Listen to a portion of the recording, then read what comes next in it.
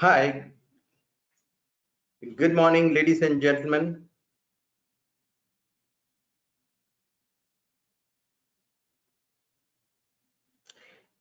Good morning, ladies and gentlemen. A warm welcome to all of you for this exciting Virtual Human Capital Conference. I'm Ravi Kant Reddy, founder CEO of PQuest and President National HRD Network Hyderabad chapter, and we are hosting this national conference.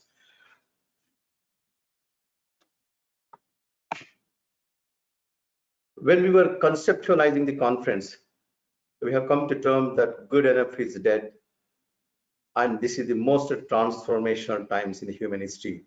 In a world when everything is connected and everything is equally not excellent.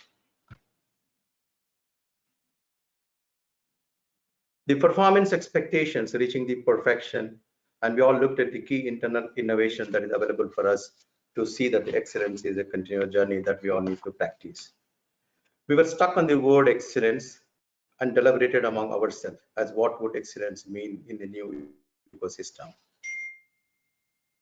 We wanted to include every piece in the ecosystem like money, security, government, safety, and all that are in the process of a reboot. What we want the future to be, then we realize that what observation that we have and what we need to build very strongly as foresights to share with the participants. We were aware that there were outside influencers, and without denying its presence, focused on the impact of internal levers, would have then agreed to look at the three tracks. One is organizational design, leadership, and culture, which would be great influencer in creating excellence in the ecosystem in an organization. We want a professional MNC consulting firm to partner with us on a research on how these levers could be instrumental that will create an impact in an organization to move ahead. The joint report that has been created by PwC and the NHRD is a testimonial of the effort in creating a better future for CEOs, CXOs, and practicing HR professionals in the country. We are also aware that workplace and workforce and the nature of work itself would be different, and these three levers need to come together to create a difference in the employee and the customer experience. The coronavirus pandemic will have a lasting impact on the future of work. The imperative for HR leaders is to evaluate the impact of the new trends in the organization operations and strategic goals, identify which require immediate action, and assess to which the degree of these trends are going to bring in changes in the strategic goals that has been planned by the organizations. In this conference, there will be discussions on these trends pre and post COVID. As one of the important that has been stated and shared by the Gartner that mentioned 32% of the organizations are replacing full-time employees with contingent workers as a cost-saving measure. What impact will this have on the three levers? That is a question that we asked ourselves after looking at this trend. It is critical for business leaders to understand the large scale of shifts that are taking place as how people work and how business gets done. This is one of the quotes that has been stated by one of the vice president of the Gartner. When the coronavirus pandemic erupted, companies had to change. Many businesses, as usual, approaches to serving customers, working with suppliers, and collaborating with colleagues, or just getting anything done would have failed. They have to increase the speed of decision making while improving productivity using technology and data in new ways and accelerating the scope and of innovation. And it worked for some, and it didn't work for some. Some of the organization realized and sensed this and made quick changes, and they're able to manage somehow using the technology and data that is available by analyzing the same thing. Because of the pandemic, the leadership teams have embraced the technology and data, reinventing core processes and adopting new collaboration tools, technology and people interacting in new ways. That is the heart of the new operating model that everybody perceived and embraced the same and become very effective during the pandemic and now working on in redesigning the organizations. It's also time for speed, an organization to think through and work by redesigning to make their systems and processes work for the people and processes and be stable in the business. The responsiveness and enhanced capability is also very important, and better performance in terms of cost, efficiency, revenues, or return on capital is also key focus points in the organizations. This pandemic need for organizations has accelerated for them to digitize and redesign and align with its business leaders in building a new culture, which is very, very important necessary. A few organizations censored this and embraced it and moved ahead. In a VUCA D, this is a word that we have coined as a team where there is a high disruption along with the volatility, uncertainty, complexity, and ambiguity. Diversity plays a critical role. A new operating definition of these terms in a simple language is necessary, which will help us reimagine the future. Organizations need to be very clear where they are and where they want to be and how they want to achieve these things in a defined manner with a systematic approach, making the leadership as a key success factor and bringing the greater changes in the culture of the organization. Now, this is the time we need to address the people in the short-term issues, including the job stability, communications, and dealing with the new working conditions. As the pandemic resets major work trends, HR leaders need to rethink workforce and employee planning, management, performance, and experience strategies. Many companies, at least initially, thought of the post-pandemic, we will come back as usual with the normal conditions. And now they realize that it's not that easy. It takes 2 years for us to come back to the normal situation, but normal situation will never come back. We always need to look for redesigning the organization, looking at the leadership capabilities, how we need to influence the organization to do good.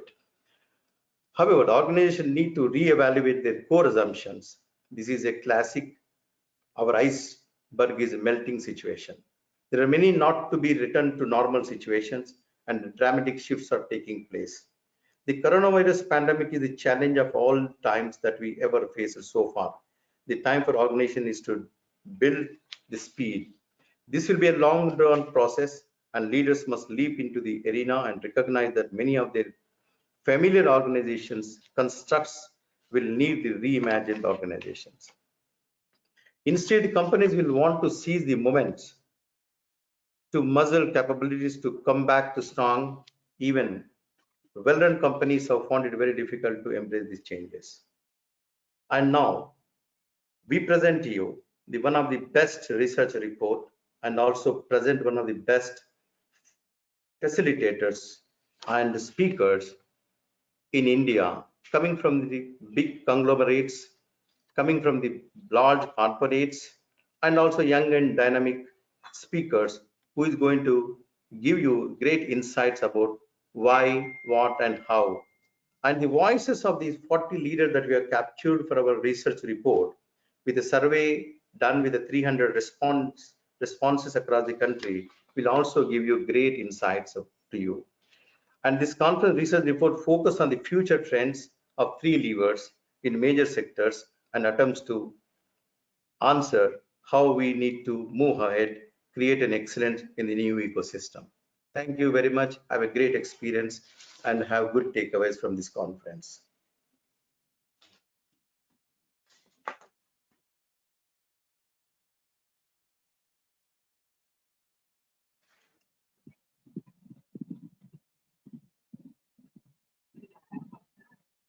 Okay. Morning. Good morning, everybody. It's a pleasure to be here this morning. and also a pleasure to really address, as you know, all of you in this unique circumstances. Yeah. Um, Firstly, I think thank you all for joining in. Yeah, we are all busy with many things, and I think it's great that you've been able to take out some time to really join in this morning. What I can tell you is this: these couple of hours will be well worth it. Now, why do I say that? I think, you know, I was thinking about it, and this was a saying that Bill Gates had said, that we sometimes overestimate things in the short term, but underestimate the changes in the long term. Yeah? So we think big things are going to happen in the short term, which may not happen. But we underestimate the kind of changes that could happen over years. Yeah? I think that's something we need to remember, because this situation and this pandemic is clearly a kind of situation which is going to have that kind of an impact. You've seen this, but you know, we'll see what are the changes, and some of the changes that it's going to have could be far-reaching. I think what we've done here is really, unlike getting 10 people to talk about it in a kind of a general panel discussion, we said, let's do a proper research. Let's understand what it is. Let's go to the best companies. Let's go to see data and look at what are the key trends that are emerging. And if you really look at it, there are broadly 3 key areas that we got to really look at. And this pandemic is really, you know, fast tracking many of these changes. I think the first one is our whole concept of the organization and work will change. It may change differently in different sectors. It may not change so much in mining. It may change completely in digital media, etc. So there are very big changes that are possible. So what is this organization all about? Do you need those layers? Do you need those kind of levels? May not be in certain areas. How does work change? Completely it'll change. What are the different types of staffing or types of talent that we need? That will also change. Now with remote work, you can have people going all across. There's a great example of this company called GitLab that you would have heard of. GitLab has over 1,000 employees, and it's 100% remote company. And that's the way probably some of the technology companies may go in the future. So therefore, the whole impact of what are the changes in the organization is something for us to think about. Again, it may not be the same for all of us, but it'll be, you know, it'll be quite substantive. It'll be in the terms of how the job is defined. It'll be in terms of what kind of talent do we bring in. There are great opportunities for us to do innovation, and it'll be in terms of how the organization is designed. Yeah? So therefore, that's one big area for us to really look at. I think the second key area is, if you're looking at all these changes, what capabilities are needed for you to be successful? Yeah? And I think in this remote world, I think there are many things that are teaching us, right? What capabilities? At the heart of it, there are 2 or 3 capabilities that are needed. Number one, you need agility, because things can go fast and you need to really build that capability. Number 2, with people working remote, I think this whole capability of having a much more empathetic organization, much more compassionate across the whole organization is becoming very important. Yeah, I think these are key things that are really coming up. But then I think we got to step back and say, okay, what does it mean? Organizations may become more digital, so therefore new digital capabilities, training people to become more digital, training people to think with a digital mindset is going to be very important for many of us. We got to build leaders who can really work in this new world, leaders who are empathetic, who are agile, who can collaborate, who can also create a sense of purpose. Because when you don't have physical surroundings, what can bind you together is, you know, the importance of purpose becomes all the more critical. So therefore, purpose is a key.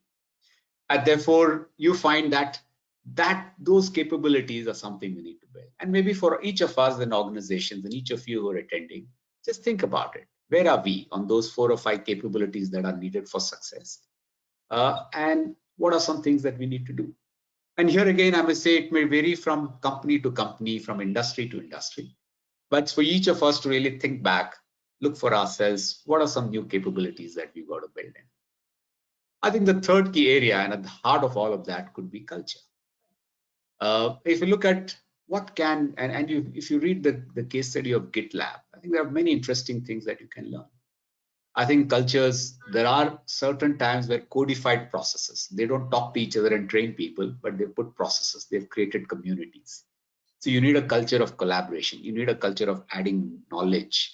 You need a culture of much more transparency and openness. You need a culture of collaboration. And you need a culture of trust and dependability and trust that the whole organization has to create. How do we build all of that? That's for us a very big challenge.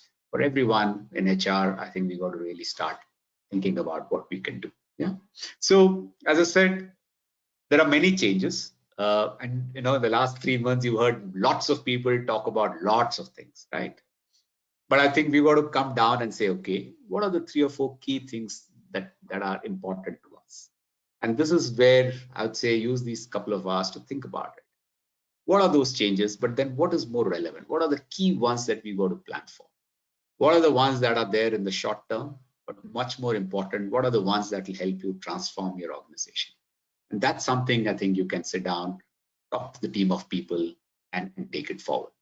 So again, as I said, as you know, NHRD is an organization of volunteers. We're all giving a little bit of our time to really ensure that the profession goes forward. And at the end of it, we've got the best thinkers come together here. We've got Wayne Brockbank, and Professor Brockbank is a foremost thinker in the field of HR. And I think there are lots of ideas that we can learn from him. We've got PwC, who's helped us with this research and will bring their own insights. But on top of that, we've got leaders who are taking those insights and seeing how they've seen it apply in their organizations and how we can learn from them. So use this time, think about what is relevant, because what you've tried to do is kind of distill all the thinking that is there, because there's so much happening. We're trying to distill it together, bring it down to a set of key things. And those are the ones that it's for you to really build on and use it as you go forward. So again, I must thank the team in NHRD that has been behind it.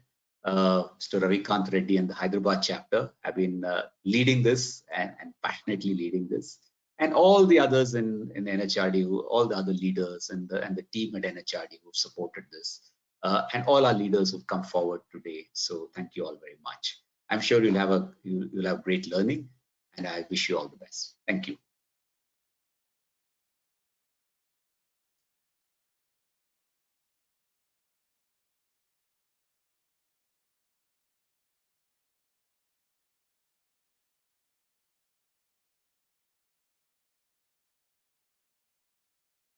जी रविकांत रेड्डी जी, जो अध्यक्ष हैं NHRDN के, प्रतीक Kumar ji, doctor वायने ब्रॉकबैंक जी, सौरभ गोविंद जी, Ashok Ramchandra ji, SV Nathan जी, अमिताभ मुखर्जी और अनुराधा राजन जी, मैं आप सबका बहुत स्वागत कर रहा हूं। और संगठन नेतृत्व तथा संस्कृति के संदर्भ में 8वां human capital conference HRD national HRD network Hyderabad द्वारा जो आयोजित ऑर्गेनाइजेशन लीडरशिप एंड कल्चर के संदर्भ में नए इकोसिस्टम जैसे विस्तृत विषय पर आयोजित इस कॉन्फ्रेंस में सम्मिलित होकर मुझे काफी प्रसन्नता हो रही है। देश की प्रतिष्ठित कंपनी के CEO, HR प्रबंधकों, संगठन विकास से जुड़े पेशेवर लोग, बिजनेस स्कूल के छात्र तथा सभी प्रतिभागियों से संवाद निश्चित रूप से नए आयाम लेकर आएगा। वैश्विक महामारी के इस दौर में जहां संवाद, चर्चा, परिचर्चा, सम्मेलन, समारोह जैसे सामूहिक कार्यक्रम डिजिटल दुनिया से होने लगे हैं, वहां संगठन नेतृत्व और संस्कृति जैसे विषयों पर व्यापक परिचर्चा एवं मंथन एक बहुत ही प्रशंसनीय कदम है। कोरोना के उपरांत शिक्षा तंत्र, व्यापारिक तंत्र एवं सामाजिक व्यवस्था बहुत व्यापक स्तर पर बदल रही है। हमारे जीवन में तकनीकी का इस्तेमाल व्यापक तौर पर होने लगा है। जो परिवर्तन हमने पिछले कुछ महीनों में अपनाए हैं, संभवतः उन्हें सामान्य काल में कुछ दशक में भी लागू नहीं किया जा सकता है। आज के आपके पास इन चुनौतियों को अवसरों में बदलने का सुनहरा अवसर है, चाहे इंफॉर्मेशन टेक्नोलॉजी का क्षेत्र हो या बायोटेक्नोलॉजी का क्षेत्र हो, नैनो टेक्नोलॉजी का क्षेत्र हो या स्पेस टेक्नोलॉजी का क्षेत्र हो या फिर एजुकेशन टेक्नोलॉजी का क्षेत्र हो, अवसरों की कहीं कोई कमी नहीं है। इन सभी के बीच एक विषय कॉमन है और वो है मानव संसाधन, जो किसी भी संस्थान की ताकत भी होता है और भविष्य भी होता है। आज के इस सेमिनार में मेरा पहला सुझाव यही है कि इन्वेस्ट इन एचआर। अगर आपको निवेश करना ही है तो पहला निवेश आप ह्यूमन रिसोर्स में ही करें। एचआर में क्या गया निवेश आपको आपके नेतृत्व को, आपके संस्थान को, आपके संगठन को, देश को अद्भुत ताकत भी देगा और विकसित करने में आपको मदद भी देगा। इसका फायदा आपको आने वाले समय में कई गुना ज्यादा मिलेगा।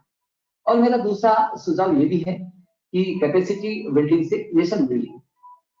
ये परिवर्तन के इस दौर में ऐसा माना जाता है कि बिना कैपेसिटी बिल्डिंग के न तो आप व्यक्तिगत स्तर पर और न ही संस्थागत स्तर पर और न संगठन के स्तर पर और न ही राष्ट्र के स्तर पर विकसित हो सकते हैं और न ही आप आगे बढ़ सकते हैं। आपको हर स्तर पर वैल्यू एडिशन करना होगा, चाहे तकनीकी के जरिए हो, स्किल के जरिए हो या फिर इनोवेशन के जरिए हो। लीडरशिप का हमेशा एक ही सिद्धांत रहा है कि आपको पहले खुद अपना उदाहरण देना पड़ेगा, दूसरों को प्रेरित करना पड़ेगा। जो आशा आप अपनी टीम से करते हैं वही आशा आपको ऑर्गेनाइजेशन आपसे भी करता है। आप अपने अंदर के लीडर को सकारात्मकता और भविष्यवादी सोच के साथ आगे बढ़ाएं और पूरी टीम को साथ लेकर चलें। यह एक चेन होती है जिसका अगर एक भी कड़ी कमजोर हो वो टूट जाए तो इकोसिस्टम कमजोर होने लगता है, वो बिखर जाता है। नई व्यवस्था में आपको लीड भी करना है और लीडर भी विकसित करना है। पैसेंजर माइंडसेट अब नहीं वो जमाना रह गया। तो हर संस्थान को एक कल्चर होती है, हर संस्थान की एक संस्कृति होती है। आपके द्वारा किए गए प्रयासों से आपके संस्थान की संस्कृति और मूल्यों का पता चलता है। हमारी संस्कृति हमेशा वसुधैव कुटुंबकम की रही, पूरी दुनिया को हमने अपना कुटुंब माना है और पूरे विश्व को जो परिवार मानता है उस विश्व के परिवार के सुख और समृद्धि की कामना भी करता है।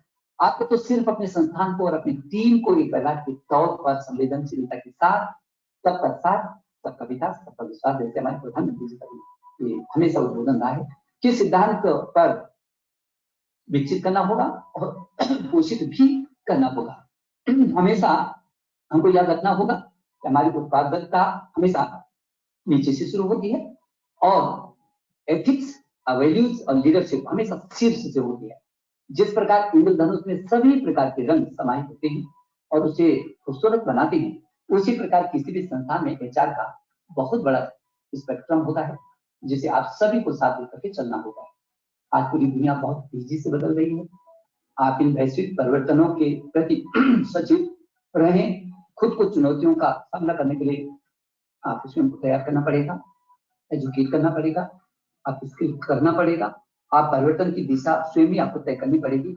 न परिवर्तन आपकी दिशा तय करे बल्कि आप परिवर्तन की दिशा तय करें। आपको लगातार अपडेट भी रहना पड़ेगा वरना आउटडेट हो जाने का खतरा हमेशा पड़ा रहता है।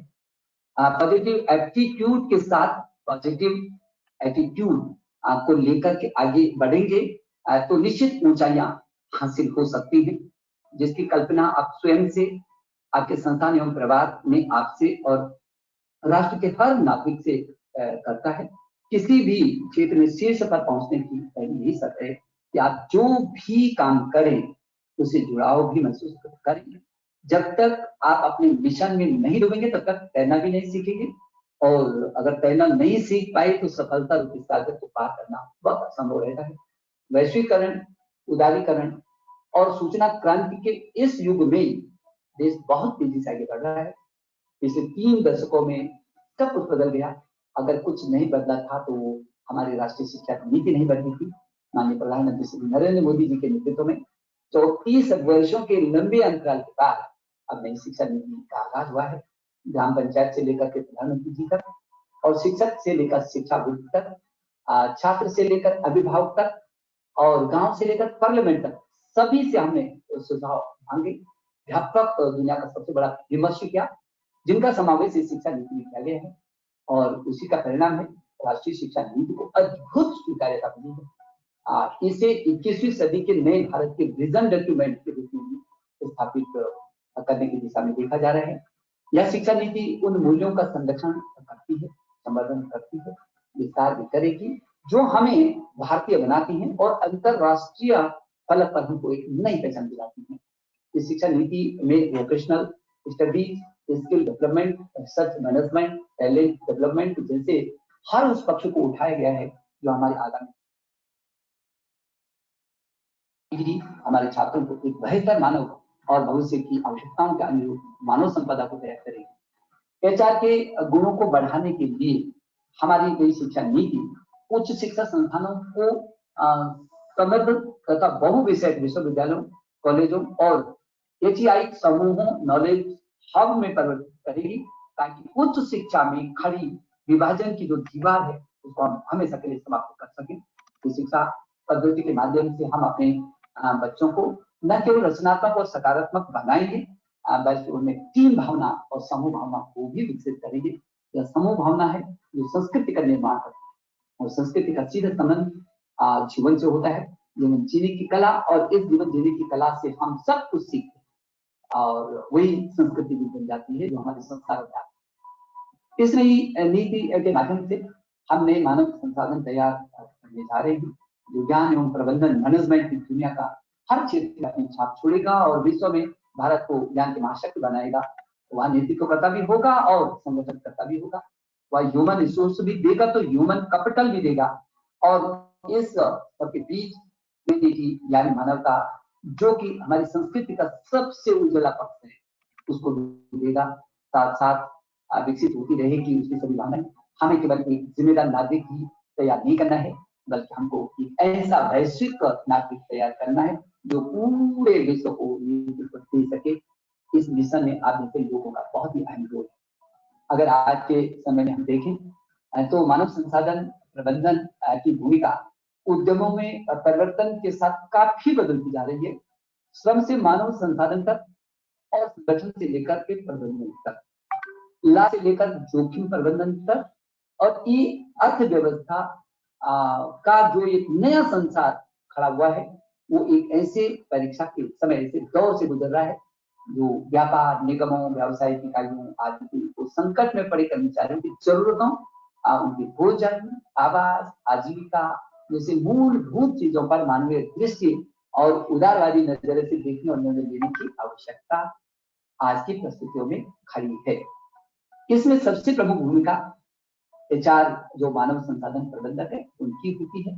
कोविड काल के दौरान महसूस किए जाने वाले मनोवैज्ञानिक एवं सामाजिक दुष्प्रभाव को दूर करने के लिए एक प्लानिंग और रणनीति के तहत आगे को बढ़ना पड़ा। स्पष्ट है कि हम ज्ञान आधारित अर्थव्यवस्था की ओर बढ़ रहे हैं, आत्मनिर्भर भारत की ओर बढ़ रहे हैं, जिसमें आईसीटी सूचना संचार प्रौद्योगिकी की विशेष दूर रहेगा। 21वीं सदी में पूरे भविष्य को भारत से सबसे ज्यादा उम्मीदें हैं। हम टैलेंट, टेक्नोलॉजी और ट्रेनिंग के माध्यम से एक बड़े बदलाव की ओर बढ़ रहे हैं। हमें क्रिटिकल थिंकिंग से इनोवेटिव थिंकिंग की ओर बढ़ना है बहुत तेजी से। आज हमारे उच्चतर शिक्षण संस्थानों से पढ़े हुए छात्र दुनिया की शीर्षतम कंपनियों का नेतृत्व कर रहे हैं, देश का नाम रोशन कर रहे हैं। आप जिस क्षेत्र में भी आप हों, चाहे रिसर्च के क्षेत्र में हो, मैनेजमेंट के क्षेत्र में हो, तकनीकी के क्षेत्र में हो, या उपभोक्ता वर्ग किसी भी क्षेत्र में क्यों ना हो, आप उस क्षेत्र का कायाकल्प करने की दिशा में पूरी तरह सक्षम हैं, समर्थ हैं, शिक्षित हैं और तैयार हैं। भारत टैलेंट पूर्व योग्य लोगों को जोड़ने के लिए योग्य नेतृत्व और संगठन की आवश्यकता हमेशा पड़ती है। हमें टैलेंट विकसित भी करना होगा, टैलेंट खोजना भी होगा और टैलेंट का विस्तार भी करना होगा। यही एक अच्छे लीडरशिप के गुण हैं और वही एक कार्य संस्कृति को भी पहचान देती है। चुनौतियों को अवसरों में बदलने की सकारात्मक सोच को माननीय प्रधानमंत्री नरेंद्र मोदी जी के नेतृत्व में देश ने अपनी प्रकृति में ढाला है। आपने देखा कि कोविड-19 की एक जो चुनौती हमारे सामने थी, हमने हर क्षेत्र में उसको अवसरों में तब्दील किया।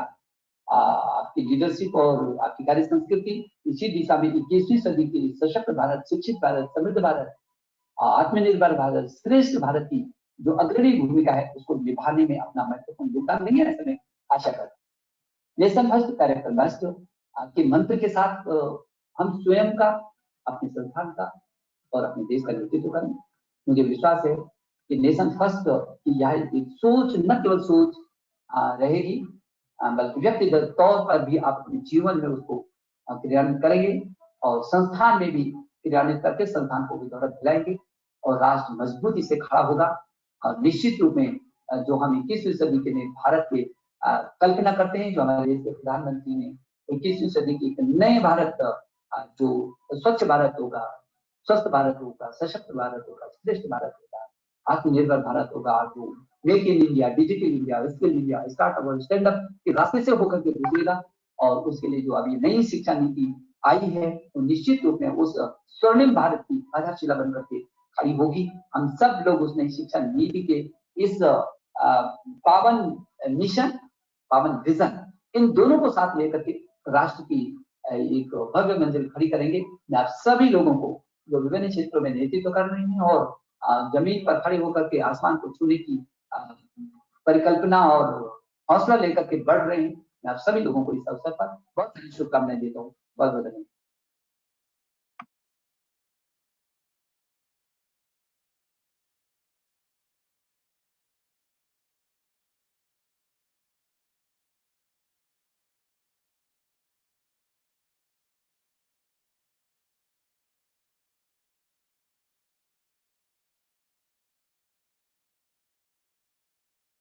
Can you hear me?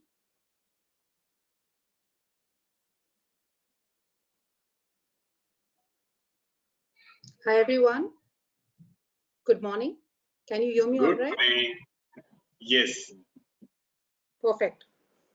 So Dhananjay, thank you so much. Ravi, Krish, thank you so much. I think it was wonderful to hear our education minister speak so eloquently about the role of human capital and the contribution that human capital is actually going into the future of the country. A very good morning to everybody on this virtual platform for NHRDN. I think it's a pleasure to speak with all of you today, albeit virtually, and most importantly, share our research findings on the excellence on the new ecosystem that we have conducted over the past 3 months through the partnership of NHRD. So let me start a little by talking about the genesis of this entire research. Why did we think about going through this research? So there were 3 important points, or vector points, should I say, that made us go through this research. The first one, of course, is COVID-19 is the trigger that has transformed the industry and its impact on the future of work in many ways than one. And we have been discussing this with the NHRDN team on what are the opportunities and white spaces that this has created, and most importantly, what could be some of the takeaways for industry leaders and HR leaders. And that was the true genesis of this research paper. But along with that, I think the big one was that most recently as PwC, we actually went and did the full potential revival and growth report, which spoke about the 10-year window that India has and how industries, corporations, government, and society at large need to come together and make a difference for India to continue to lead in this entire journey. So when NHRDN and PwC was having this conversation, this seemed like the best thing to actually do and find out what were the big shifts from organizations and people. And finally, the third one. In every client interaction that either I or any of my fellow partners were having, critically the conversation would veer around these 3 questions. Number 1, what are the possible big shifts in the organization construct and design to sustain in the new way of working or in the new ecosystem? What are the organization capabilities at organization as well as across people? And third, what could be the culture and engagement considerations? And hence we thought this would be an opportune time to connect the dots and respond to these questions of our clients and leave a few takeaways for the industry at large. So thank you NHRDN for this opportunity to conduct this research with you. Let's very quickly see the report that is getting launched today. What are the core objectives of this report? This study has focused on 3 key elements. Number 1, appreciation of the key shifts in the industry that are going to define the new ecosystem, including organization design, processes, systems, etc. Number 2, understanding what are the emerging roles and capabilities that organizations will need in the future. What is the role of HR How is it converging? What are the new capabilities that are coming up? And finally, most important, what are the best practices, new age practices that organizations are already doing for culture and engagement? Because organizations are really wanting to get the version of that one. And I think that's been a very, very important consideration. So moving on, let's understand what did we do. In addition to looking at some of our relevant research globally as well as in India, as well as reframing, some of the good work that some of the other parts of the world has been doing, some industry bodies have been doing, we did 4 important things.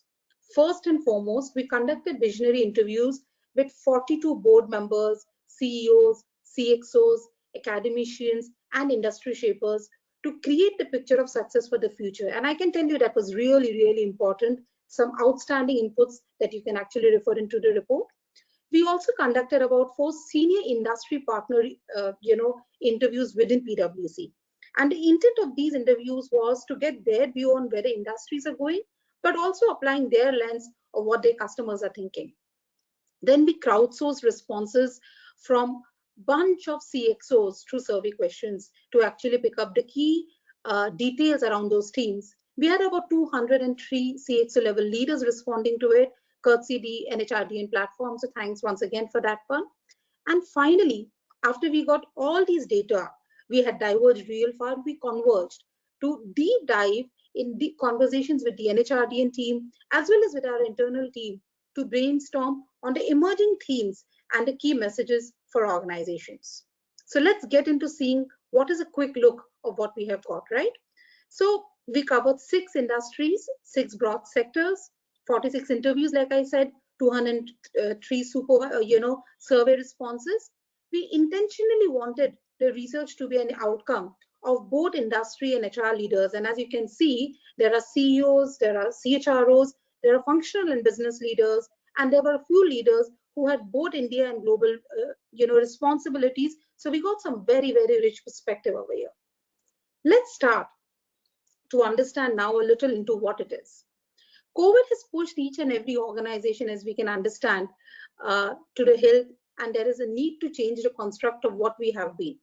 But as they say, that every adversity actually has a silver lining. So if I were to think about COVID and the silver lining for organizations and industries, it has been the opportunity to relook multiple organization dynamics, challenge some of the existing biases that we have actually had, including the following. First and foremost, reconfiguring work. And by reconfiguring work, what do we mean?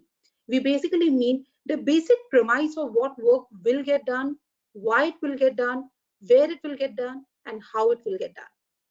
The second important, shift, and the second important, bias that has got challenged is who is workforce for me? Is it only my employees who work for me? So the whole definition of what comprises workforce has actually got redefined. And finally, the third and a very, very interesting one has been the definition and the purpose of workplace. What exactly would a workplace be? What it wouldn't be? And what are the possibilities? So literally repurposing workplace is something that has actually come out as a result of COVID.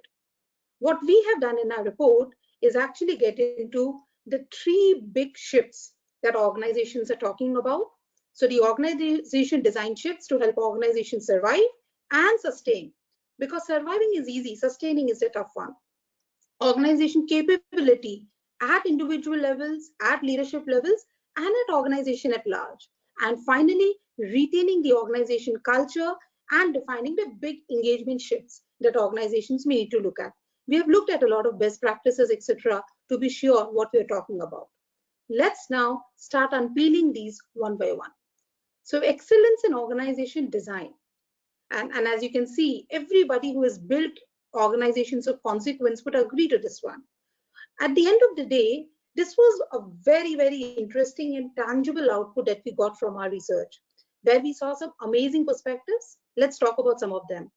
Operating model and organization structure emerged as the #1 shift, followed by infrastructure and technology enablement and employee experience and culture. Now, if I look at employee experience and culture and infrastructure and technology enablement, in my mind, they are actually enablers for the operating model and organization structure. So what do we have to say over here? I think the big one over here is organizations are all ready to do job differently and completely redefine what they're going to do in future. If I look at the industry cut, that's also very fascinating. Out of the 6 sectors, 4 sectors, 70% and above of the respondents actually pegged operating model as the biggest shift. Not necessarily they have all the answers, but they are saying this is set to change. So let's go a little deeper into what they are trying to say. When we went into the workforce and workplace, let's start with the work-related shift. On an average, survey respondents feel about 25% of the workforce will actually move from a work from anywhere, from office to a work from anywhere model, and 16% of the existing workforce will actually get, have jobs that will get automated. Now, both of these are not exclusive shifts, right? Which basically explains that organizations are ready to make huge technology related investments and at the same time redefine the work in itself. If you see telecom, technology, media, communication as a sector, it is expected to see the maximum shift with about 37% of workforce moving to a work from anywhere and 14% of work getting automated. Some of the leader related conversations that we heard was also very, very powerful. For instance, dependence on e-commerce and online sales will be massive. And what does this mean? It basically means the value people will add as feet on street will change. Technology will play a role there. Hybrid workforce models have become center stage organizations, and we will talk about it a little when we go forward. Increased demand for new and niche skills, increased intent and focus to embed new age technologies. But one important underlying factor that came out was data security. So this is work. Now let's go further to the workforce related shifts. Now again, this is a fascinating, interesting output that has come up. Organizations are looking at moving towards a liquid workforce as captured by both our surveys and interviews. Well, liquid workforce already existed, so what are we talking about? I think the way they are looking at contribution of liquid workforce, it is going to change dramatically. It's in terms of percentage contribution as well as in terms of the roles and jobs that they are going to do. And this is going to happen through maybe changing in the dynamics of offshoring, hiring freelancers, gig workers. Also very importantly, changes in the employment contracts, almost permitting flexibility, which means dual employment, multiple employment contracts, and we heard some very interesting things about that. The other thing is big aspects in managing employee productivity. While you see 33% have said, employee productivity has reduced, the balance had said it was either same or increased. The important one is to sustain it. There will need to be relook at the definition of work and how do we measure productivity. Coming to the next part, which is the workplace related shifts. I think the workplace related shifts, people have all moved towards 100% BCP, but planning for a BCP and planning for a permanent hybrid workforce model are completely different things. And as we spoke to multiple organizations, they said they are doing a bunch of things to make this in a sustainable manner.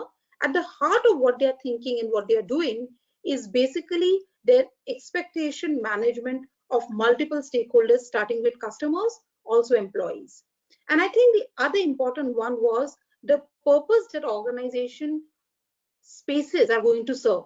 They are now going to actually do very different things for organizations, which means people are not necessarily talking about cutting down workplace. They are actually talking about repurposing those workplaces for collaboration, innovation, learning, etc.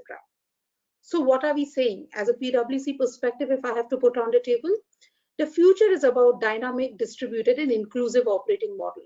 And by the dynamic operating model, we basically mean the consideration for dynamic model is going to be about enabling agility, is going to be about enabling resilience, and it's going to be about enabling capability to deliver across the entire business value chain. The distributed operating model is considerations are going to be right mix of employees, different employment models, workforce with an adequate mix of skills and offshoring, and right balance of local versus global talent. And my inclusive operating model is actually going to be considering meeting the requirements of all my stakeholders and managing employee preferences. In the report, you will see we have shared a lot of details about best practices around how organizations are trying to do these, as well as what are the considerations. Now going to the second axis, my axis, the very, very important vector that will enable my dynamic, distributed, and inclusive operating model, which is the axis or the vector of organization capability. When we actually went and started speaking to leaders about capabilities, there were some important pieces that came out. The first one that came out was the key shifts. So from a control-led supervision to self-managed ecosystems, because the way in which we are going to measure, monitor performance and productivity has to change, because I cannot, beyond a certain point, continue with my, helicoptering and trying to keep control on people. Increased bias from there was a time when we would have high people touch and we would go have those conversations on table. Now it's going to be a lot of technology enablement, but highly personalized connect that organizations are trying to build. Reduced reliance on high specialization, person-dependent talent to multi-hatted talent. And the last one that I want to call is from individual leadership capability to distributed. If these are some of the big shifts, what are the capabilities that organizations are going to need? The first and foremost that came up right up and square was trust. Trust has taken a tremendous center stage. Organizations will have to depend on their people for best and superlative performance. And for that, they will have to have what I like to call trust on credit rather than trust on debit. Digital upskilling. Any amount of capability will have to just go up, because everything that I was doing and everything that I was expecting as an organization, both vectors have changed, which basically means all capabilities are up for development. Intrinsically human-centric skills, beyond emotional quotient to a resilience quotient, social quotient, and empathy. I didn't have a single leader who didn't speak about empathy. Now the challenge is we all speak empathy. There's a lot of conversation the standard leaders did about why the cost of not having it and how can you actually build empathy. And finally, the emergence of adaptive leadership for managing paradoxes. And I can't talk enough about this. We cannot have a template that says that the future is going to be what it is going to be. In the survey, when we went and asked people, what are the core skills? So there were big digital skills and mindset skills that came up. There were big functional skills that actually came up. And there were also leadership skills. And you can see this on the page here. I'm not going to talk about it. They are there in the report. I think the important one is, usually when we spoke about skills in the past, organizations would say, we have the functional skills or we have the technical skills. Digital skills had started being stacked up, and usually leadership skills were spoken. There was a resonance on all five being called in together, number one.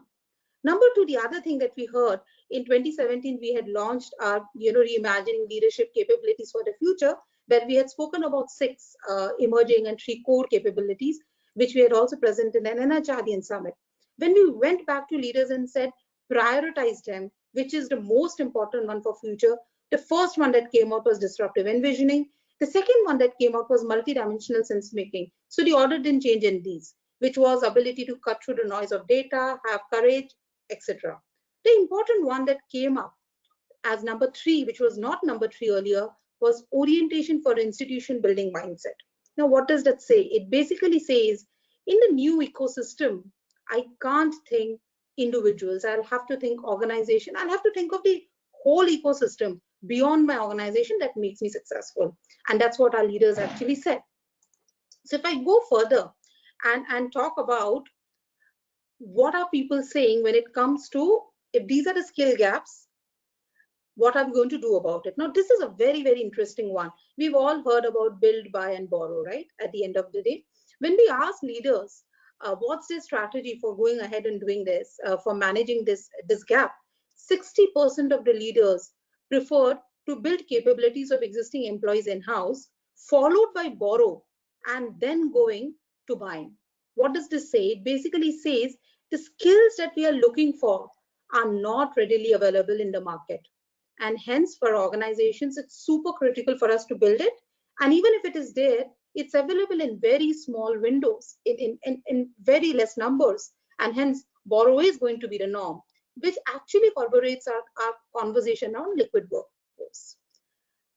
As going forward, PwC's point of view, if I have to put on the table, we very strongly believe that one of the biggest realizations has been that earlier, it was okay to focus on organization capabilities through the lens or interventions for leaders or specific pockets of talent. The future will actually require capabilities to be built simultaneously for specific to talent pools as well as across the organization, because the cost of exclusion and the cost of not having the right coverage could be extremely high. And hence, as you can see, the new ecosystem is actually going to look at capabilities for both and balancing both. And when we talk about what are the capabilities we will need to focus at an organization level, I would like to share what PwC talks about, which is called a 5 in a box. We say that it has to be a distributed one across digital skills for the future, functional skills for the future, leadership skills for the future, mindsets and behaviors. It's going to be super critical that organizations across the organization look at all 5 and don't make exceptions, number one. And number two, we will need both capability and commitment building around these 5, because we'll have a lot of people who will be slow to take up the change, provided the organization also builds capacity around the digital infrastructure, ecosystem, governance, and benefits in the new ecosystem for making this happen. So this was our second vector, which was the vector on capability. Now coming to a very, very powerful one, which is excellence in the organization culture. Well, as you can see, that organization culture is something that almost everybody is talking about. When we went out and asked organizations what are the initiatives they are focusing upon when it comes to culture, the initiatives they have actually called out are employee health and well-being. This has become a huge one, in addition to the work from home support, as you can see, and flexibility. Now, the important piece that I do want to call out is the definition of flexibility and the definition of health and well-being has actually taken a completely new parlance, should I say. And an HR will have a very important role. Earlier, flexibility was actually run from the lens of giving a favor to the employees. Today, flexibility is as much an ask of the organization. And hence, the way contracts are going to be seeing it, the way policies around flexibility are already being seen, are actually going to be very different. It's at the center, by the way, of the operating model of organizations. Similarly, the whole aspect of health and well-being. And we had some outstanding conversations on the whole aspect of health and well-being. So if we look at some of the best practices that we're talking about around flexibility, work from home support, and health and wellness, this is again there in the report. I don't want to talk too much about it. I want you all to read it, but I want to leave one interesting thought with all of us. When it came to health and well-being, people spoke about well-being quotient for the future, and that being given as much importance in performance and growth and succession as other aspects, because everybody has now realized the most important trim tab, should I say, for productivity is actually going to be mental health and well-being, and that's how it is actually getting defined. So what are we saying for the future? As PwC, we very strongly believe that most organizations are actually trying to drive engagement. But what exactly is engagement? Engagement is the combination of what culture we build in the organization and what experience we deliver to our people. More often right now, a lot of organizations acknowledge they're caught into the tactics of the engagement.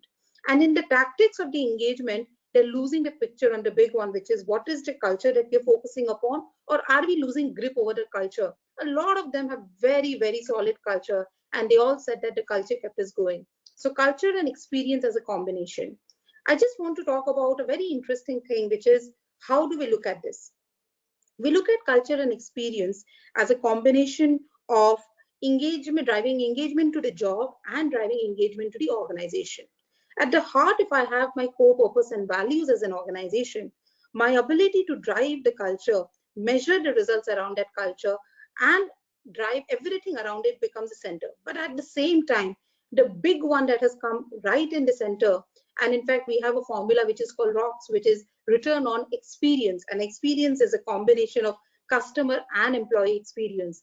Your customers are going to go and ask you on your employee experience and engagement scores, because they would know that will have a huge impact on what they are going to get. So how do we actually maintain the right balance between these two? We have some very interesting pieces in our report. Go ahead and read these. But I want to come to what's the way ahead, the call to action. What are we trying to say? And as you know, the greatest danger in terms of turbulence is not the turbulence, but the act of yesterday's logic.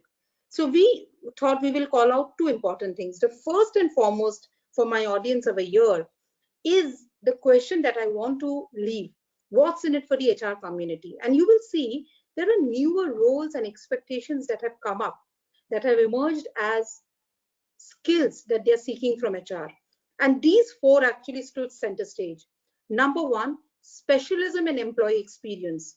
It's no more about taking a punt on what experience could be, how can I manage it. Organizations are saying, come and tell me in the new operating model, how will experience get driven? Number one. Number two, change catalysts for virtual and distributed organization. Again, this is specialism that organizations are seeking. The fact is there is no data from past. So we will have to learn real quick and build a repertoire of what we know and what we can do. Number three, what that came out was specialism in health and wellness. This is going to be a huge science to drive productivity, to drive experience, to become a talent magnet organization. So that's the number third capability that organizations are asking of HR. And finally, very, very important, inclusion advocate for all employee types. Now, this is very interesting. What does this mean? It says, for me, if my workforce is the infinite set of everybody who works for me directly, indirectly, influences me, how do I have practices around change, around experience, around health and well-being that advocates for all of them and not just for a narrow focus, because then I will not be able to become a talent magnet organization. So I just want to leave you all with a few questions. And these questions, through this research, we are hoping my HR friends, brothers and sisters will actually be able to ask themselves, as well as go and ask their business leaders. And that's going to be our role and contribution to business. How are we building sustainable leadership and culture? And what would be the agile ways of working? But most importantly, the questions that we have to ask our business leaders: is there a better time than this to reshape our organizations? Number one, what is the cost of procrastinating employee experience? And finally, are we maintaining the right balance between being technology centric and human centric? Thank you so much. I enjoyed sharing our output. Please come and have conversations with us. Thank you, NHRDN, for the forum as well as the access. Thank you very much.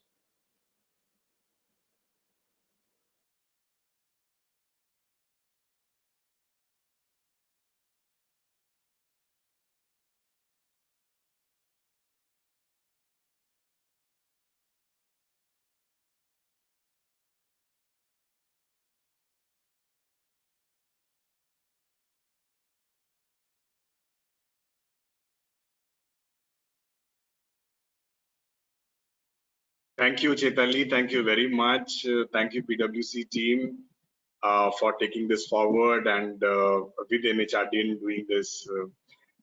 Friends, what a privilege we have with us, Dr. Wayne Brockbank, a great thought leader of our times, and a very warm welcome to Wayne. It's already past midnight, and but still you are there with us, supporting NHRDN and the fraternity here.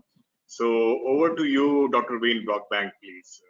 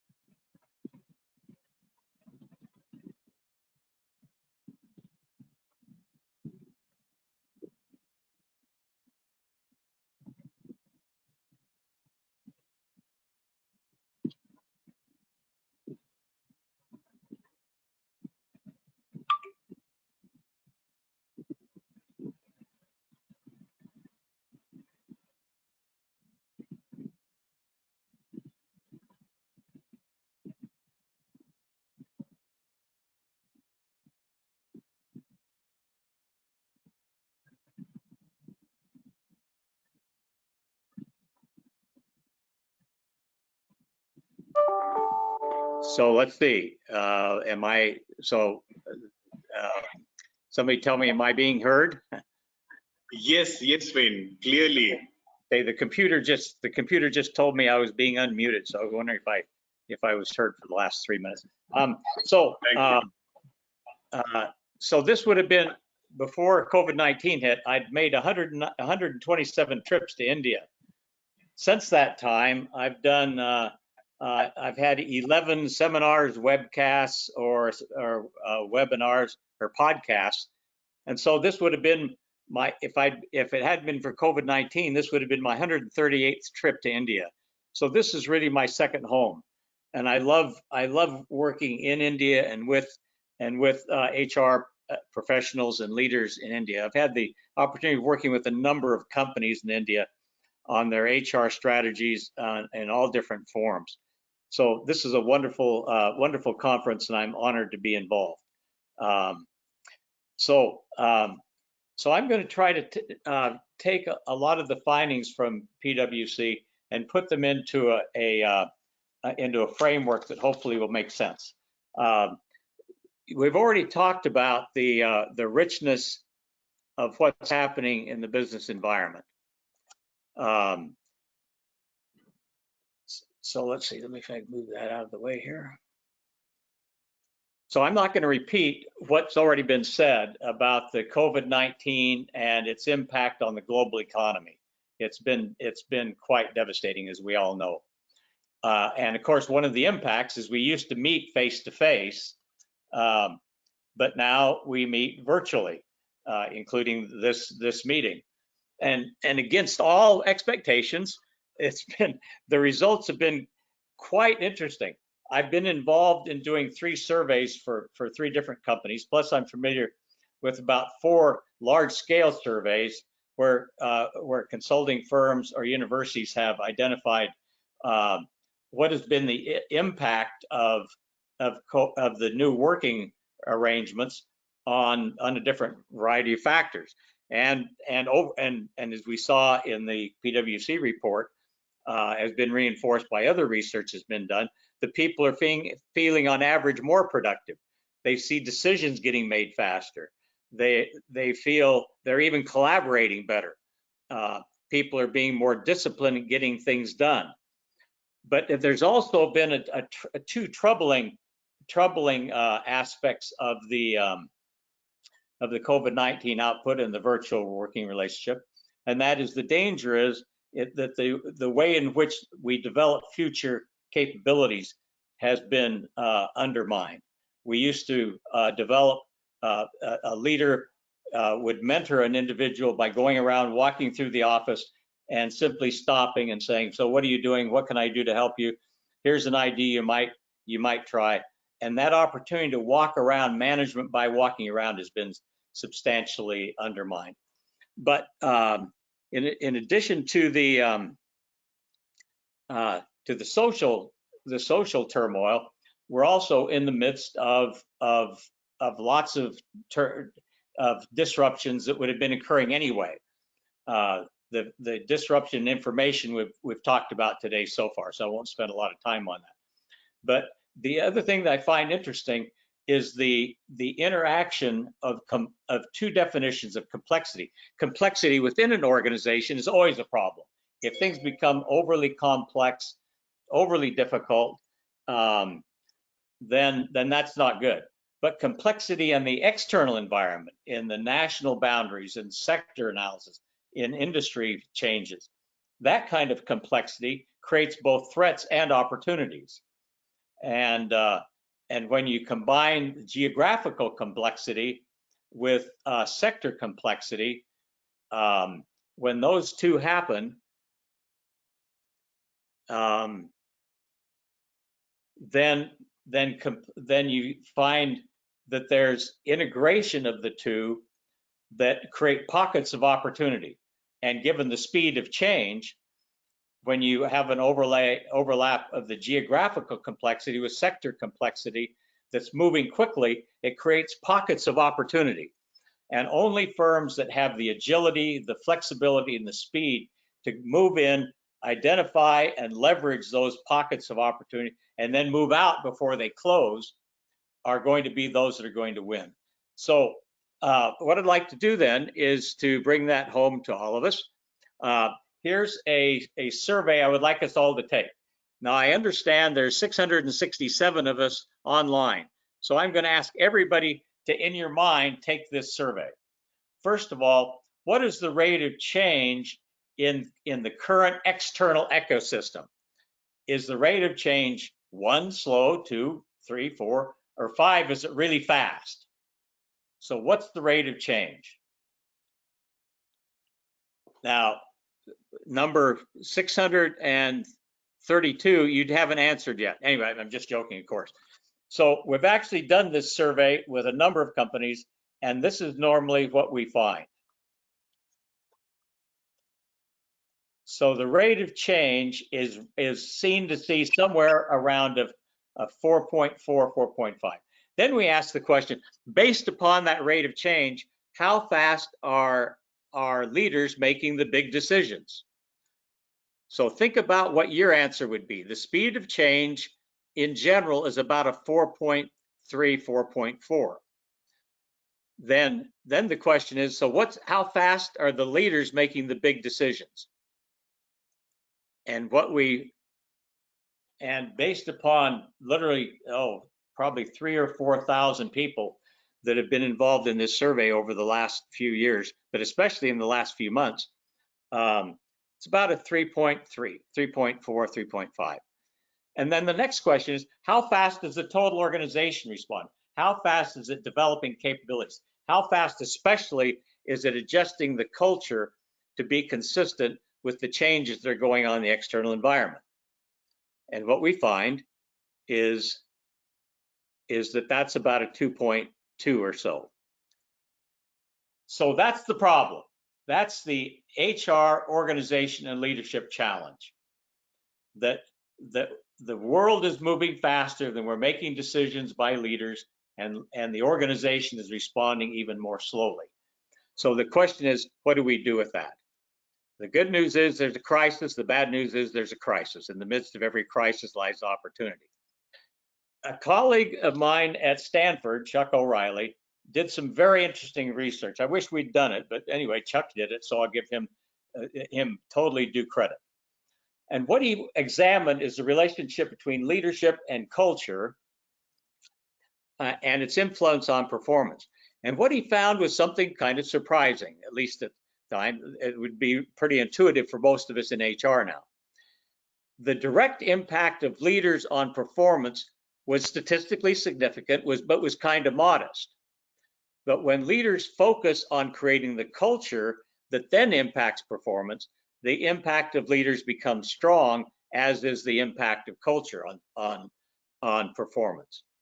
So that provides an interesting way of thinking about the relationship between leaders and culture and the role that HR plays in both.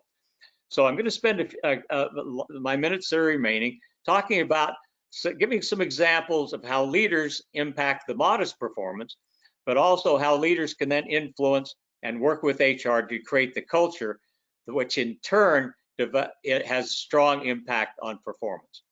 So let's start with just 2 or 3 key characteristics of leaders that are successful. One leader, and we've saw this in the PwC research. One is effective leaders make deep connections, and a great example is Starbucks. Let's see. Howard Schultz was kind of the intellectual founder of Starbucks, Howard Schultz, and he simply was able to identify in a trip to Italy that there are great opportunities to build community around small coffee shops. And he watched, as he walked through the streets of Italy, he saw these small coffee shops with friendly, disciplined baristas who are bringing a wonderful customer experience into their marketplace. And so he brought that insight, that deep connection that he saw in the marketplace, and he made that deep connection part of a way of life in Starbucks. to where now primarily through training and a little bit through selection, but primarily through training, Starbucks has become the go-to coffee shop literally around the world. And that's because he's able to make both deep connections in the marketplace and bring those deep connections into his employees. Leaders build trust, and we've seen that appropriately emphasized today. And a great example of that is Steve Jobs. He was technically competent. He knew his stuff. He put his personal interest behind the interests of the organization. He was always interested in Apple. In fact, just a couple of weeks before he died, he made his final pitch for the new building in Palo Alto, California, that would build the foundation for a collaborative, innovative work environment for his company. Even though he was dying, he made that point to help build the future of Apple. So Steve Jobs is a great example, and he was consistently, one of the things that a leader must do to build trust is to consistently require results. And one of his famous quotes was, "Be a yardstick of quality." Some people aren't used to an environment where quality is expected. Your job is not to be easy on people. It is to make them better. By all means, be nice, but make sure you stretch them. So building an atmosphere of trust through leadership consistency and expectations is critical. Another activity that effective leaders undertake is to remove institutional irritants. You all are familiar with the study by Hertzberg years ago, where he said that what irritates high-performing individuals most is they're having to face low value added work that's imposed on them by sometimes the leadership bureaucracy in the forms of ineffective meetings, too many reports, too much paperwork, counterproductive and old rules, processes that are redundant and lazy, and approvals that slow down things from happening. And just a very quick example of that. Here's one irritant: meetings. Are you lonely? Don't like working on your own? Hate making decisions? Then call a meeting. You can see people. You can draw flow charts. You can feel important. You can impress your colleagues, all on company time. Meetings, the practical alternative to work. I don't know if that's, but I don't know how you live, but this slide resonates with me. So there are different aspects of leadership that have impact on performance, but the greatest influence of leadership on performance is when they develop the organizational culture. And culture, we talk about organization capability, but clearly the fundamental capability that any organization has is its cultural capability. So let's talk through, in my few minutes that are remaining, some of the key cultural characteristics that effective companies have. Now, before I go into that, at the University of Michigan, we have the largest database in the world on HR professionals. We're approximating now 100,000 people. And I should make a quick pitch here. NHRD is sponsoring the next round, along with the University of Michigan, this next round of the research. We do this research every 5 years, and we're just getting ready to invite all the NHRD members to join in the next round of research. So when you're contacted, please, we'd be delighted to have you respond. But one of the things we found in the last round, which was 2016, 2017, was the relationship, and you see it highlighted on this slide, the relationship between strategy, culture, technical competencies, and all the HR practice areas that are designed and delivered to create the culture that then implements the strategy is the single most important thing that HR professionals can be involved in. That framing is statistically has more impact than anything else that HR folks can get involved in. I'm not going to go through those numbers. Just trust me that 244 is telling us that what I just said is accurate. We don't have time to go into that in detail now. So culture is the foundation. Let me give you a couple of four quick examples. One is what's already been mentioned, is the importance of having a culture of cooperation. Different companies have different cultural capabilities they need to develop. Several years ago, a senior executive, at that time he was a very junior executive at Goldman Sachs, made a brilliant investment decision. He went in, at that time, Goldman Sachs could give spot rewards. And this individual went to his boss, told him what he had done. The boss said, "This is terrific. What a brilliant idea you had. And you made Goldman a lot of money. So here's your spot bonus." It was several $1,000s. And then as the individual, he was very happy and grateful. And as he got up to walk out, he said, "By the way, his boss asked, so who have you shared this idea with, this brilliant insight?" He said, "Well, I haven't talked to anybody." And he said, "Oh, really? Well, come back in and sit back down. Could I please see the check again?" And in front of him, he took the check and ripped it up. And the guy was kind of startled. And then his boss said, "Look, your job is not to be smart. Your job is to make Goldman smarter. And I hope you never forget that." Now, 20 years later, this individual's a senior leader in Goldman Sachs, and he's never forgot that lesson, that his job is to make the whole greater than the sum of the parts through cooperation.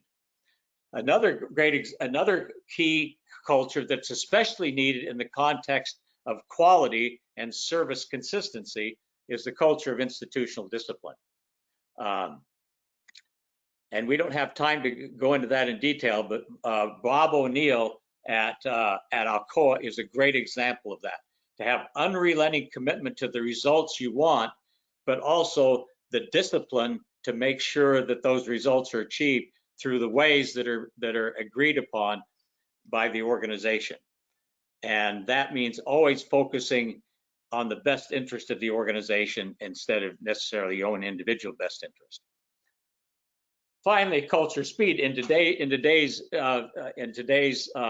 world of flexibility and agility, speed, it's not just being flexible and agile, but being fast at being flexible and agile. This is my favorite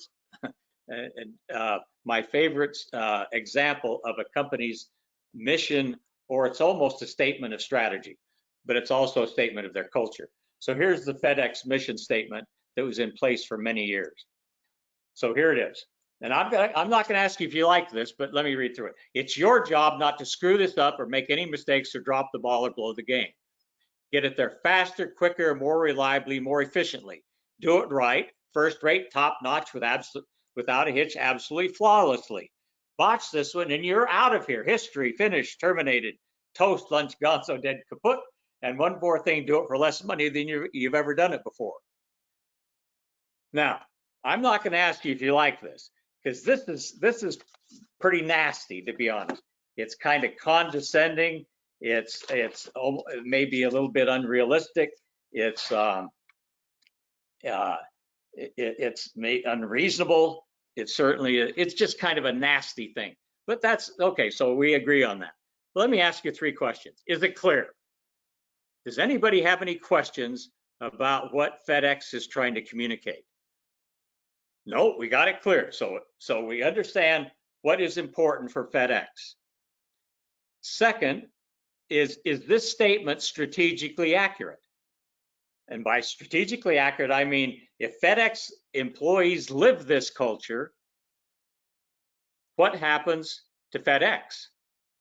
Well, they're successful and people keep their jobs. What happens if FedEx employees did not live this? Then FedEx fails and people lose their employment. So, number 1, it's clear. Number 2, it's really important. And number 3, who's talking here? Notice the quotation marks. These imply that somebody's talking.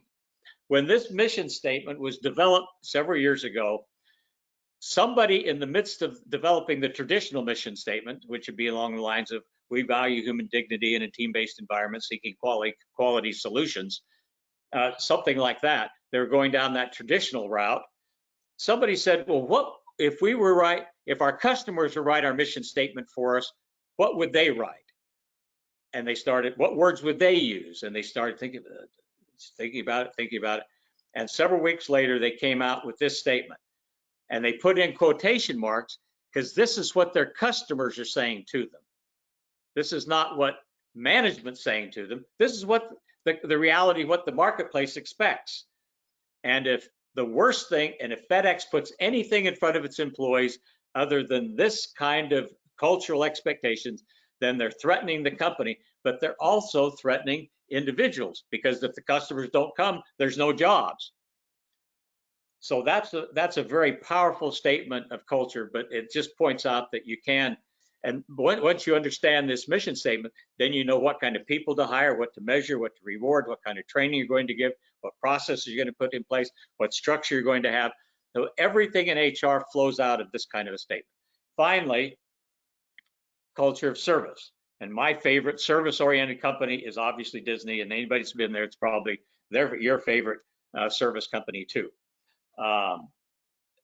Everything that Disney does in their training and their selection, in their measurement, in their promotions, focuses on people that provide a world-class happy experience for their guests.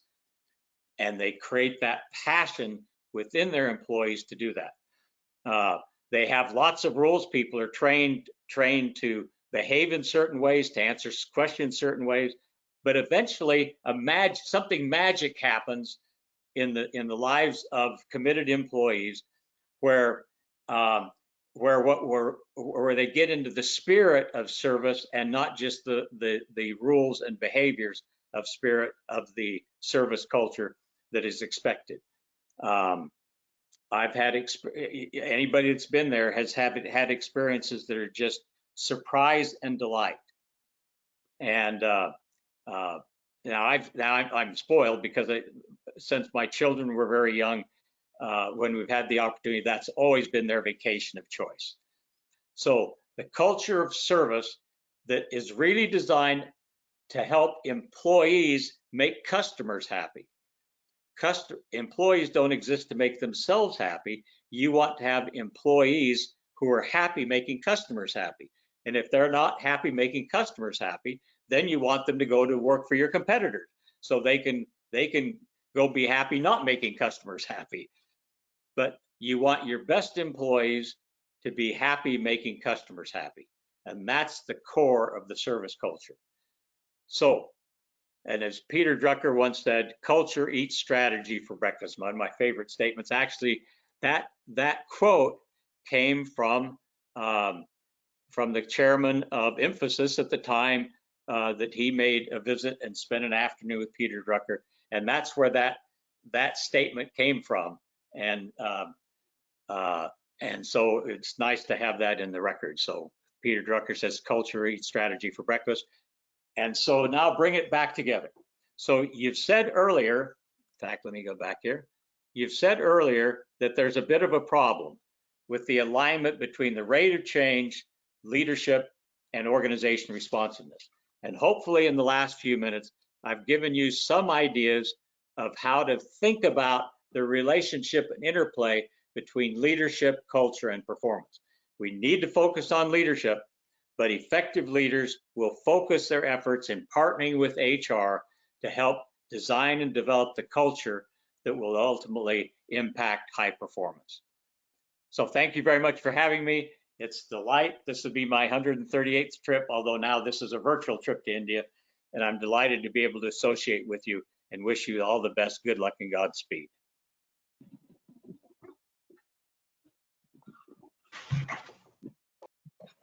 Thank you very much, Wayne, and the wonderful insight that you brought in. And you really excited all the members. I started getting the messages from different people who were tuned in, and they were really felt great about the insight that you brought in and helped them to learn something, and that they would like to implement in their respective corporates. Thank you very much once again. And that too, in the midnight, you're taking the pain by accepting our request and did this show for us. On behalf of the complete HR community of India, on behalf of National HRD Network, I thank you once again. And we are here to support you for the research that you are going to take up again now. This time you'll get a tremendous response to your questions. Thank you. Thank you so much. It's an honor to be with you. Right. Thank you. Results.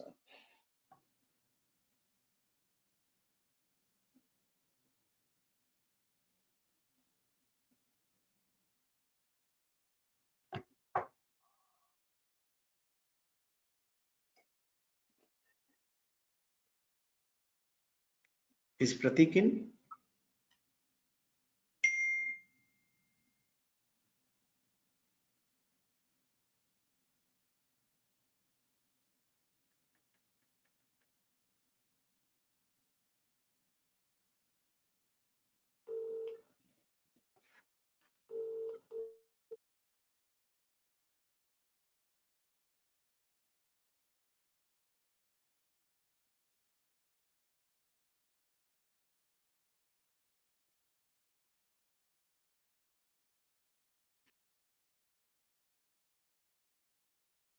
Rajita, over to you. Thank you. Morning, everyone. I'm sure you've had a very interesting session so far with the start, which covers the entire theme of, what's going to happen today. And I think additionally, what's equally important is while we, hear from the, research come academia, come what's happening in the industry, I think it's also important not just to have an HR point of view, but to have a point of view from the people who are actually leading from the front and heading organizations. With that, I'd like to introduce Pratik Kumar. I'm obviously very proud because I'm an alum of the same institute, XLRI, and he is the CEO of Wipro Engineering. And obviously an inspiration for many people in HR, because having worked in HR and then moving to the business side is, something that everybody really looks forward to. So a huge inspiration. Welcome, Pratik. Thank you for making the time today. Thanks, Rajita. My next person up that I'd like to introduce is BK Mishra, Senior Vice President and Global Head Delivery and Operation at TechM, from Masters from IIT Madras. Obviously, somebody with a plethora of experience and very interesting and practical thoughts. So I'm sure you all will also take back up. We've had a couple of sessions internally, and I have learned a lot in this. So I hope all of you also take back something. Last but not the least, Vanita Datla. She is the Vice Chairperson and Managing Helico Limited, an alum of IBS, but I would also like to call out her graduation from St. Francis, where I'm from. So thank you again. And this session is made very special for me because, two of the people are from where I have studied too. So thank you for making it. With that, I'd just like to lay out the structure for today's conversation. As you all are aware, it's a panel discussion. I'm going to be posing a few questions to each of you, possibly asking your names, and towards the end of it, we'll open it up for Q&A. I would also request the audiences, any questions, please post it in the chat box and we'll take it from there. The first one, Pratik, I'd like to hand it over to you, more with regards to what are the founding principles of organization design? And can you share the challenges, if any, very, very specific to the COVID situation? So over to you, Pratik. So thanks, Rajita. I hope I'm audible. All right. Yes. You can hear me well? I just want to confirm. Okay. So thanks. So, organization design is a huge subject, but let me try and quickly share some of my thoughts around that. First, I don't think there is any set principle for the most appropriate organization design, because it's, each organization in their own design is seeped into the context in which they operate, right? But according to me, there are some guiding principles which would be applicable in all times. It's not only the current phase which we are going through, but otherwise too. So I believe this is the backdrop as COVID. I think, therefore, the discussion is that would it actually require a new set of principles, new set of guidelines? And my view is really not. Some of those are time tested, and therefore they have withstood the test of time. What my take on this is that you got to actually go back to some of those more fundamental building blocks and ask, is there anything fundamental which is changing at the customer end? Right? Is the customer behavior, buying behavior is likely to change? Is the customer buying preference which is going to be changing, which is likely to be disruptive? And if it indeed is actually going to be that, then what does it do to your own organization? What kind of changes which will be needed at your own organization end? So which essentially means that would the focus internally, the way you distribute, the way you deliver your products and services, is that likely to change? The way you do your sourcing saying where exactly do you actually store, will that actually call for a change? From a very, very product-centric model, will it mean that you have to move towards one which is more customer-centric, more localized model? So these are the questions which organization will have to answer in light of what they think are the trends and the changing patterns at the customer end. So the design of the organization will need to actually establish and reflect, look, in the change setup, where exactly would be the decision-making lying in the organization? And that organization design should very clearly establish in the entire framework of the organization, where exactly do the decisions get taken? How do you go about measuring performance? How will you now go about rewarding performance? But more important, it would also mean how people internally network and collaborate. And whatever is the new organization design, that needs to reflect how it is going to drive these new set of expected change behaviors in the organization. And if I may just very quickly share two of my insights and thoughts before I close and hand it back to you. One, when you're going through a shift, organization design, as I said, is a huge complex subject. And there are multiple things, and the temptation to be able to go tinker around with each is significant. And my own advice would be that you should not go down that path. You really need to actually understand what is the one which really needs to be addressed, and go about it doing it in as painless and as seamless a manner which causes least amount of disruption. That's one. And two, and this is the trap that many organizations fall into, they try to address the structure first. In my view, structure should be the last thing to be addressed, because structure in many manners, it reflects the strategy and purpose of the organization. And if you don't actually address that and you start trying to fix the structure first, it's the change which you are seeking is more likely to be a very, very temporary one. So over to you, Rajita. Thank you, Pratik. I think very practical, very insightful, and also bringing us back to basics, because when anything new happens, change happens, you believe you need to change all over the place. So thanks for that. With that, BK, I'd want to move to you.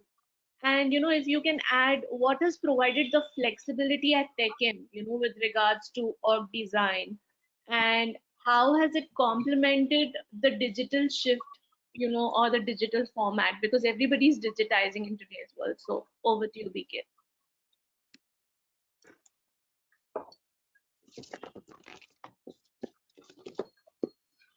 I think he will need to unmute himself. Yeah, BK, you're on mute. Are you able to hear me now? Yeah. Okay. So look at the quantum of change that we are talking about. Pre-COVID, we were 5% work from home, 95% work from office. Now it is just the opposite. It is 95% work from home and 5% work from office. So naturally, when the change is so significant, there will be change in the organization design, not just in your organization, even your customer organization also. First, this support that we received from the customers through their flexibility, because you asked me to talk about flexibility. In amending the contracts, the compliances, the security guidelines, and lot of things to help this new format of 95% work from home. That is number one. Number two is the organizations also are now geared up to encourage more of diversity and inclusivity, because in this crisis, this is the opportunity to include and to bring a bigger component of diversity and inclusivity into your scheme of things. The third thing is the accelerated transformation around digital adoption, whether you call about onboarding of people, whether you talk about how people will deliver, the productivity will be monitored. So all around how the queries of the associates will be answered. So all those things have gone through a change where from a physical design, it is more of a digital design now. So most of the things are addressed through digital applications and platforms. The fourth flexibility that I have seen is that the leadership is spending more time around well-being, around safety, around resilience, around inspiring people. So this is the shift, that people are more engaged around these kind of things because this has become a priority for the organizations. The fifth thing I will talk about is and some of the speakers also told about it, the massive change around how we engage with the customers, how we engage internally, the discussions, the whiteboardings, the brainstorming sessions, the negotiation sessions, even the project executions like testing and all these things, the project testing, application testing, and all those, the project execution, everything has gone through a massive change of using and leveraging the digital collaboration platforms like this, how we are speaking now. In a normal situation, I think all of us would have been in our auditorium in Hyderabad, right? So now we are talking like this. So these are the changes that has happened into the organizations. And one more change I have seen in the organizations, and I will stop here, is that the way the business models were operating now, since it doesn't matter whether I'm sitting in Houston or sitting in Hyderabad, so there is a lot of focus towards leveraging the offshore and remote work models so that you can reduce your cost, operational cost. So that kind of a change and shift that I'm seeing, and also this shift around, because now the one thing is that the CFO of the company in our companies or in customer companies, they have taken the driver's seat now. They are the people, because you have to look into the cost, you have to look into how you manage your cash, right? So that is the reason we see that instead of people buying the large fixed price kind of contracts and delivery models, now the shift is towards how can I buy as we go, how we can buy per service, right? So that Uberization of purchase and procurement is happening not for in our organization but also in our customer organization. So these are some of the things I just wanted to talk about, that how that flexibility is coming in various organization designs.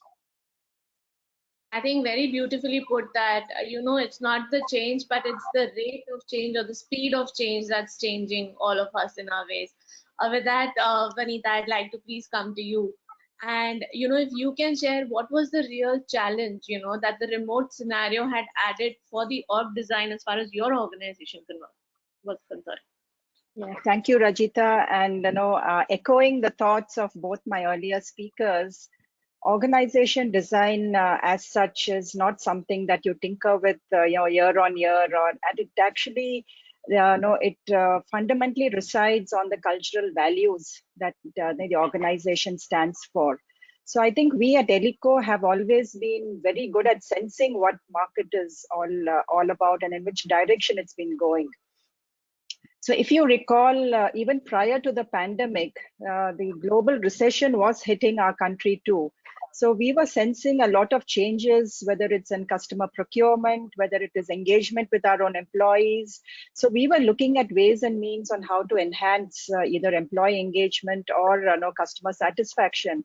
So when the global pandemic actually hit in the month of March in India specifically, but we were seeing worldwide in Europe and in China, the effect it had and the toll it took, especially on businesses. We anticipated something like this would happen in our own country, and coming very close to our own state and our own company. So we actually looked into the processes that in the event something happens, that we could actually shift people to work from home, because we have two major verticals. We have manufacturing and we have also the services. So when the pandemic hit, because I think of the agility and because of the market sensing ability that our organization had, we actually, within a matter of a few days, we shifted close to 95% of our service people to work from home mode. So there was actually very, very little disruption in terms of satisfying our clientele, which was from all over the world. In terms of the manufacturing, we again fall under the essential services. So we did make sure that we talked with all the regulatory authorities in getting permissions and trying to stick to all these necessary requirements with regards to health, safety, and prevention of COVID entering our premises. So we did allow a few people to come back to the factory premises who could continue with the production, because it was March ending and we had a huge chunk of customers that we needed to serve before the year had actually closed.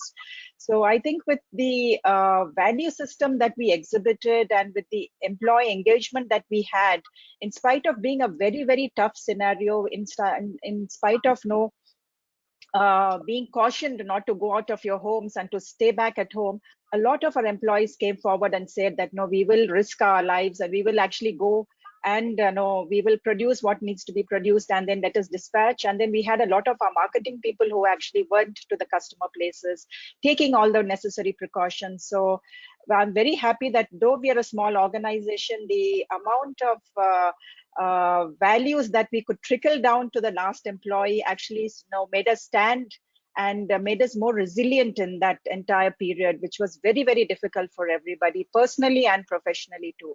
So I think some of the guiding principles of organization design is on the empathy, which we do exhibit in huge, not only from the management, but right down to the very last employee. We also have the ability to also brainstorm or ideate, whether it's in a physical environment, whether it's through virtual platforms like this. So these things continued throughout the entire lockdown process to understand how we could actually continue and how we could evolve as a company and not break in this scenario. So I think that is a true test. Organization design of a company is its true test. If whatever the environment, the uncertainties that are thrown to us, whatever challenges are thrown to us, do we break or do we bend and then we bounce back? So I think that is very, very essential for us. And I think Elico exhibited it really, really well. And we are very happy for our entire teams. Over to you, Rajita. Thank you. I think it's even more, I think, trying, when the organization size is small, and the way you explained the, agility and the nimbleness that your organization and people exhibited, I think it's brilliant. With that, I actually just want to move back to BK. BK, you spoke of about almost 5-6 points on what you did on TechM, right? So I just want to elaborate, if you can, explain a little more on one of those, that what changed in terms of social collaborations at TechM, both at an org level and at an individual level. If you could share that, I'm sure many of us would be very inspired by what you've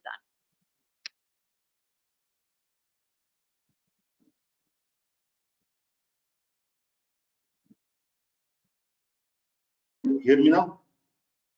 So in the last 10 years, whatever the family members that I knew of my associates and my teams and all, in last 6 months, I know at least 10 times more. It is because of that social collaboration, because we know that when people are together, you go for meetings, sit together in a conference room, your social capital increases. Now in the last 6 months, actually, you are using the social capital that you have built over years. But that will reduce day by day. So then what you need to do, you have to compensate that social capital through a lot of collaboration. And that is why during this time, you will not believe, we have increased significantly the number of events that we do, where it is not just associates, their family members, their daughters, their sons, their kids, parents, wife, spouses. They are also come together. They are also coming together, and we enjoy some time. We have song, dance, whatever, in different ways. You try to engage and bring all of them together. The second thing that is what is happening is that, the one thing that connects people and collaborate people and improve your social capital is if you can engage them in some social activities. So what we have done in last 6 months, we used to do it before, but we have significantly increased that, how we will engage more and more associates into social responsibilities, serving the communities, wherever they're operating from, whichever country they're operating from. We are trying to see how in different ways through our foundation, whether it is Tech Mahindra Foundation or Mahindra Foundation, we will engage our associates in social activities and support the elder people, support the people that are in need of certain things. So through that, you actually create a lot of collaboration and you create a lot of team spirit and unify people, even though you don't meet them on a daily basis. The third thing what we are doing, the way in India you see that prime time at 9 p.m. in every channel, we have also started our prime time now. And in the prime time, you will not believe we get the best of the best personalities from each field. Day before yesterday, it was Kiran Bedi, who is the Lieutenant Governor of Pondicherry. 2 weeks back, it was Vidya Balan, who is a great film personality of this country. So like this, from various, a lot of CEOs, the IBM CEO, the Cisco CEO, all these senior people from various fields who have done a lot of good work and they have a lot of wisdom that they can share. We bring all our associates at 9 p.m. and they discuss with us that what's happening in their world and how they are trying to improve things and what are the things we can learn from them and apply those things in our organization. So these are the various ways, and then I can go on and on about various platforms that we have created. For example, learning, we have created a platform called PalmLib, and I think most of the organizations, when it comes to learning, when it comes to onboarding, when it comes to HR related matters, for all those things we have created collaboration platforms that would help people to transact things the way they used to transact before, even though the personal meeting people each other directly has reduced, but all the things that is of importance are getting done through all these various collaboration solutions and platforms. Over to you. Thank you, BK. Pratik, I want to continue the thread. So while BK shared, what they do on social collaborations and things like that, can you share some examples, insights, and learnings based on your, experience at Wipro and in general in the industry? So, Rajita, once again, I'll stick to the theme of organization design and equally applicable in these times. And I mentioned in my initial remarks that one of the things is that in competitive space, there is a tendency for us to compare ourselves to the other competitors, right? And we take it to all parameters, whether it's on HR practices, whether it's in terms of business practices, and many times it's also related to the organization structures. But we must understand that your organization structure is unique to you, right? And you should not try to benchmark and copy it blindly. What works for one organization in one context, it does not necessarily work for you, right? So that's something which over the years, and I always caution people within my own organization not to fall into that trap. The second is, while we have spoken about quite a few of these things, and I think BK spoke very eloquently on some of the things which the organization is doing to bond people, which is what organization is also about. Organization design has a formal element, right? The structure, the decision making, the rewards, and how you actually measure people. But organization has a lot of other intangibles as well, right? And those intangibles are also equally important. How the organization thinks, how the organization feels, how does it communicate, how does it actually behave? And we should not actually ignore that, and that's one of the things you miss out on in a completely virtual mode, where just your ability to feel and sense is something which, to an extent, it gets a little diluted.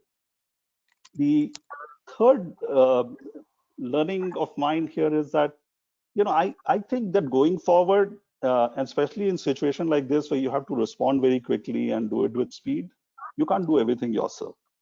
And you don't have the wherewithal to do everything yourself. And therefore, your ability to be a smart integrator, right? Where your ability to be able to collaborate and deliberate with, range of stakeholders right across. To me, it will be crucial in defining your success. People who do it well, people who do it with a lot of maturity, people who do it in a manner which is all encompassing, are the ones who will continue to be able to lead, because they have figured out a way in their whole organization framework to be able to collaborate right across. And if there's time, I just want to actually just share something which I was reading. And this was Reed Hastings, who's the CEO of Netflix. He just come out with his recent book, and it's very interesting observation which he was making. And he is saying that, look, organization trains us to actually follow processes, right? Because it leads to certain amount of predictability. And but those processes are actually done in a certain context. And when the context changes, you need to actually revisit some of those processes. Now, the problem is that us as people in the organization, we are so used to doing those processes in a certain manner that we find it difficult to be able to change over. So I think a simple point for saying that, look, if there is a trade-off between that perfection and flexibility, he would rather opt for flexibility, right? And I thought it was a very insightful point. In fact, the phrase which he uses is that he would rather prefer to dance at the edge of chaos than to be able to seek perfection. And I think there is some merit, right? Because much of what we have spoken about is about how we demonstrate that flexibility on an ongoing basis. When things around change, we are quickly able to pivot and be able to readjust to a new world in front of us. Over to you. Thank you, Prateek. I particularly like the quote that you just stated. With that, I would actually like to move on to Vanita. That, when we talk about innovation, collaboration, and design, and the pandemic in many ways forced us, to rethink our strategies, right, at several levels. So, how did your teams respond to it? How did they adapt? And how did your customers acknowledge and respond to it, right? Because we're all talking of the customer voice, the associate voice, and what's happening in the industry. So how did all of that work out for you?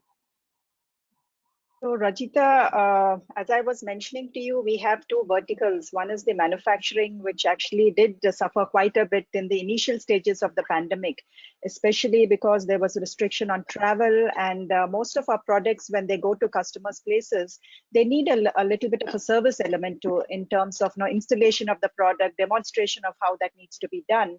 And so this was an area that was very, very difficult in the initial days when there was absolutely no travel. During the initial lockdown, of course, even the customers also were quite okay with us not coming on time. But as the restrictions on lockdowns were lifted, then they expected our teams to be there immediately and to help them with the demonstrations as well as the installations.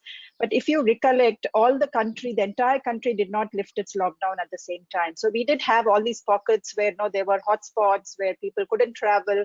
So in such a scenario, we had to look at ways and means on how we satisfy the customer. And this is very, very essential in our type of an industry, or actually across industries where customer satisfaction is one of the primary drivers for organization success.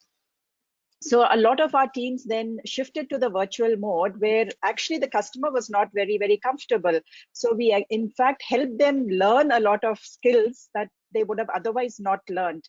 Most of our customers normally come from the government segment, and you would probably know that they are a far cry from the private sector, where the skill sets are actually have a huge gaps in the employees, especially at the labs or at the very, very low levels. So we actually help them learn, we help them adapt to digital technology. We were able to do a lot of the servicing and the installation through a virtual mode, through WhatsApp videos, through FaceTime video calls and things like that, which actually ultimately help the customer to get his solution resolved. So I think innovation is not just sitting in a lab and tinkering out and getting a new product or a new service, but it is on these day-to-day smaller things that is also required. So that you need to have a mindset. You have to have a creative mindset. You have to have the ability to somehow, at whatever odds are, to be able to satisfy the customer. So if you have that as the endpoint, you will find your own ways and means in trying to achieve that. So I think kudos to a lot of my employees who thought out of the box. I don't think, in the normal circumstances, they would have actually reached to that level, because maybe complacency, or maybe because of what Mr. Pratik was telling, the regular processes, you become complacent sometimes, because you can actually do that even unseen, or they know those things at the back of your hand. But when the context changes, and when you are in a very uncertain environment, you will have to start thinking out of the box to be able to satisfy your customer. Today, if I have satisfied customers, it is because of all this out of the box thinking. So I think innovation it should be in your DNA, and whether it is whether you're a digital company, whether you're a highly tech company, it doesn't matter, as long as you're able to be innovative and creative in how you actually resolve problems in a day-to-day level. Over to you, Rajita. Thank you. I think that's yet another very interesting perspective that you provided. And I'll just give you another, Rajita, I'll just give you one more example, which just cropped up. During this immediate lockdown, we actually were transporting a lot of material to the government of Madhya Pradesh. So we had lot of trucks en route to Bhopal.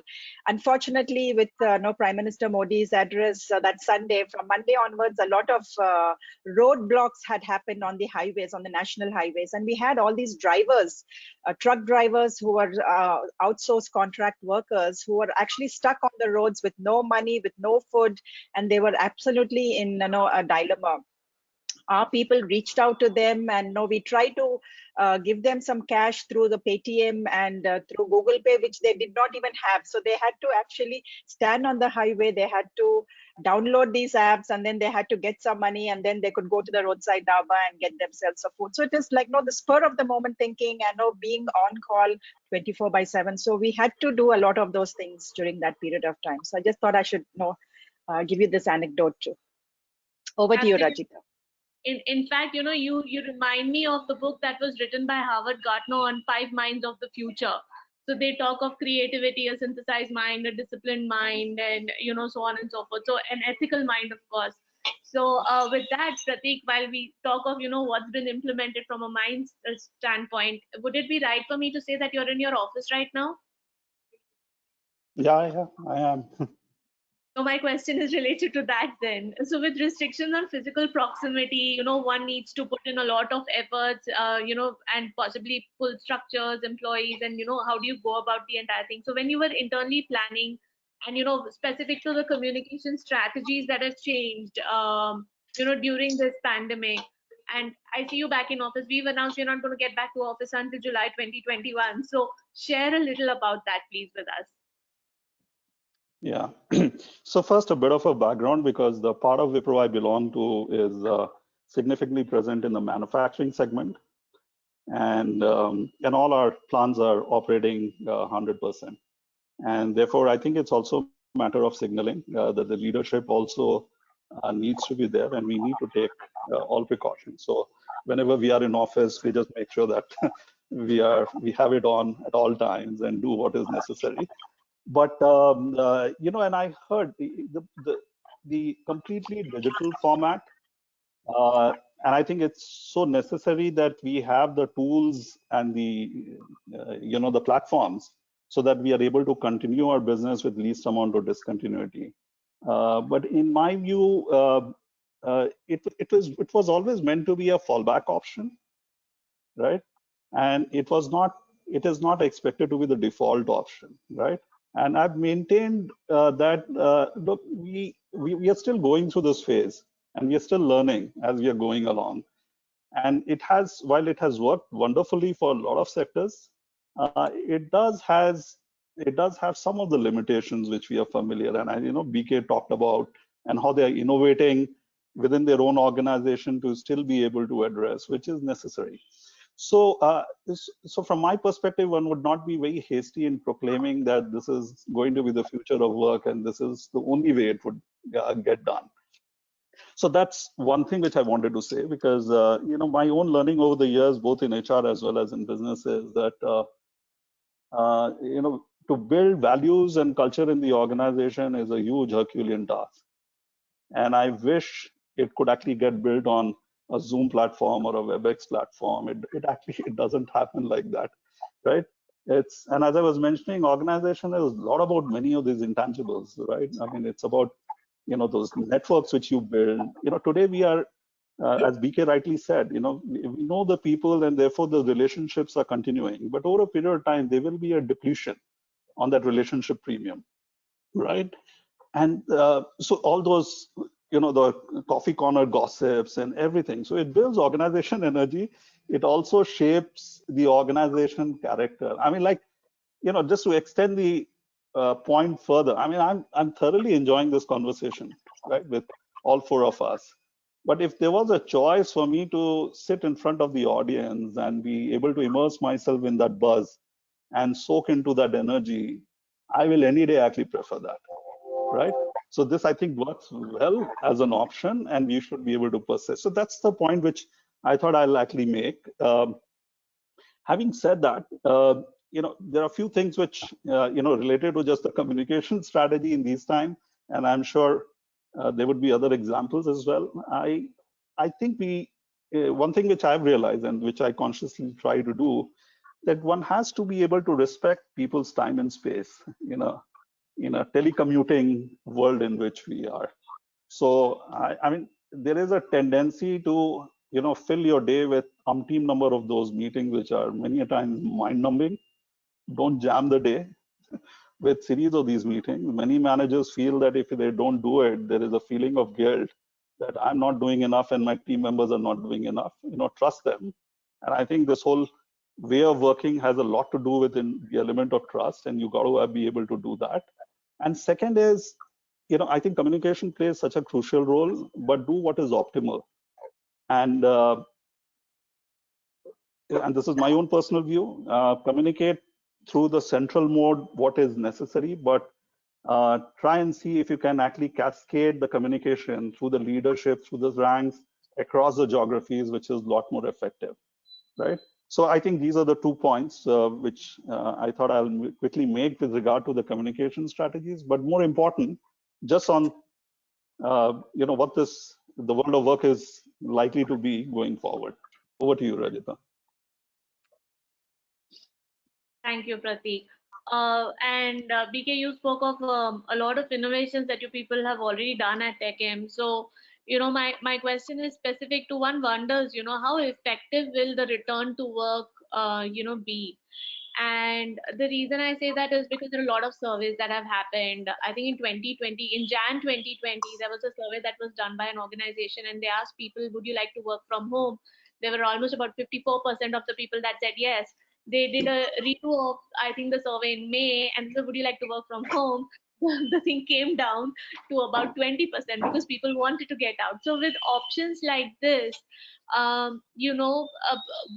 what is this, offering that TechM has come up with, which is about mHealthy, right? We understand that it fosters workforce and community safeguard against COVID-19, but can you share, something on that in specific, and how you've used it for, new generation technologies, including artificial intelligence, machine learning, and how is it enabling the digital diagnostics? Could you just share something on that?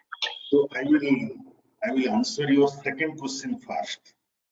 That how we are using AI and other technologies in this kind of a situation to manage the organization and the people and the customers.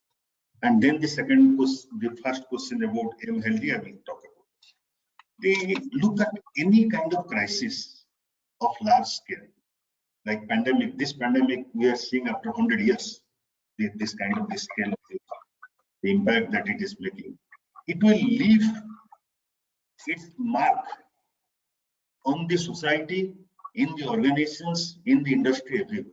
So what I am able to predict, that today it's not about returning to office. We have to also think, if at all there will be certain set of people who will be working from home, even though this pandemic is over, we have got a vaccine, everything is good. Then also a set of people will continue to work from home because the organizations found that this is working. We never experimented, but now that we have experimented, we know that it's working. So when you are talking about how you will use technology to improve the experience of your people, you have to talk about both the things together.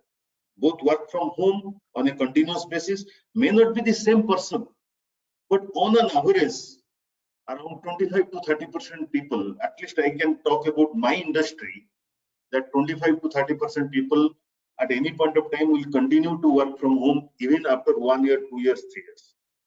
So then you have to design your organization on that way to create that experience. So number one is that how you monitor the productivity and associate engagement, because you told that some people are becoming restless, right?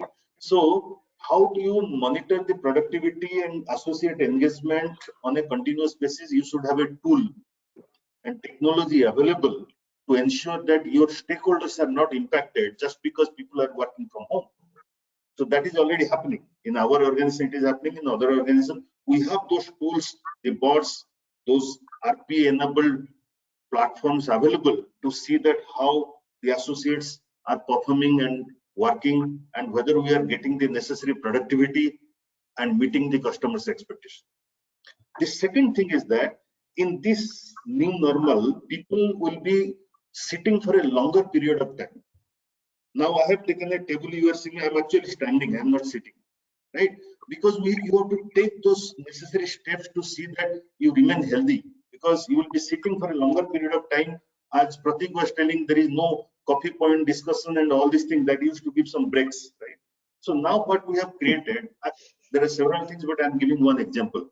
We have created one platform called Asana. It will be sitting on your laptop, and every 1 hour it will be nudging you and show you some kind of exercises and yogas and prompt you to do those things, so that at least you take a break and look at your wellness and health as you work for longer hours, right? So that is work from home thing. When it comes to return to office, the first thing what you have to give the confidence to people that they will remain safe and healthy when they are back in the office. So that is where your second question, the first question comes about mHealthy. It's a wonderful platform, and it is a IoT platform. Actually, it is physical and digital together. There is a kit. When you enter into the office, it will take just a small drop of your blood, very, very easy. I mean, you will not even feel it. And then your other parameters, 32 parameters will be captured within 5 minutes. And then the platform will tell you that what is the status on those parameters, and it will, including your antibody test, right? So it will tell you that it is safe for you to get into the office, or you will be taking rest or go back home. So it is not just a temperature checking and all these things. So we do a very comprehensive test around all the vitals, almost like 32 tests within very, just 5-10 minutes. And then there is a platform, it will tell you that what are the things, and you will get inside the office. It gives a huge confidence to people. And then if at all you have got any problem or any consultation is required, we have another platform which is integrated. It is called Aswin.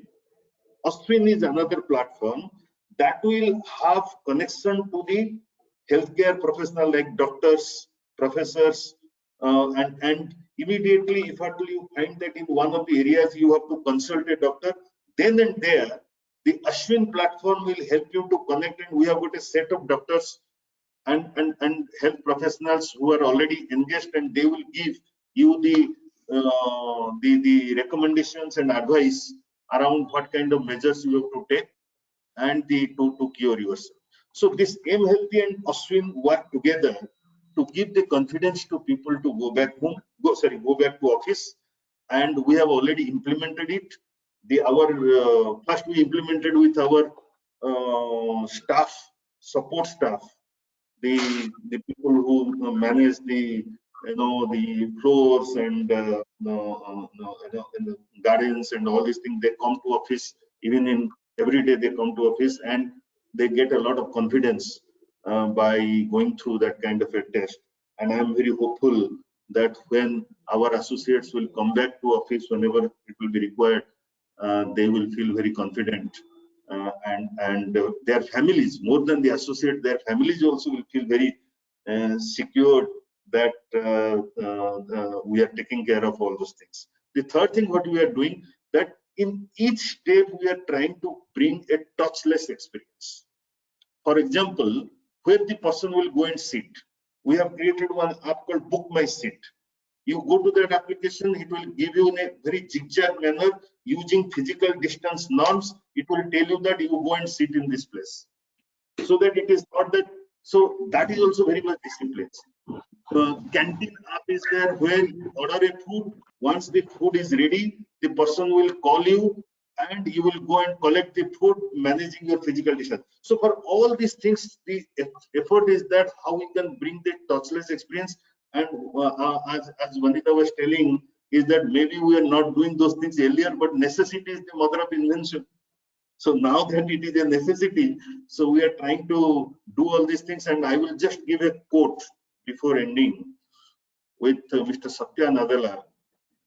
He made a statement, and that is so true, that the kind of digital transformation our organizations and our industry has seen in the last 6 months, it has not happened in last 6 years. So these are some of the things we are doing using technology, Rajita, to see that we provide a touchless experience to all our people, associates, and stakeholders. Thank you. Like you rightly said, a similar quote that appeals to me personally is that there are decades where nothing happens, and there are weeks where decades happen. So this is exactly that time period that we're actually in. Well said. Well said. So with that, I actually, Vanita, wanted to come to you, and then my plan is to open up to Q&A and then close with your respective mantras, because I want that to stick in people's head. My last question to you, Vanita, is that how are your leaders responding to this entire thing? How is it working for you? So Rajita, what BK and Prateek have spoken, and they are leaders in large organizations. And the one thing I would like to concur here is digital transformation has now been adopted by a lot of players in the MSME sector, which is very necessary. So in the past, because of cost and various other inability and maybe lack of skill, they were complacent in trying to adopt to digital technologies. But today, I think everybody is forced, and that differentiates you from your your competitors. If how fast you actually adapt these technologies and how fast you actually penetrate into the market with the innovations or with the creativity. So this has been given, I mean, the global pandemic is actually a fantastic opportunity to help differentiate yourself on a lot of these parameters and using the available tools. And today, if you look at virtual conferencing tools and things like that, which I remember a decade ago when I actually entered BITS here in Hyderabad, and they were showing me around the campus, and it was with such great pride that they showed me this virtual conferencing room, which was all showcased and air conditioned with very low temperature settings, and they had all these screens, and when one had to talk to people off-site, they had to go into that room and do that. Today, you stand anywhere in the world, you have your mobile phone, and you can talk to umpteen people with all these platforms available, which is, the cost of technology has also come down drastically. And so this is actually advantageous to a lot in the MSME sector. And I think going forward, you've asked the question to both my panelists about work from home. I think work from home is here to stay. It is more about the roles. Certain roles will continue to be done from home because of the flexibility, because of the cost that is involved. I think going forward, companies would not like to invest in certain costs, which they can actually cut down. And I do see a lot of roles that could be shifting to work from home. There could be a lot of flexibility in who actually works from home and who actually comes to the office. It might take a few more years or maybe another decade for manufacturing to start happening at home. See, you never know. Today you have machine learning, you have artificial intelligence, you have 3D printing. tomorrow you order something and now you can actually have it printed at your very home, and you don't have a manufacturing assembly line to actually send that to your place. So you never know where technology is going to take us to. So maybe if we sit in the next century and we have this discussion, all these things might be redundant at what we are talking today. So I think I would like to leave it on that note, that no, every crisis does leave a silver lining, and that silver lining, there are immense opportunities where one can, if they have the vision and if they have the adaptability and the agility, they will be able to capture those opportunities, and I think that will help them to become more resilient and successful in the years going forward. So I will stop with that, and I think Rajita, you can shift to the Q&A mode. Thank you. And I'm trying to do my bit of allocation of the questions that have come. And I have one question now that you all shared something, so I'll add on to that. The first question is, and I'm sorry if I pronounced the name incorrect, it's Udita Mishra from Aditya Birla Group. I'd like Prateek, if you could answer this question for us. It's about, although org design is fluid with respect to different types of companies, I believe there should be a fundamental principle behind OD for startup versus growth versus mature organization. What's your view on this? Yeah, so I think the question itself has the answer. So what applies in a startup mode is so very different. I mean, what you're measuring yourself, and you're learning almost on a day-to-day basis, and you're reiterating, and you're not trying to actually get things right on the first day itself, because there's a lot of learning as you go along, and therefore your organization ability to take that learning in, be able to quickly reset yourself to what the market is telling you, how your product or whatever is the service which you are taking it to the market is the way, in the manner in which is going to get received. So there's a lot of fluidity which is required in a startup mode, and I think my personal view is that one should not clutter oneself with concepts of organization design and all, which tend to get it has a very formal connotation. But I would rather in that mode people to look at what is essential for you to be able to bootstrap and get going, your ability to pick the right people, your ability to make sure that you keep a keen eye on the cost, your ability to learn from the market, you're able to do prototypes well, you are able to test it out, you're able to listen to what your customers are telling you, you revisit the design of the products, quickly assimilate, take it to the market. So those are some of the elements which become crucial, and therefore your ability to very, very quickly pivot. And for a more established organization which has a steady market, steady process, steady product, the demands are very, very different. So I agree with the question being posed, and that's why I said right in the beginning that there are certain guiding principles, but the context will be very, very different depending on where you're operating and in what scenario. So I certainly would not recommend the way I would approach to another 24-year-old who approaches me and says that, look, I have this new idea I'm working on, so why don't you give me some inputs on and learning from Wipro so that I can apply. So you will be crazy. Don't do that, right? So I would tend to agree. Perfect, makes sense. My next question is up from Rashmi B. And this question, BK, I'd like to pose it to you. She says, with regards to keeping up motivational level of people, where one of the team is out there and majority are working from home. So, it's the hybrid model. How do you keep up the motivational level? That's her question. And my top-up question on top of that for all of you is, it's not just about motivation of teams, but it's also about motivation of leaders. And how can leaders deal with showing their vulnerability and still be okay with it? So 2 questions of one, please. Over to you, BK. This is where in the beginning I told that this is the time where it will test the certain skills of the leader and the organization, and top in that agenda is resilience, right? How individually as a leader and also as an organization you show the resilience.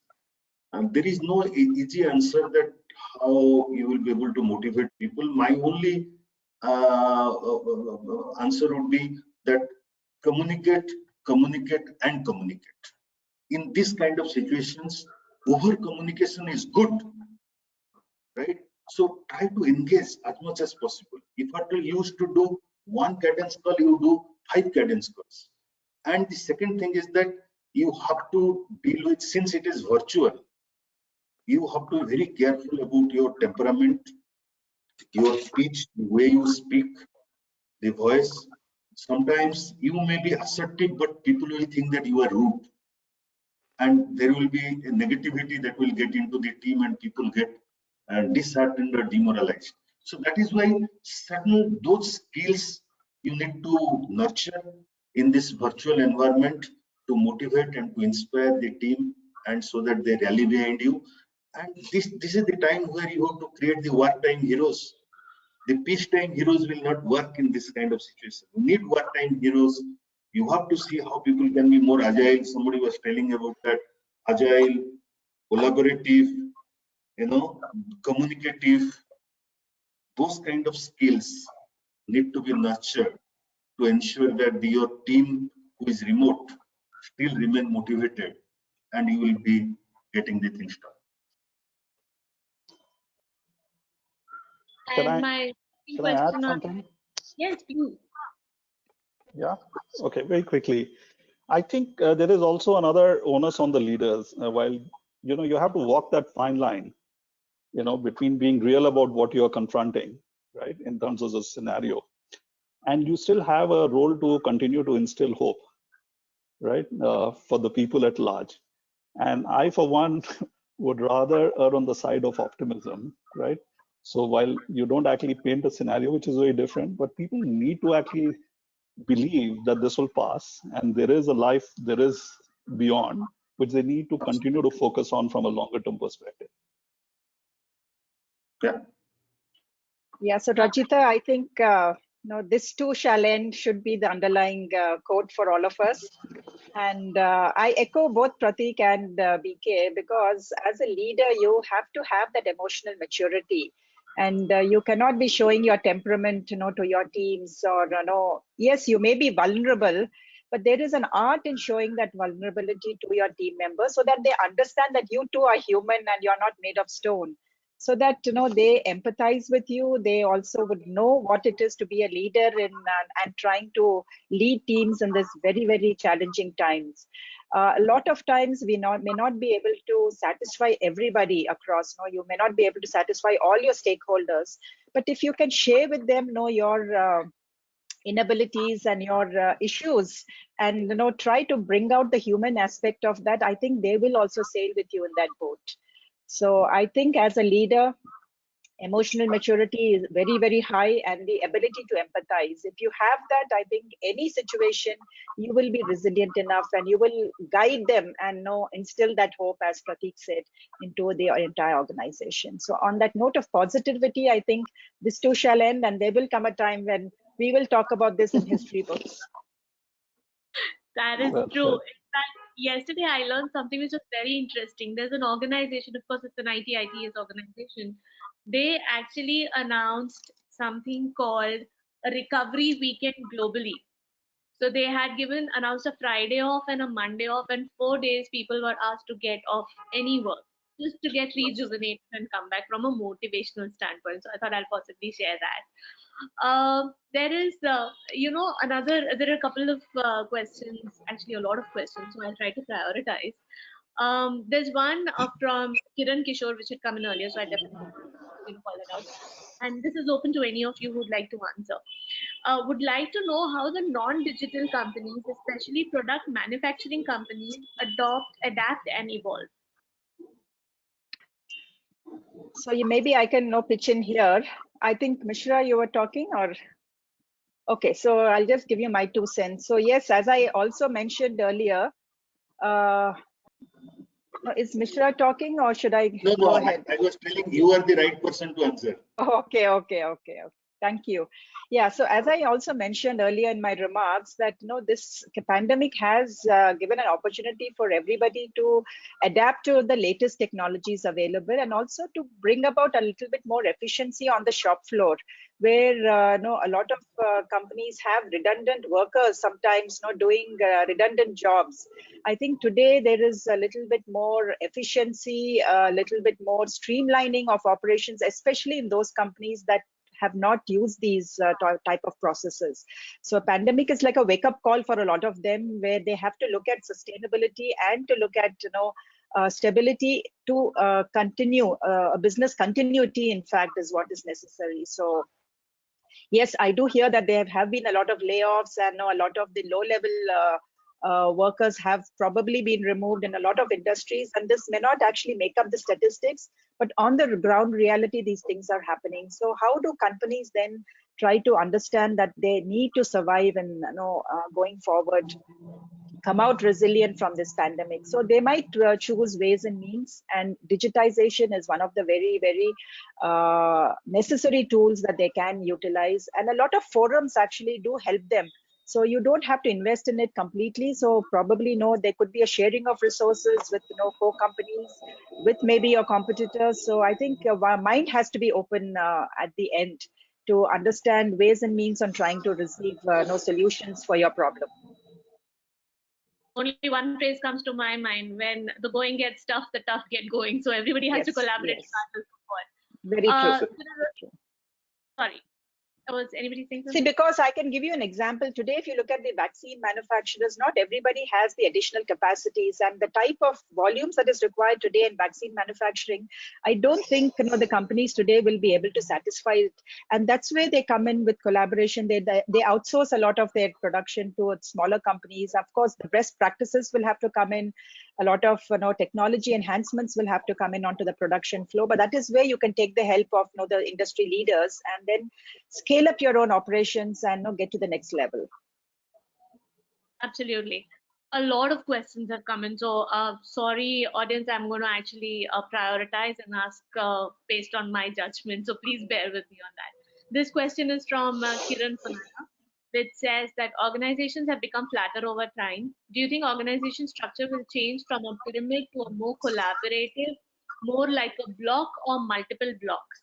So I think I know that we've answered this previously as well, but I possibly want to focus just on the block or multiple block aspect. If any of you could take this up. I think one thing is already happening and is going to happen more is that you will break the silos. Now, because of this thing, we see that a lot of collaboration, people are coming together from various groups to solve a problem. Once the problem is solved, they will go to their individual department. So those kind of things are happening in a much faster pace. And the second thing, very interesting, I don't know it is applicable to IT technology companies, but it may be applicable to other companies as well. See, since there is a restriction of travel, there is a restriction of visa, there is a restriction of movement, it has brought some kind of a benefit also. Every adversity brings opportunities. Today, it is not that this person has got a visa or something, he will be able to take up this role. So, lot of people, very young talents, very capable people, just because of certain restrictions of movement posed by different countries, they were not able to contribute. Today, it is a new normal in which anybody, irrespective of the age, if you have talent, you will be able to deliver and contribute. And that is why all the companies are looking for flexible and alternate workforces. You take it from me, in the next 2-3 years, you will see the gig task force, the gig force or the gig tech people, right? That workforce will significantly improve or increase in the industry, and you will see a lot of larger contribution from that workforce, flexible gig workforce into the mainstream because of the advantage of working remotely from any place, anywhere. So those kind of things will emerge very fast. I can actually add Can here. I mean, one quote that came up to me was, "No, geography is history today." So, what BK has said, geography is truly history today. So this doesn't matter where you are in the world, but if you can deliver what is required of the role, you will show your value to the organization that you're working for, and you may not be full time also there. Can I? Yeah, sure. Sorry, Go ahead. Can I? I've been signaled that we need to close out at 12 and we're over 1, but I will take the last question and then the last thing that I had from me to all of you, Prateek. And this question has come from Rajat Sethi specifically for you. He says, question for Prateek. Given the current cost constraints of getting the maximum out of the minimum, how do you design the organization when you have to manage the regular operations and innovative inorganic organizational projects within the same budget? So, I mean, short answer is that you'll have to look within very, very closely and be able to prioritize, what is essential and needs to continue from a longer term point of view. And you don't forsake your future for the sake of what you're experiencing currently, right? And you need to have a keen eye on wherever you need to, work on the parameters of cost, which is essential because all of us are reeling under the scenario, which is not the same what used to be, a few quarters back. But I think it's important, and I think if there is one lesson which I can actually share with everyone, and it ties up with many other things which all of us discussed here. From a longer term point of view, I mean, you are in business, and as business is not for a quarter or for a few quarters. The business is from a longer term point of view. Even some of the people related actions, and let's face it, all of us have actually done some tweaking within our own organization in light of what we faced. But you have to do it very, very carefully that you don't do something which will be damaging from a longer term point of view to your employee and the employee morale and leave those scars and those wounds. So you have to be very sensitive, you have to be very careful, and you have to be sagacious enough to know what is important from a longer term point of view, and you don't forsake that. So I'll just stop here. I mean, this is itself is an interesting subject, but knowing that we are already beyond 12, that's all I can share here. You've touched a very sensitive topic for me, sagacity, because that's one of the founding principles of resiliencies. So and we've been working a lot on that. But with that, I want to thank all of you, for being so candid, sharing, everything. I know we can't, encapsulate all the years of learnings that you all bring here. Honestly, it's more than 100+ years on this forum already. So before we sign out, I request you to, share your organization design mantra as a key takeaway for the audience, each one of you in 15 seconds if you can, please. Can I go first? Yeah, please. Please. Okay. So, very quickly, I mean, just as a wrap up, and many of these things we discussed, I think the successful organizations of tomorrow will be the ones which are able to demonstrate the flexibility and the ability to be able to be boundaryless in their collaboration with multiple stakeholders, them being seamless in the way the flow of communication takes place within the organization and outside. And also, I believe, and it's important, generous in sharing success and credit with others, right? Which is what I think will define many of the organization's success going forward. So may I go next? Yeah, go ahead. Okay. So what I would look at this pandemic has brought out is the leadership and the ability to translate leadership to many, many more people in the organization. So this is a very, very good opportunity to enhance your leadership skills, because what all parameters we've talked about HR, whether it's organization design or culture, all those attributes are imbibed into a leader. So if I can create more leaders and more heroes, heroines, especially in the company, I think that would definitely benefit. And I would love such organizations that have the ability to replicate, to create more clones of leaders, so that the culture itself totally gets set. See, organizations are long running and long standing, and pandemics are very, very short term. So we have to tweak our processes, we have to tweak our attributes or our cultural values to be able to be there for the long haul. So that's my take on it. Yeah, so Rajita, I will tell 5 mantras in 10 seconds. Number one is safety and well-being in the forefront. Number two, digital transformation in everything that you do. Number three, collaboration is the only fuel that will drive your engine. Number four, work from home is going to stay in some form, in some scale. Number five, you have to also look at your risk, typically the reputational risk, data privacy risk. While all these virtual things are going on, that is absolutely important and you have to take care of it. These are the 5 mantras that we need to look at. Thank you everyone. It's been a very engaging session, and thank you Mr. Ravikant for giving us the opportunity, and I especially want to thank BK, Prateek and Vanita for being very tolerant with me and going over all the questions very patiently. Thank you. Over to you. Thank you. Thank you for having us over. Thank you. Rajita, when you thanked everybody, it is my duty on behalf of National HR Network. Thank you very much for completing the task given on time. Thank you very much. Thank you. Thank you, everyone. everybody.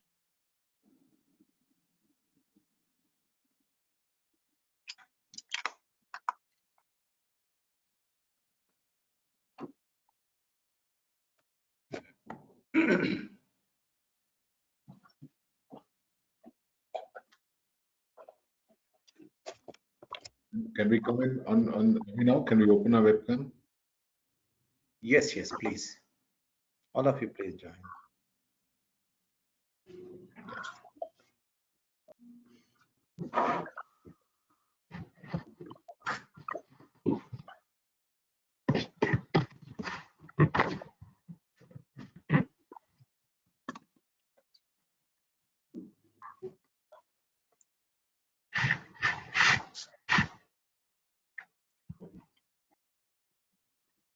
Rekha, can we be heard?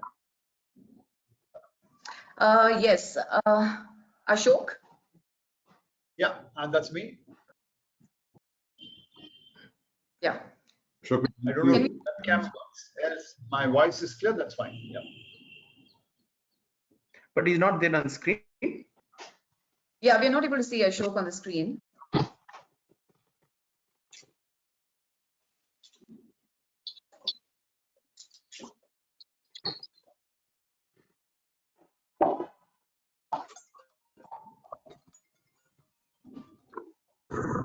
Yes. Welcome, Rekha, and over to you. Please start your proceedings. Thank you, Mr. Ravi. Good afternoon, everyone. My name is Rekha Narendra, and I head HR for RealPage. I'm the moderator for this session. In my previous stints, I've also worked with Kantar, Genpact, and Ford in India and global leadership roles. Leadership development, building future leaders is something very close to my heart. So very, very excited to be hosting this particular topic. We have a panel for this discussion, and it's my pleasure to introduce all of them to you. Anu Razdan, the Executive Director of HR of Hindustan Unilever and the Vice President HR of Unilever South Asia. Anu's been with HUL since 1999, and while she has held various roles, the one that she cherishes the most is Head of Leadership Development and Talent for South Asia, because this role meant that she could leave a strong legacy for people. Anu's recently been identified by Business Today as one of India's most powerful women in business and economy. Welcome, Anu, and great to have you on the panel. Hi, Saurabh Govil is the President and CHRO of Wipro and also a member of the management team. Saurabh has been instrumental in Wipro's transformation journey and shaped people, processes, and organization structure to help Wipro prepare for the next spurt of growth. In a career spanning 3 decades, he has also worked with GE, Genpact, and ITC. Welcome, Saurabh. Great to have you on this panel. Thank you. Ashok Ramachandran is the Group Executive President, Human Resources at Aditya Birla Group. In his prior stints, he has worked with organizations such as Vodafone, GE Money, and Asian Paints. Ashok strongly believes that apart from fairness and collaboration, putting the need to deliver ahead of one's own expectations of successful leaders. Looking forward to hear you talk on this panel, Ashok. Welcome.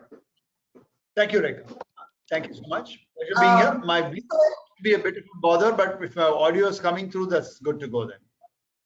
Awesome. So we have a very interesting topic ahead of us, and let me set the context before I hand over to our esteemed panel. The pandemic has had a significant impact on all aspects of our lives. It's pushed organizations to be agile like never before. While we've been speaking about VUCA for a long time now, today truly we are in a VUCA world. And while organizations are experimenting and innovating to best adapt to this particular situation that we are in, or the new ecosystem that we are in, it's not been an easy task for all. And at the core of all of these changes are the leaders who are facing unforeseen challenges that they've never ever faced nor learned about in the most sophisticated classrooms. This new ecosystem has the greatest implication for leaders, because not only does it make their role much more important, it also makes it more difficult. And as organizational priorities shift to accommodate this new ecosystem, the leadership capabilities that are also required to accommodate these shifts and execute new strategies also needs to change. So the key questions to the panel this afternoon will be, why is this paradigm shift so important for leaders to be able to navigate this new ecosystem? What are some of the things that we need to do differently, and how are we going to go about this? So we'll start the panel discussion by asking our panelists to first share their views on the topic before we actually get into further questions. So Anu, can we ask you to go first? Thanks, Rekha. Hi to the audience. Thanks for tuning in today, and hope you're having a great day so far. I wanted to start by saying that in the last few months has really been the best and the worst of times for humanity. As a world, we have lost millions of lives and even more livelihoods. But even amongst all this sadness, we have seen great heroic acts of courage by people, by frontline workers and our heroes who have battled, put their own lives at risk to give care and save lives. We have also seen people coming together in our everyday lives and in our organizations.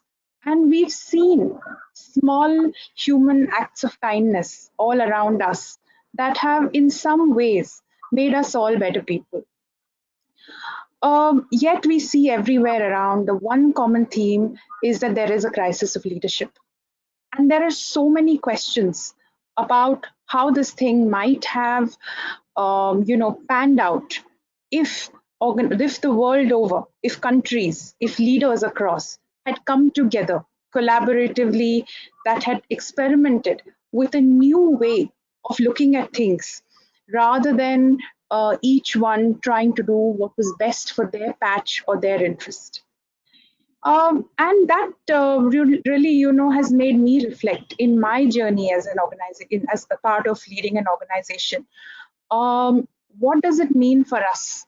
And what have been some of my learnings? And I think that organizations in India have really stepped up to the challenge collectively. There is so much good work and good leadership and good acts by so many corporates all across the country that I think we have much to be reassured about. But what I wanted to do today was share a few reflections from my own leadership and from what I have seen in leading HUL through this crisis, which has actually got me to re-examine some of the dominant beliefs or predominant notions about what good leadership is. And therefore, I thought that I would start by busting a few myths in what I sort of grew up to know as the conventional norm of a good leader and how that has shifted in the last few months. I want to start by saying that at the start of this crisis, I myself went through asking myself some very, very deep questions, because suddenly, from being in a place where I knew the answers, where I knew the playing field, I was suddenly cast into a place where um, the conventional answers and conventional wisdom was no longer enough and would not solve the problems.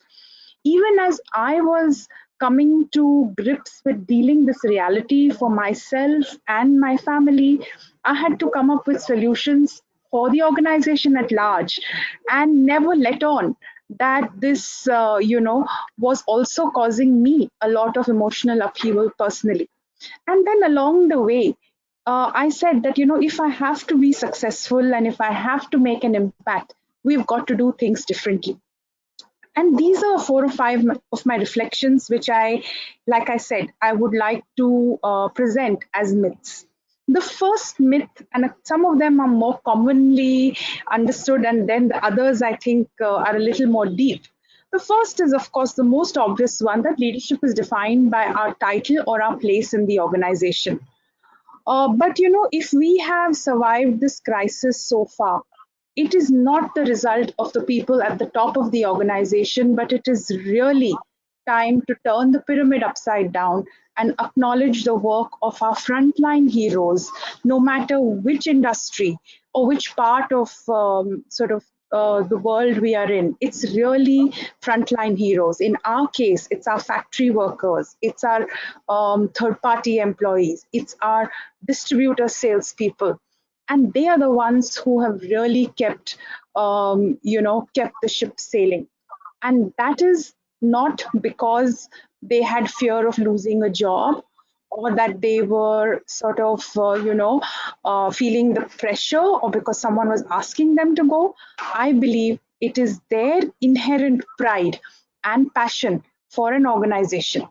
And therefore, I think if there is one thing that I feel that I can do differently as a leader, it is to really say that if I want to lead others, let me serve others, and let me serve those who are really, really, absolutely people whom we cannot do without at this point of time, and that's our frontline heroes. And so I would say the first one is a shift from a command and control, top-down hierarchical approach to turning the pyramid upside down, a leadership where you believe that to lead, you have to serve.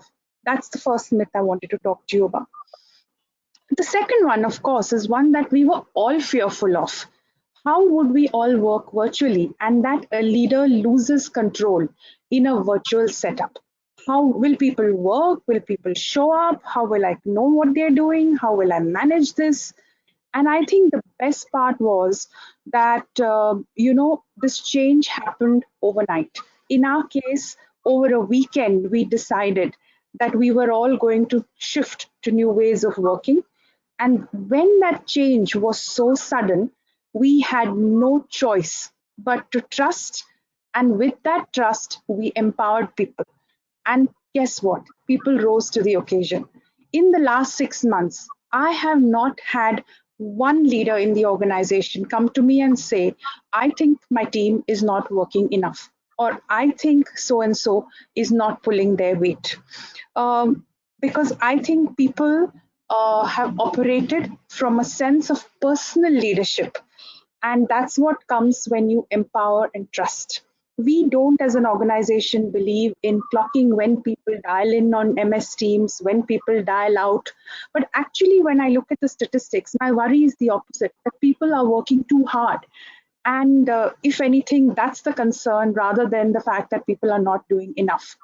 But what can we do to help people work effectively in a virtual setup?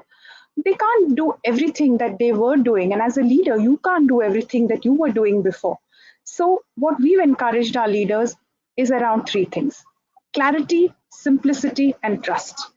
Tell people what you want. And if earlier we worked on 1-year goals, then work in shorter cycles of impact. So people are clear what they have to deliver by when they have to deliver.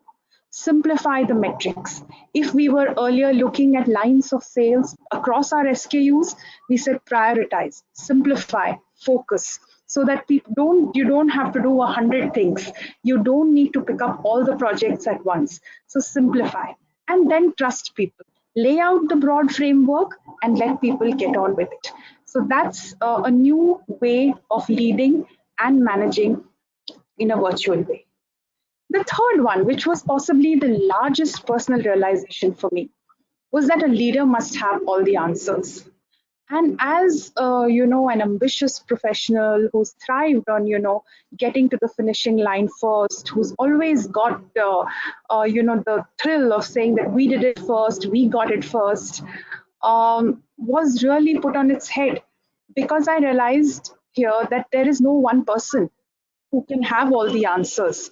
And if I were to put that pressure on myself, it would, the batteries would get charged out. The world is too volatile, too disrupted, and too fragmented today for any one person or a small group of people to expect to know all the answers. I believe that for tomorrow's leaders, we need to be leaders who know where to find the answers. Leaders who can understand the big systemic shifts that are happening in the world, not just in our organization, but outside, the mega trends, and connect them to our own reality and then guide people to find the answers. We have to strengthen transparency and inclusion. For example, I found that, on the 14th of March, Unilever decided that globally we would shift to new ways of working, and we had to make it happen on the 17th. 14th was a Friday. 15th and 16th, I called my whole HR team, and we were really the ones who were operationalizing the whole thing. I didn't have a chance to say that, me and a few people would do it. The whole HR team was there. We just broke up different aspects of the plan for different parts of this mammoth organization.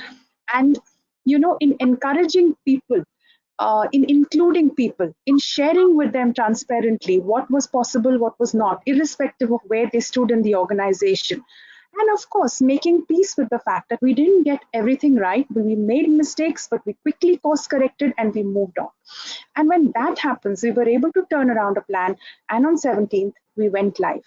And I realized that when you strengthen transparency, when you give people that trust and accountability to, fail and back them up, we build a certain psychological safety and a mutual trust and candor, which will then help build a stronger culture.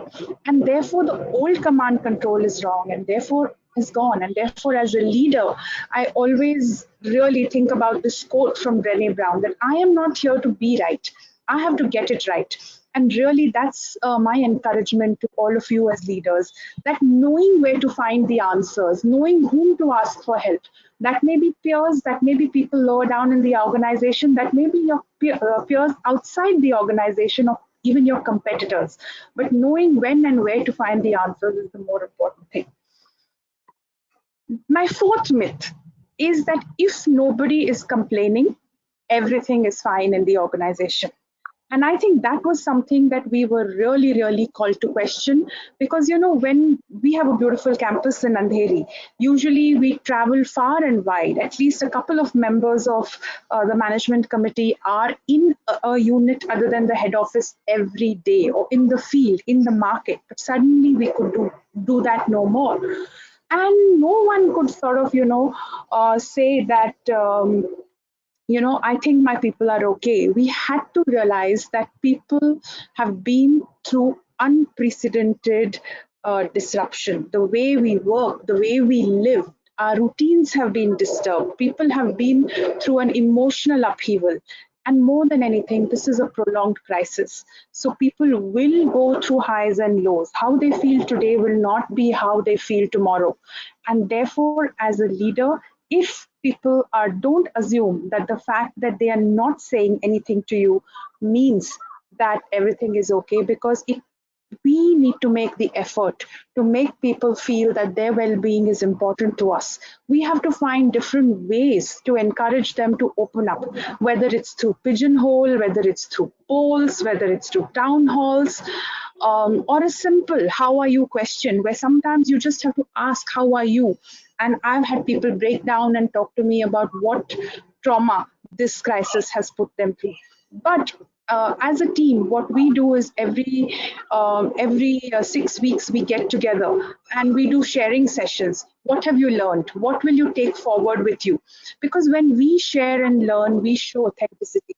And therefore, that is my urge to you as leaders, that really make sure that you are stirring enough for people to genuinely feel the safety to come up and tell you what's truly on their mind.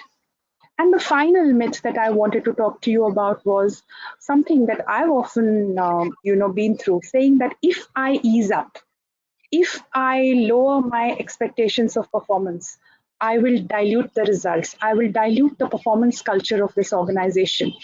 And that is not true, because we have to acknowledge this is a time like no other, and we have to recalibrate. Really, does everything have to be done now? I go back to what I said earlier: clarity, simplicity. Uh, Maybe we do fewer things, we do them better. Do we really need that lot of detail? What is achievable? What are the metrics which really need to make sense now?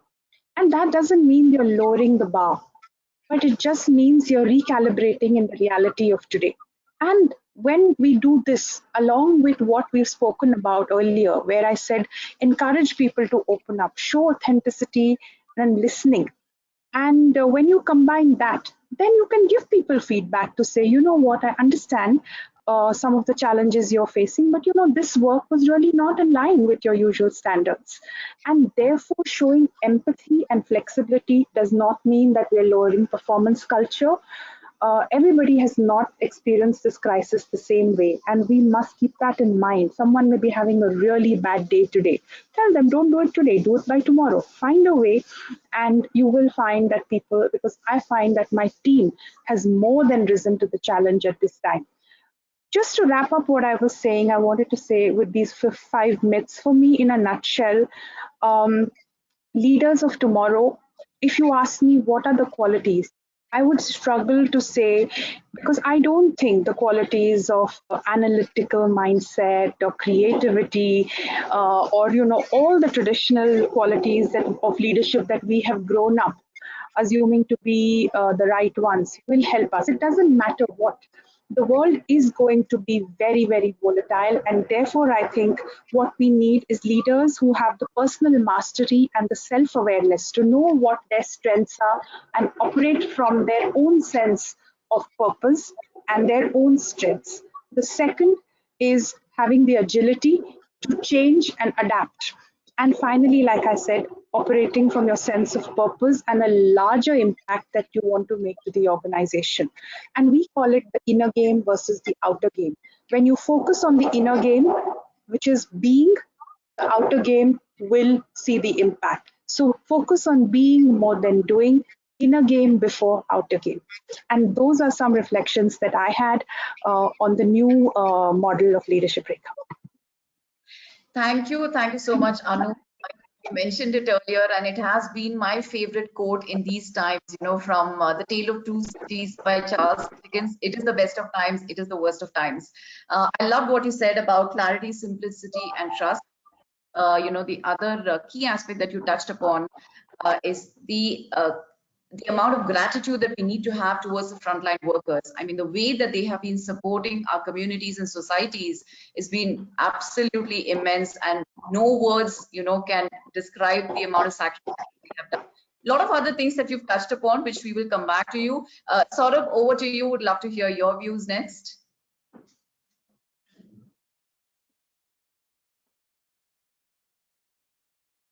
Sorry, yeah. Thanks, Rekha. Thanks. I think Anu has really well captured it, and made jobs much easier for me and Ashok to speak, because very well put across. It's been a new beginning and learning for all of us, and I'm not going to repeat, but few things which we have looked at from a leadership standpoint, and I'm not getting into the business side of it and what we did from a business side. One is, it has set back to reflect that life is not a T20 match. You have to look at, and I'm giving the cricketing parlance because I follow that game, and I'm sure a lot of people who are following the game. It's a test match where you need to work and day on a day-to-day basis. You know, every session is important. There'll be ups, there'll be downs, there'll be kind of stuff. And as we looked at this entire change, 3 leadership traits clearly emerged for us, which we believe are critical for leaders for tomorrow, and that can be applied. One is, and in some form or shape, Anu has alluded to most of them, but I'll try and capture them. One is first is about resilience. You know, in this uncertain world today where we are, we need to be very resilient. You know, as I said, this is all about how do we look at slow down the pace and things of managing the change and adapting well in the face of adversity.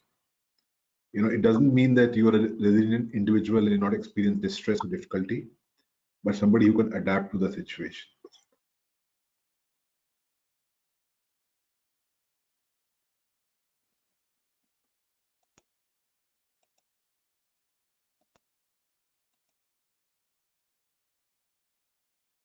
And I think that becomes very, very critical because we really don't know what is going to change for us. Sorry, am I audible? I suddenly have something that's gone wrong here. Am I audible? You're audible now, Saurabh. Go on. Sorry. So basically, resilience becomes very critical in the current environment, especially when we are seeing that life is completely changing for everyone. That's long-term leaders have to become more resilient and expect things to happen at a pace. Second is about empathy, you know, and this is also about people being on their own, issues around wellness, managing the stress. Our belief that cultures and organizations get built when people come together, the informal chats on a water cooler, you know, an ability to connect with people. You can be very productive and you can have, you know, check-ins, and you know, you can be very in a virtual mode. It doesn't take away the things of people being there when you want them to be. So empathy and ability to understand what the other person is going through and put yourself in that shoes becomes even that much more critical for a leader today. You know, we could see things, we could do things in a fashion when you are physically there, but empathy will become a critical key leadership trait as we move forward. So first is resilience, second is empathy, and the third, which is what we spoke about, which we believe is a lot of things. Again, I know I'm going back to you again and again, but it's about trust. You know, in the world today we live, we have to move towards a completely trust-based. We have to trust our people to do the right things. We have to look at outcomes rather than inputs. We have to give away processes and systems to make sure that we trust and believe that we're the right people to do the right thing for the organization. So 3 leadership strengths which we are driving today, which we believe are the traits for tomorrow. One is about, again, I'm repeating, being resilient, play a test match, you know, be empathetic, very critical in current times. And third is trust your people, because virtual, you're not in front of people, assuming that they're doing, you know, kind of stuff. And in our industry, you know, given a lot of work which we do for our clients is based on the effort people put in.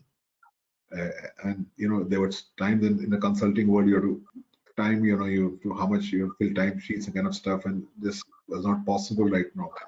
Completely moved to a trust-based system.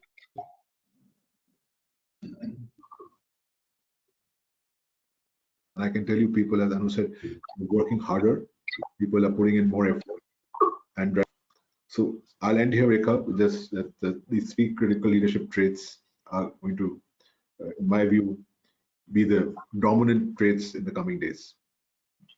Thank you. Thanks, Saurabh. Absolutely agree with you. In fact, trust is so important. And I think, I would actually add authentic leadership, I think is the need of the hour. I mean, it's always been important, but more so in a virtual environment where, you're not face to face, you're dealing with people, we're talking about location agnostic, you're talking about gig workers, you're talking about hybrid model of working. I think authentic leadership becomes extremely, crucial in the kind of new ecosystem that we are in. Ashok, would love to hear your views next.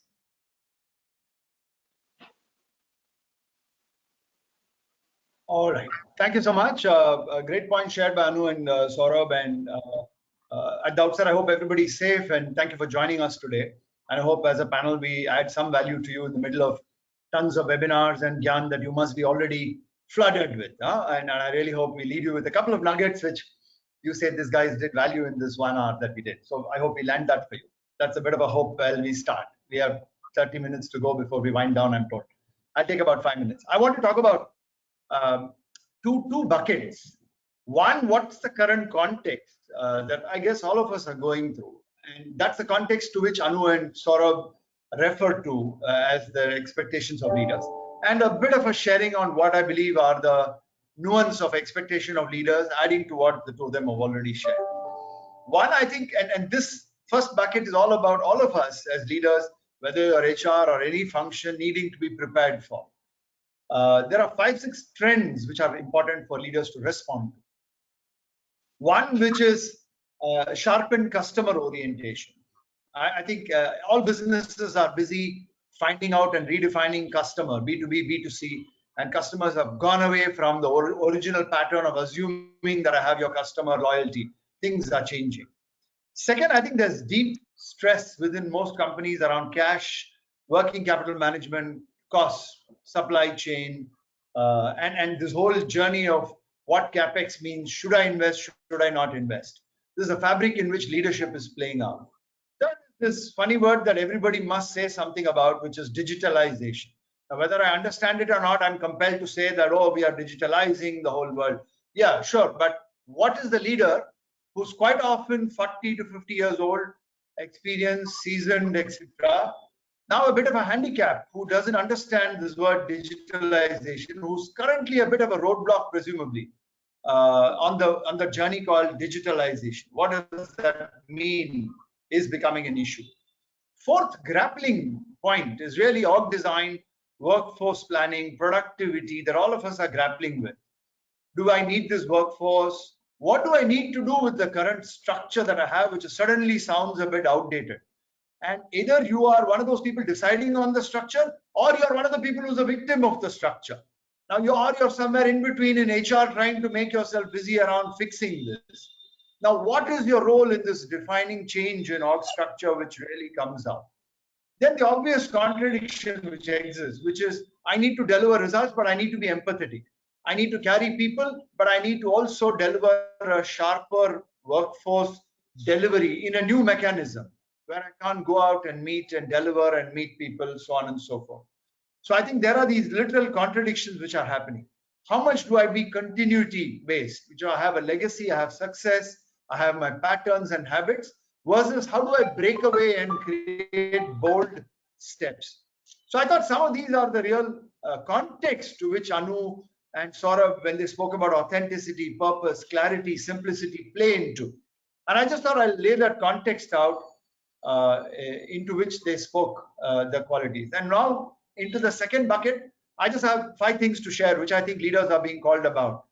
And some of it is already covered by our 2 colleagues, so I won't repeat that for too long. One, I think leaders are being called upon in that context I pictured to deal with ambiguity. And that dealing with ambiguity comes from saying, I might have the knowledge, skills, and maybe the attitude, but do I have a perspective? Do I know the new markets? And I think employees are today saying, is my leader knowing his job? Is my job secure in the hands of my leader? Does my leader know where to lead me? Or is he also bumbling around a bit, sounding very senior in output, but actually is struggling a bit as well? So is my approach of the enterprise as well as leader secure? Does he deal with ambiguity well enough? Because we've all grown up on a healthy diet of fairly good, successful times. Now comes ambiguity, and I hope my leader knows what to do. Is a prayer, I guess everybody sitting at home, working from home, starts the day with saying, I hope these buggers know where we are heading, and they're not bumbling around and looking very officious about it. Second, does he have the courage to take the bold steps? Or is he more worried about his or her own career, that therefore I have to kind of look very savvy about what I'm doing? But does he have the courage to take the bold steps? And I really hope he has the backbone.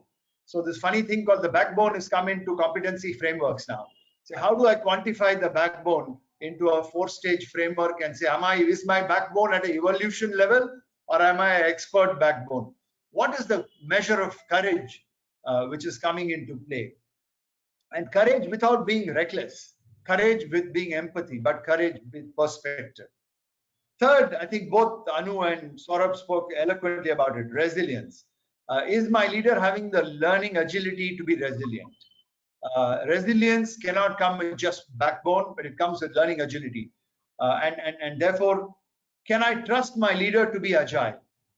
Or is my leader on an ego trip because they are senior? Quite often the senior it gets, the worse it gets.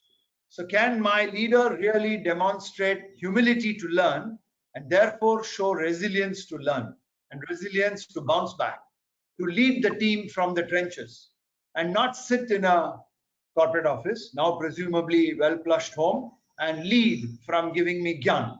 Can he lead? Can he or she get to where I am and join me in the journey? And the last point really, can my leader co-create?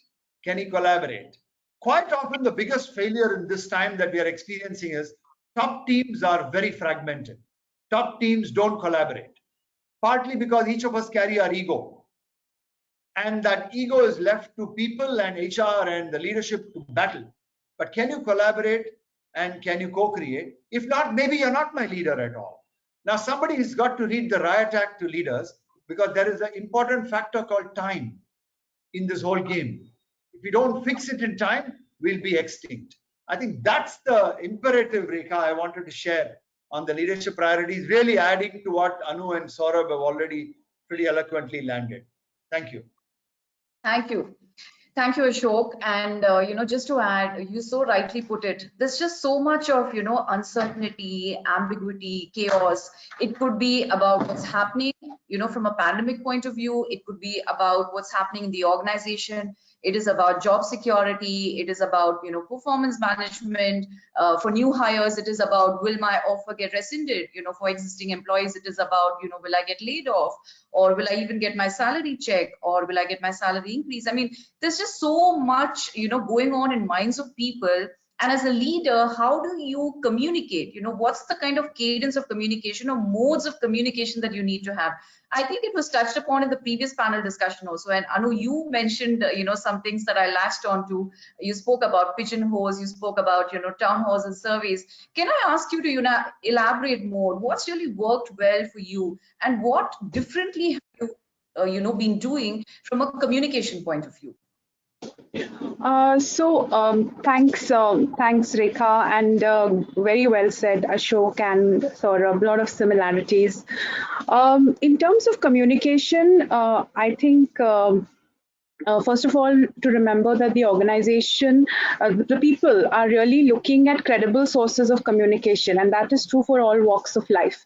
So they need us as an organization to be telling them the things. So first of all, communication about the pandemic at various points, including, like what is your red button emergency, even simple things. First of all, communication about their health and safety, which has included bringing their family members in, because suddenly everybody is at home and the unit of engagement is not only our employee, but with also their family.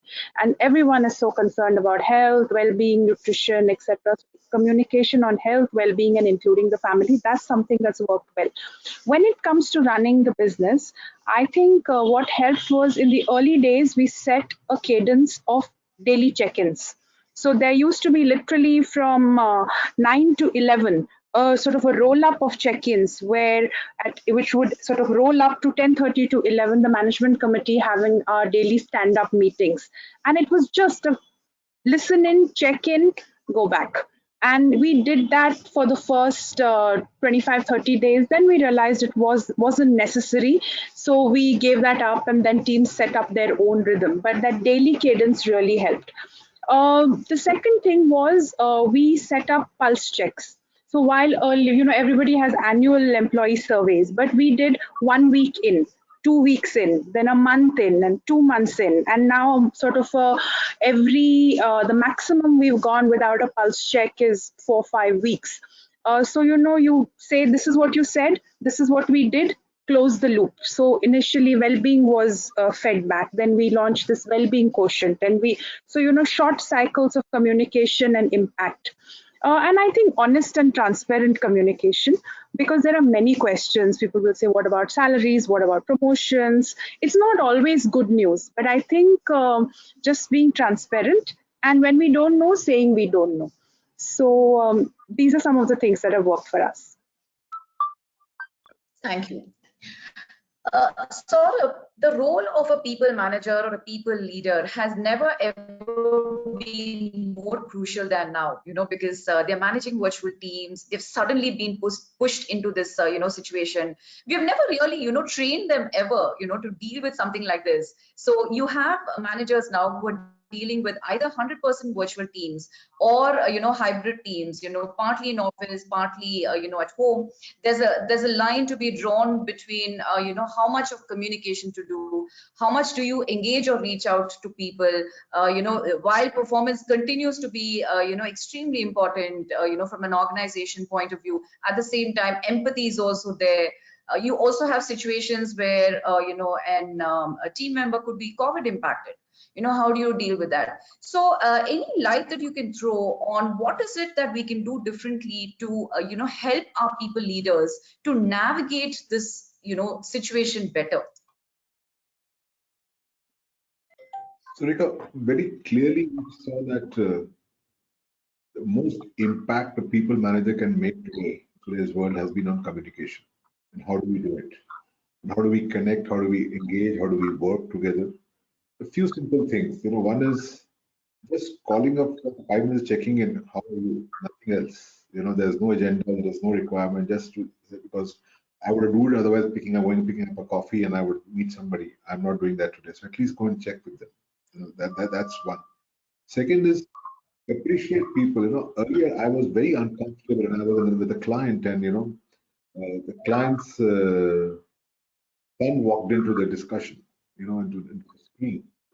And we were very comfortable having a discussion today. I'm seeing people comfortable that, it's a unusual circumstances, things are happening at home, people are at home, things, a dog walks, those kind of things.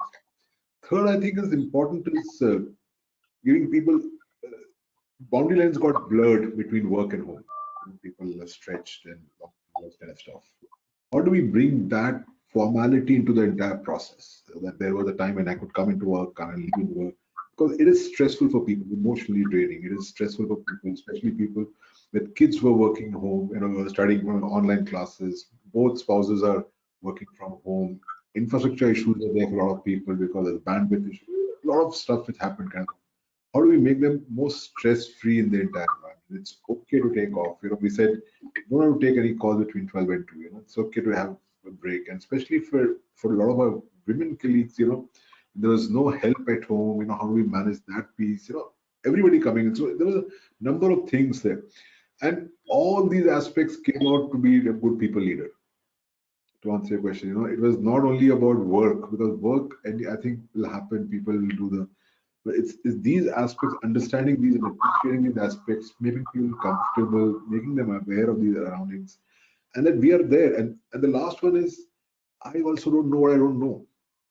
So, ability to communicate effectively that, I will not, business has got impacted for everybody, but our promotion is going to happen, our salary is going to, increments are going to happen or not. I don't know the answers, but I'll be honest to tell them transparently that where I am, stuff like that. So I think people are also learning as we're going along, but making the individual feel comfortable either being home or office, I think has become a critical part. that's what it will impactful as a people manager. That's how we create impact as a people manager. Thanks, Saurabh. What you mentioned, honesty. I think in all of this, authenticity and honesty, I think becomes extremely crucial. Sometimes you don't have the answers, and you just have to have the courage to be able to tell your team that I don't know, but I will work through this with you, and I'm there for you, right? That's the important thing. So Ashok, my question to you is, this new ecosystem that we're talking about, we really don't know if it's even stabilized, right? It's going to keep morphing for all you know, and it's just going to keep changing. So what advice would you give to leaders to be able to adapt to this ever evolving, new normal or new ecosystem that we're talking about? That's one. Question two is, are there any behaviors that they need to unlearn to be able to adapt or navigate this new ecosystem better? So these are the two things I wanted to ask you. No, so fascinating questions, and I think it builds into the conversation that we've been having so far. I think leaders have to be prepared for simply being able to adapt, and therefore being able to pilot their journeys, being able to see choices. It's no more a single frame of this is how it will work. Your future is not a function of your past experience, and therefore your ability to learn from different sources is on call today. And to make sure that I don't get blinded by my experience and kind of I know what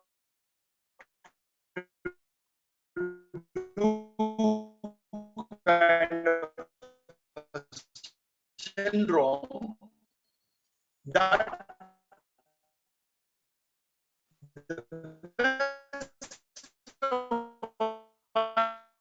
ideas may come from a far younger, bright. I must be able to look in different tones. We can't afford to say I'm not bad. We can't afford a blinker. So if you're in industry A, B, or C, you can't say I know this industry. I've been here for 20 years. It might be completely redundant. So what perspectives, what adjacencies are you building, and how are you manifesting that in the actual strategies that you're now planning? Third element, Rekha, I sense that what is called long term and short term, it's no more a life of 3 years, 5 years, long term and short term, next year, 6 months. Your ability to transit, modify, change, stumble change, 3 months, 6 months. So different time periods have come into play for the quality of your decision making. And your ability to move across time zones is going to be critical. And the fourth, which I mentioned earlier, if you don't know the changing needs of your customer, you are redundant. And quite often we take the customer for granted because they're very busy doing internal hopla kakla within our organization. Managing the organization soaks in leaders and HR people. But we must appreciate to understand what's happening so that our strategies fit the need of the people who pay your bills, which is your customer. Unlearn, I wouldn't go too strong on unlearn, learn kind of a tone. I would simply say this is a time for leaders to depict more humility, leaders to depict a willingness to change. And I think if leaders know that they are no more the fierce leaders leading teams, but they have a trusteeship in their head, Anu spoke about it. And if the leaders can actually focus a little bit on the inner game being greater than the outer game that you mentioned, and be a little more reflective. Can I wake up and say a small inventory of what I'm not good at? Can I look in the mirror and be honest to myself without having to project myself as this very successful, fierce leader? Can I make a small inventory and work that inventory out? Can I manifest that in the form of pilots? And I think, you know what? People will repay that with authenticity. So it's about modifying your impact and kind of triggering the authenticity of the organization. Remove the shackles of the kind of masala and the frameworks and the pretense that all leaders quite often carry because they are senior leaders and they've got to look very smart and slick about themselves. You're no more slick about it because you're not sure whether you're the right person leading up. So I think if people understand that and are open to learning, the best of my leaders learn. The worst of my leaders, and I have a mix of both, are quite often pretentious about how they lead people, and they like the trappings of power, and they like the trappings of being seen as important people in the organization. That could well change drastically in a couple of quarters. So can my leader be alert to that future? I think that's the prayer, I guess, to leadership and the new ecosystem preparedness. And be bold. I don't think the new ecosystem is something massively khatarnak, provided we can slice it into pieces and get to action. Thank you. Thanks, Ashok. My next question is for all of you. Anyone can choose to answer this. Any examples of exemplary leadership that you have seen in the past few months, and it could be at any level. It could be at any level in the organization. Something that really stood out, and and you really admired that person for having demonstrated that leadership in this kind of a situation.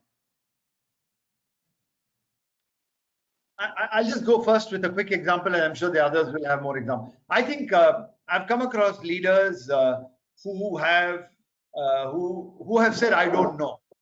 Number one, leaders say that. So ability to say, "I don't know," and source the solution is the big point of humility. I've seen some of my leaders who start there become fabulous learners, and in their learning, they have demonstrated what they expect from teams. And they have put together in some of our Aditya Birla Group ecosystems with that starting point of willingness to learn, and I have demonstrated kind of a learning. Those leaders have transformed business strategy and have moved on to the new normal actually. So while we are talking about new normal, they moved there and demonstrated success. Therefore, people believe them, while some others are still not able to get there. I think I'm inspired by those people who can get it done. Yeah, that's Saurabh and Anu, over to you. I have a nice example to share of a leadership team. There are so many beautiful hero stories, but one that stayed with me was a factory in Mysore, which was at one point a real hotspot.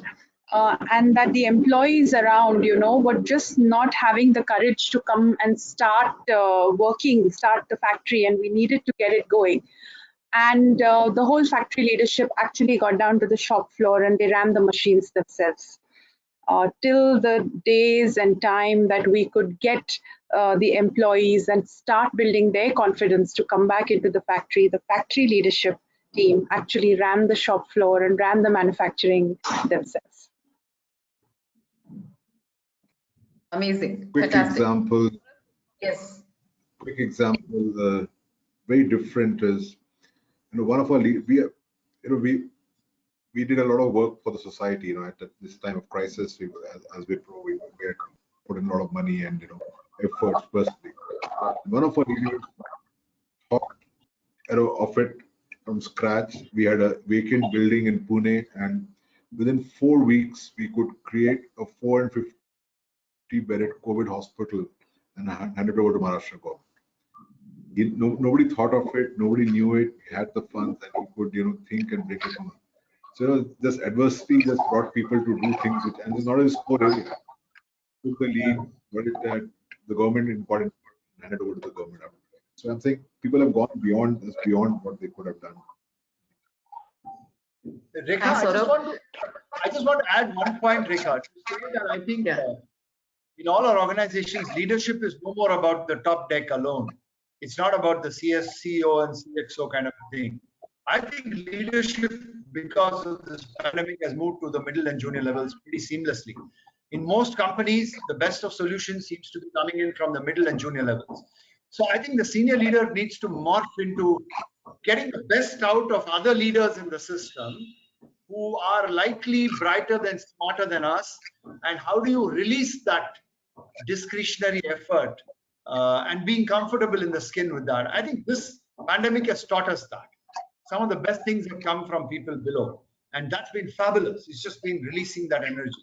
And where it's not happened, where the leader has been a blocker, that company is in deep, call it trouble for want of any other word, but yeah, not.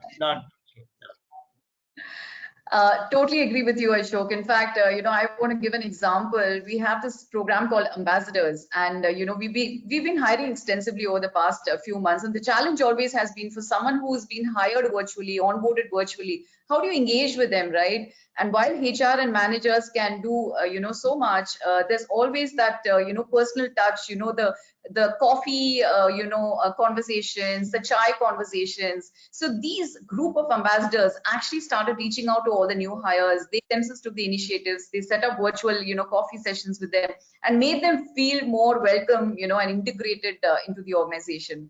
So that's an example of a leadership at a very, very low level that I've seen. We have a question from the audience. He wants either Ashok or Anu to answer this. This person is Mohan, and his question is, while in the new work from home system, the work certainly moves on to meet customer requirements, but are we losing social support that used to challenge and help shape my ideas? Any thoughts? Ashok, Anu? No, you go, Ashok. Or Saurabh, anyone. So, I mean, it is a challenge today. Yeah, interesting challenge. Let me quickly share that, and then I'm sure Anu and Saurabh can maybe add to this as a closure comments maybe. But really to say that I think that's a challenge which is valid. Interim, when we do go to office once in a while, 2 to 3 days in a week, we've been shuffling into office and coming back. The social connect and the ability to ideate is big time, was there pre-COVID for sure. But I must say, beyond the initial jolt of coming into work from home, people have started to fine-tune this ability to collaborate. As the earlier speaker, I think BK and Pratik and others spoke, there are advantages to this forum in terms of time and communication. So we are able to communicate and collaborate very quickly. Many of the alumni groups, many of the internal organization groups are all quickly connecting and getting stuff done. Yes, you meet the touch and feel, walking across and having conversations that Saurabh spoke about as well. But I think in the given context, we are coping well with it. We hope the pandemic will pass to allow us to have a coffee or a meal together. But I think that's whatever time away. But in the current context, we shouldn't let the medium prevent our collaboration. I think it works. If we intend to connect, connecting will happen. If I want to make the medium the issue, medium can become the issue. Saurabh, Anu. Saurabh? Any thoughts, Saurabh, Anu? No, I would agree. Social support is very important. I'm saying people are feeling it. And there are only few of us who are coming once in a while to office, but majority are not coming. They're feeling that thing. And whilst, as Ashok said, platform should not be a hindrance to drive this, but there are challenges. We all are human beings. We all want to, get together. We want to connect. So we'll have to learn to cope with it. It is a challenge. Social support is a challenge. But coping up well so far. But I think we'll have to just strike the balance between that. Extreme of complete sitting at home, coming in once in a while will help us. I would just say that, we've been through cycles. Initially, we were getting used to it. Then people put a lot of effort to do these connections and social engagements, then sort of tapered off. I think we'll have to keep being deliberate about finding ways to keep the social connections alive. And it may happen in different ways at different times. So we'll just have to be mindful of it. Thank you. I know we've reached the end of the session. Just one question, and and I'm going to make this tough for you because I need only one-word answers.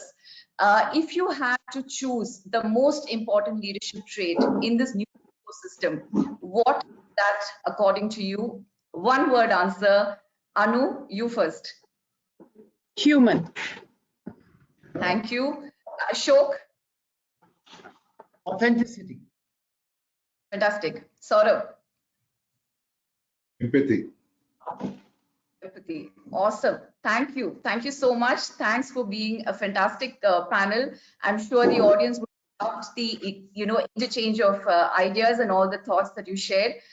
Thanks, NHRD. Thanks, Mr. Ravi. It was a great discussion. Thank you, Rekha. Thank you, Ravi and Rekha, for anchoring all this, guys, and NHRD in Hyderabad and Ravi. Thank you, Rekha, Ravi. Rekha, thank you very much. Since you thanked everybody on behalf of National HRD Network, I thank you. Thank you. Thank you. By And coming thank in you, only Ravi. by coming in is only to easy transition. That's all. As a reminder. Thank you. Thank you. Bye, everybody. All the best. All the best. All the best.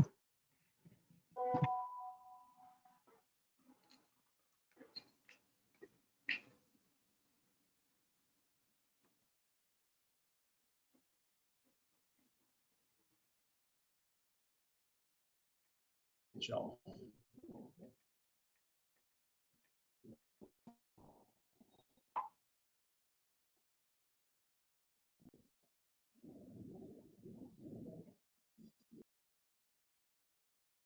Can you all hear me? Yes, Deepthi, we can hear you. Awesome. Nice to see all of us being able to log in. Can you hear me now? Awesome. Very loud and clear. Wonderful. Hello, Nathan. Hello, Swati. Hi, Amita. Hi, Amitabh. Hi. Hi, Deepthi. So one question for you, Nathan. When I ask you the question, would you want us to put the Menti simultaneously, or would you prompt me to put Menti? Whatever works for you, I'll ask Suji. I'll prompt you and then you can put the Menti. Okay. Suji, And in have you my heard that? case, we are starting with the Menti question first, and then you come to me, right? Yeah. That is built in the script, so that's fine.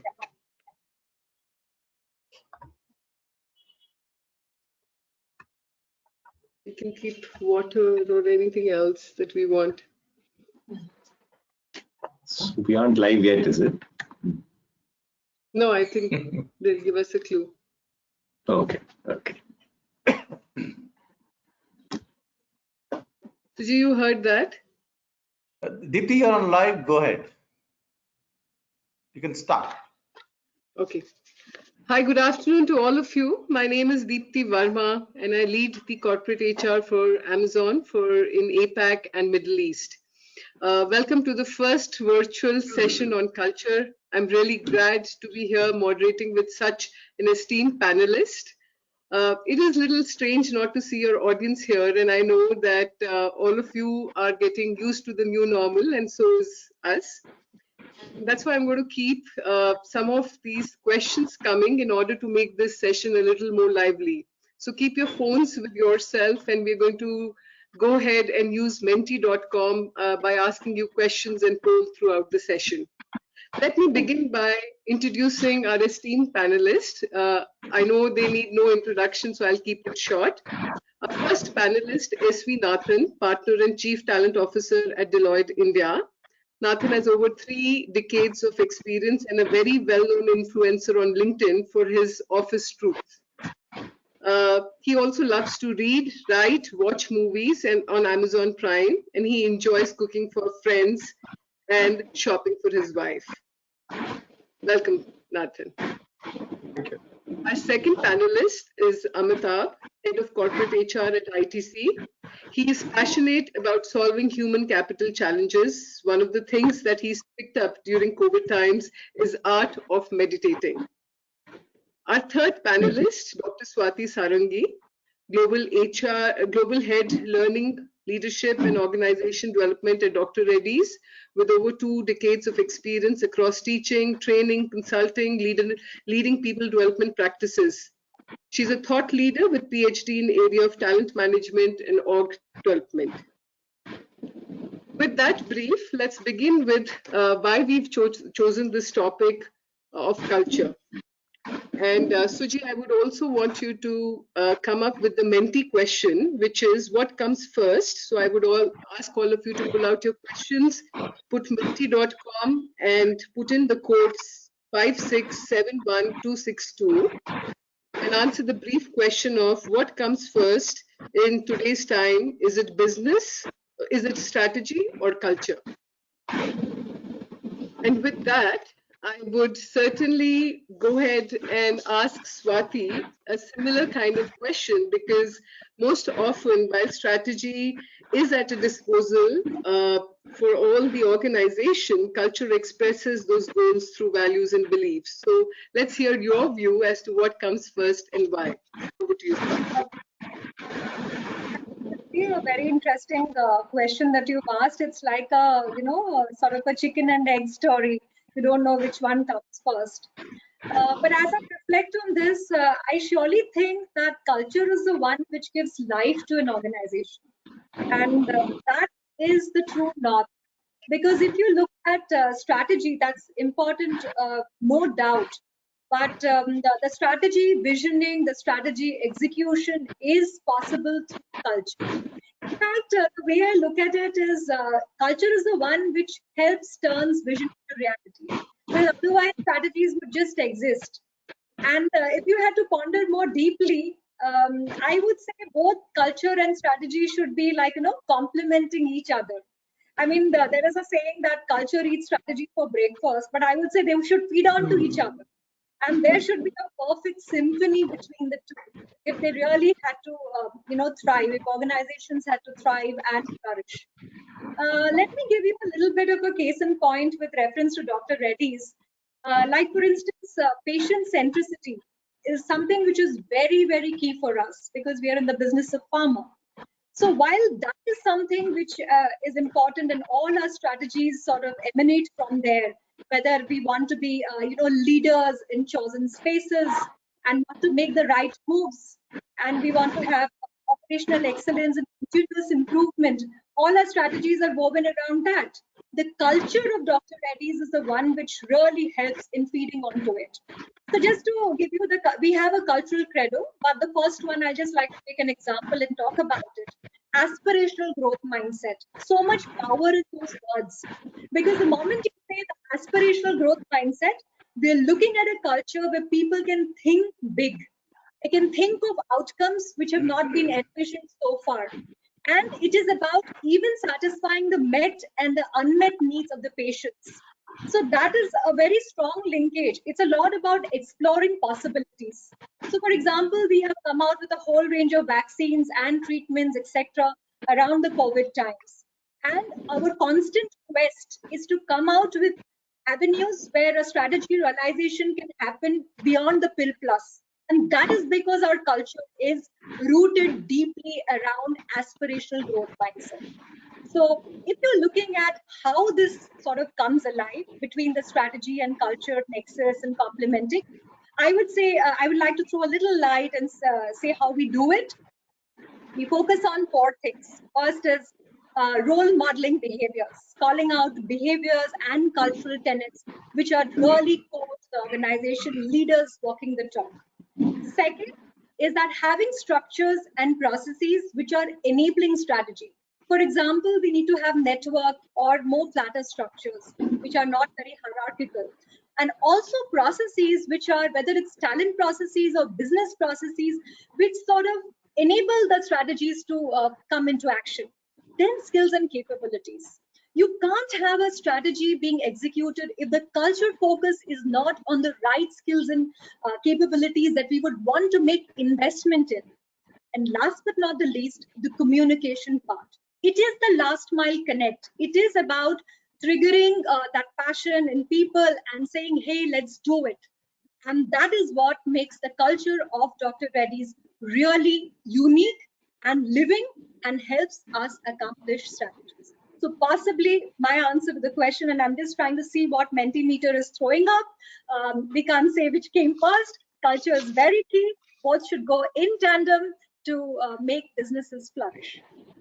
Excellent. Thank you so much. And yes, most of the answers were quite similar to what you were saying. In fact, Forbes companies have published saying that companies with strong culture experience 4 times revenue growth when compared to businesses with weak or undefined culture. With that, let me come to you, Amitabh. You have your workforce is very, very diverse. And obviously one size does not fit all. So how do you build and sustain a thriving culture for your organization with such diverse workforce who's operating from satellite offices, remote offices, and factories and so on and so forth? Thanks, Deepti. Let me address that. I think at the outset, I just want to clarify that, in today's world, firms can actually over time buy the assets, they can have access to capital, they can get the right technology. But I think what really gets difficult to replicate is culture. Okay, and I think that is what perhaps makes the difference between successful firms and the also-rans.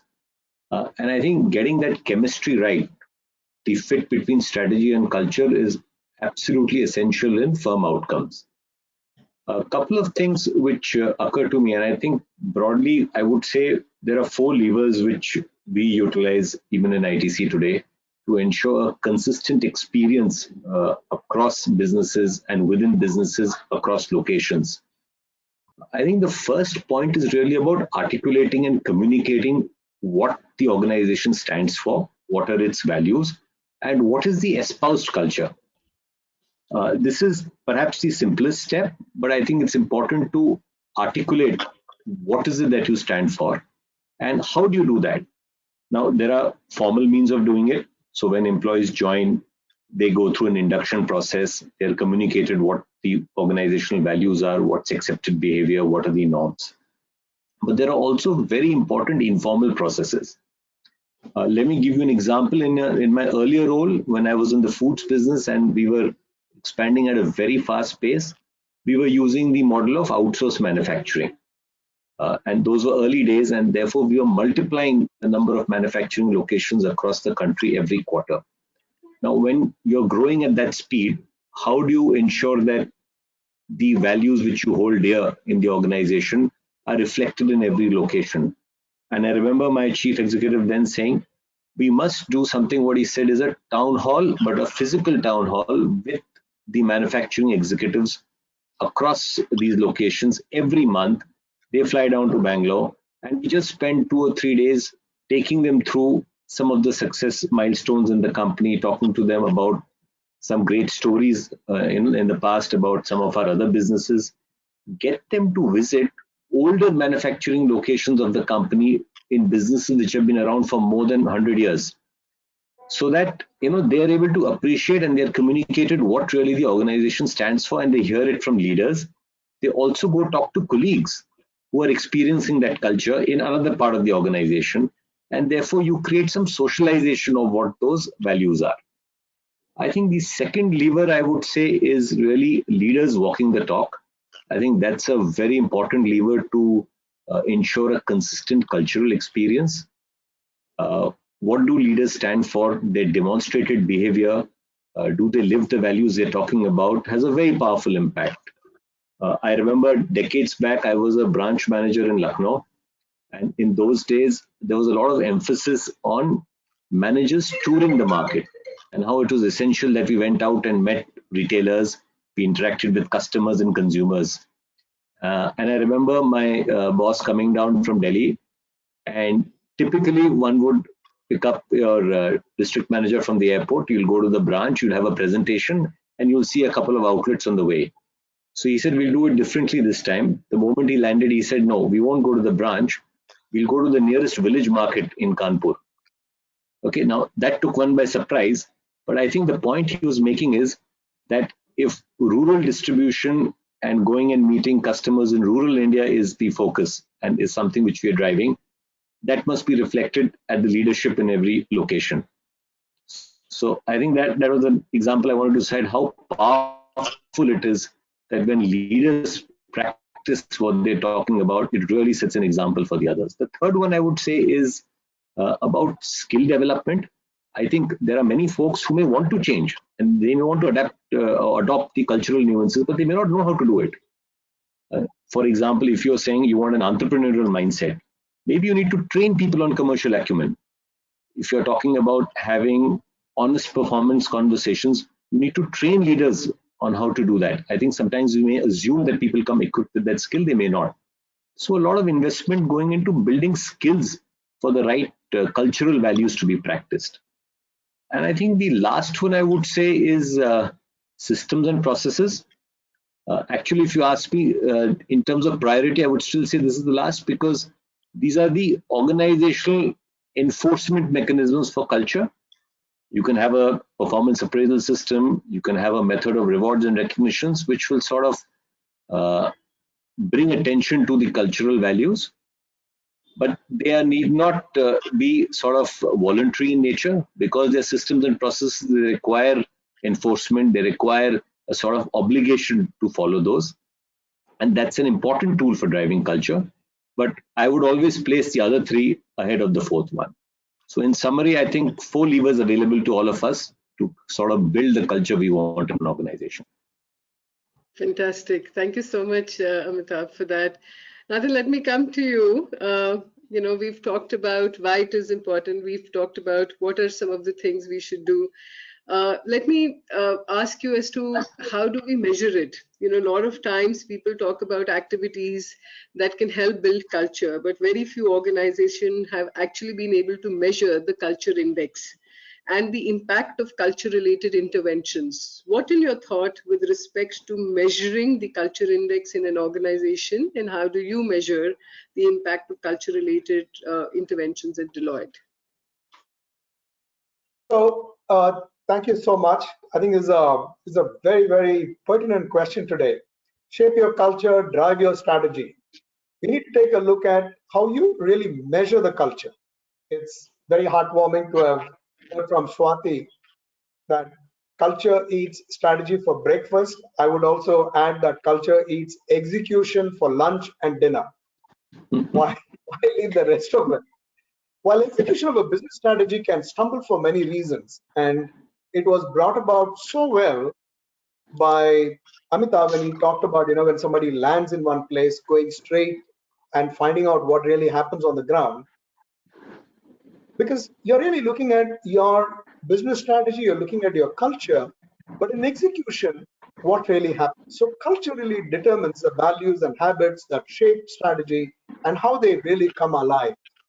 In all of this, leaders understand that there could be alignment problems.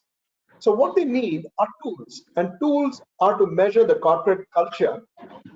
By the way, they have been around for a long time. And what is important is, how do you cultivate? Any tool will always throw up some results, but how do you cultivate new ideas and behaviors based on what the tool tells you? You need to really elevate your organization with an emotional appeal as to what this could do for you. Whether what Swati so nicely mentioned is a very invigorating way in which a culture is set in an organization. Be Dr. Reddy. What do we do at Deloitte? There are measures as to how companies choose to operate and define success. A company such as Deloitte, as a firm as a Deloitte, what we do is we use something called a culture path. It's a tool. So we look at two things. One is core index. The other one is differentiating index. So the way I'd like to look at this whole thing is, one is really, imagine that there is a beautiful tree. It's a nice big banyan tree with a lot of, you know, branches here and there, and a lot of birds, and it's a crackling tree with energy. And below that, what you don't see are the roots. So the core indices are the one which are at the bottom, and you can define that as collective focus, which is what we measure. We measure collaboration, teaming, cooperation in operations, for instance. Below that, we also look at, this is all roots, huh? Risk and governance, focus on compliance, quality, structure and operations, because all of this, it's not wholly intentions. Beyond that, you got to give them a handle, our people a handle. Third one is external orientation. How do we work with our customers, both internal and the external environment? Are we socially responsible? Change and innovation, because if you didn't have it at the root of all that you do, be it our ability to tolerate ambiguity, take risks to drive expansion, innovation. All of this is really at the roots. So I talked about collective risk, external orientation, change and innovation. And if you do all of this, the tree then has courage, where employees exhibit courage and resilience when confronting adversity, ethical dilemmas, and so on. 2, commitment. Commitment where there's a sense of pride, a sense of ownership in the organization. 3rd is the inclusion. We accept and promote diversity, the uniqueness, being authentic. And of course, the 4th is shared beliefs, where we demonstrate commitment to organization-specific core values and our beliefs. So what we also do is, Deepti, we have a survey that is done periodically. At the end of it, we say, hey, we are strong in these areas. These are the areas that require a lot of work. We always also then go back to employees and say, hey, this is how we have done this, and this is feedback that we got from you. We're not going to be working on this. If you do it periodically and say what is the change that has occurred, a couple of things happen.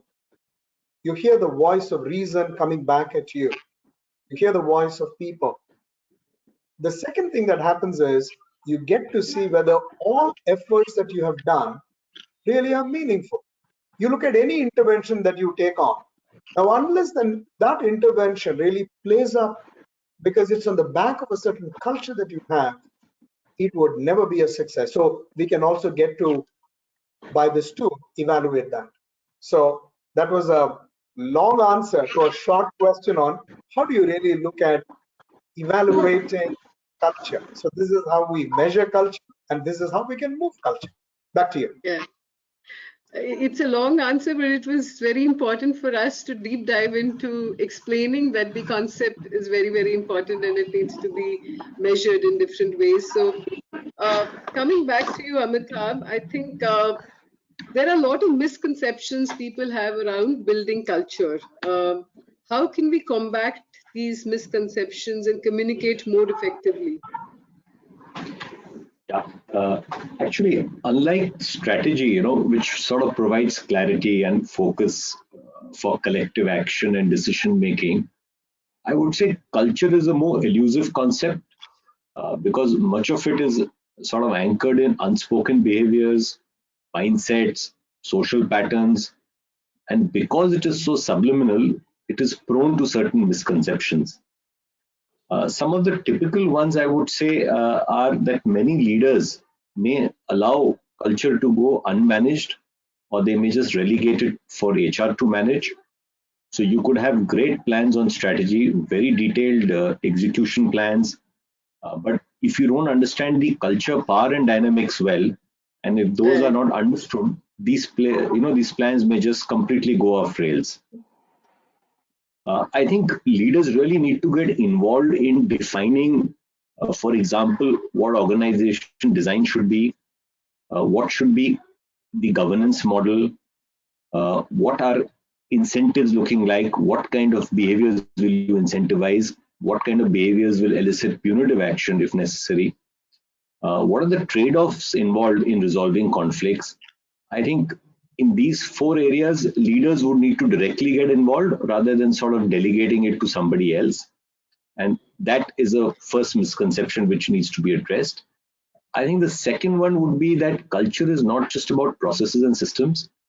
See, it is shared, it's pervasive, it's sort of enduring, and at the same time, it is implicit and subliminal.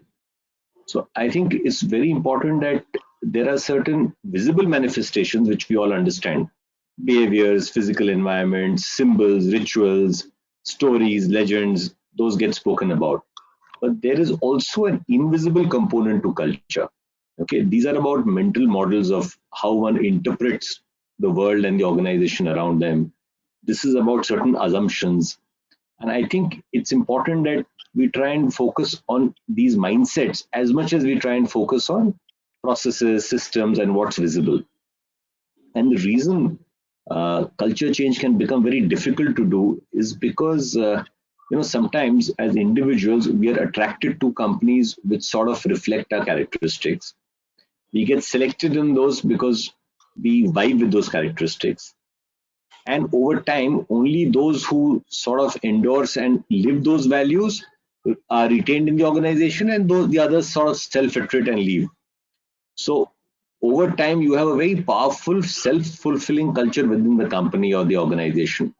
And if you want to make a departure or you want to change some parts of it, it needs a lot of hard work, because it is so subliminal, so implicit, and so pervasive that I think just trying and changing sort of some processes and systems may not get you the results. The last thing I would say is perhaps there is no right culture, or no prescribed one culture which will work for everybody. I think it depends as to whether it fits with your strategy. And I think one way to answer that question is to sort of look at, in the organization, are the people interactions highly interdependent or they're completely independent? If you are somewhere on the independent side, then perhaps autonomy, competition becomes important. If you're tending towards interdependence, I would say perhaps managing relationships, coordinating group efforts, integration becomes important. The second dimension, I would say, is response to change. Does the organization prefer a flexible approach or a stable approach? If it's about stability, then predictability, consistency, taking decisions through consensus, those become important. If it's about flexibility, then you need a culture which is adaptive, which is receptive and responsive to what's happening in the environment, and is open to change. So in short, there is no right answer to the question, is this culture right for me? I think it works best when culture is in alignment with strategy and employees sort of buy into that culture. It makes sense to them. Got it. Thank you so much. And moving on to you, Swati, maintaining resilience and mental well-being in a high-performing culture and doing it virtually is what most organizations are trying to do during the pandemic. However, most organizations were not ready for a situation like this. While our organizations are adjusting to the new normal, this may also change. So what do you predict? What would happen in next 5 to 10 years? Well, I would say that, health is wealth is something which we've heard long since. It's a very old adage kind of. And resilience and mental well-being have always been important. But definitely, yes, during the pandemic, the profound importance has been sort of manifested and we've realized it much more. Having said that, I like to look at it this way. When we're talking about culture, mindsets and skill sets are in the forefront. And the mindset being more important, as Amitabh also said, because that is where your thinking and your feeling and then the way you're going to do it starts. And then skill sets is how you do it. So when you're looking at that, there are certain foundational skills that are there. And when I talk about foundational skills, what comes to my mind is what you're doing to manage your core. What is more human? What are you doing to manage that? And there is no doubt about it that the more people are in control, the more resilient they are going to be able to weather both the good and the bad times. They will be able to overcome and combat challenges and even maximize opportunities that come their way. So if we're looking at what is it that takes organizations to be successful and enduring in the long run, definitely it's purpose and passion. Because you need to have people who are aligned to the purpose being called out, and the passion which triggers and follows to keep people glued. That is why they say culture is also a glue. Together, collaborative, all wanting and raring to go to realize that purpose. Now, when you talk about skills, and since we're talking about passion and purpose and mental well-being resilience, I'd like to share one of my frameworks, which is BOUNCE. And as the name suggests, bounce is when you're encountering adversity, how do you bounce back? So B for me stands for balance.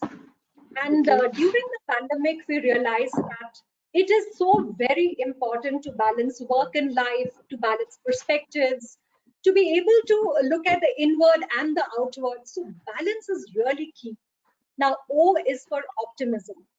As leaders and as organizations, the skill that needs to be dialed up is, can we help people see the silver lining? And as leaders, can we also help them instill that faith and confidence or hope in a better tomorrow, especially in times such as a pandemic? And BOU, so U stands for uplift, and there it's about lifting oneself, one's own spirit, and the spirit of others. The real character of an organization comes out during the times of crisis. So do they have that sort of rarity and ability, the mindset to lift through collaboration, through connects which are there? So that is U, and N is for being nimble. I can't emphasize, and I'm sure all of us agree, that learnability and learning agility is really key. There's so much of learning and unlearning that we have done, and relearning that we have done in the pandemic times, that we know that lifelong quest for learning has to be kept alive. It's really important. Then the C part is being in control. That is when things around us are in a state of flux, we're not able to manage, or we can't fathom which way they will go. It's they're very crucial. We are in control and for what we can, and that is the C for me. And the E is endurance. Can organizations and people have the endurance to sort of keep persisting, be at it, not give up? So resilience, that spirit is very key there. So these are the life skills. I call them the life skills or the core skills. Based on this foundation, the other technical skills, which are more in the skill set category, can come along. Like, for example, there's so much of focus on digital now, data, design. These skills will keep coming, and we can pick them up along the way. But if you've laid the right foundation of what we said about mental well-being, the inner game, and the human skills, then we are going to prepare our people and leaders and organizations for a better tomorrow. So whether it is leading self, leading others, or leading the organizations, we will do it far more purposefully and passionately. Wonderful, very nice, and I really loved the acronym BOUNCE. Very apt for a setting of today, and obviously will be relevant 5 to 10 years from now. Moving on, Nathan, coming back to you. If I had to ask you, who's responsible for building the right culture in an organization? Is it the top management, HR leaders, line managers, or someone else? And what is one piece of practical advice would you give to the HR professionals who are responsible for building the right culture in an organization? So let's do this. I mean, why would you think that I would be the fountainhead of knowledge? Why don't we ask everybody what they think? So let's do a mentee poll on this to check who you think is responsible for building culture in an organization. Let's use the Mentimeter. Yeah, and the code would remain the same, 5671262. So if people can pull out their phones, put Mentimeter, and start.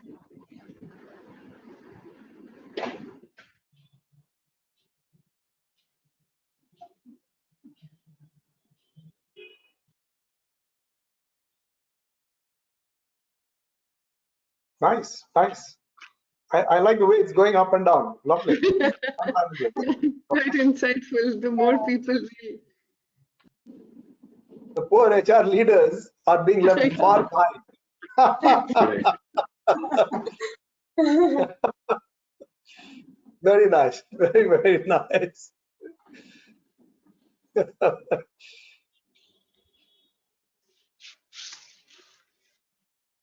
Very good. So it appears that the senior leaders, employees seem to be there. Okay.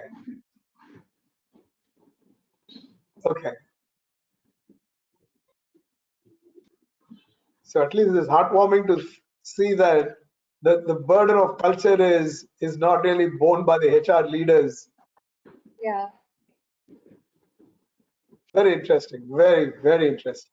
I quite like the accent on employees leading charge. So very, very true.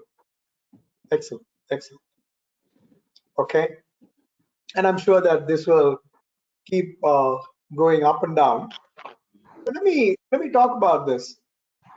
I think if you ask yourself who's responsible for building culture in an organization. The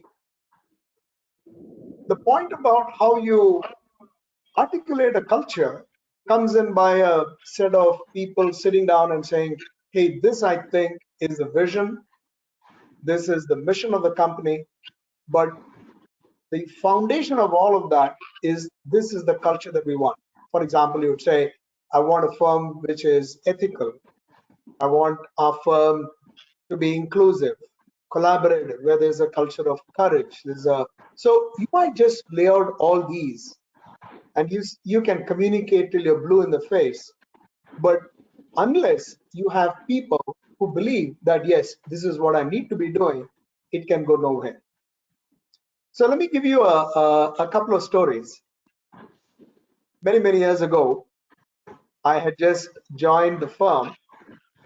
And at that point in time, I was just one of the busybodies around the place.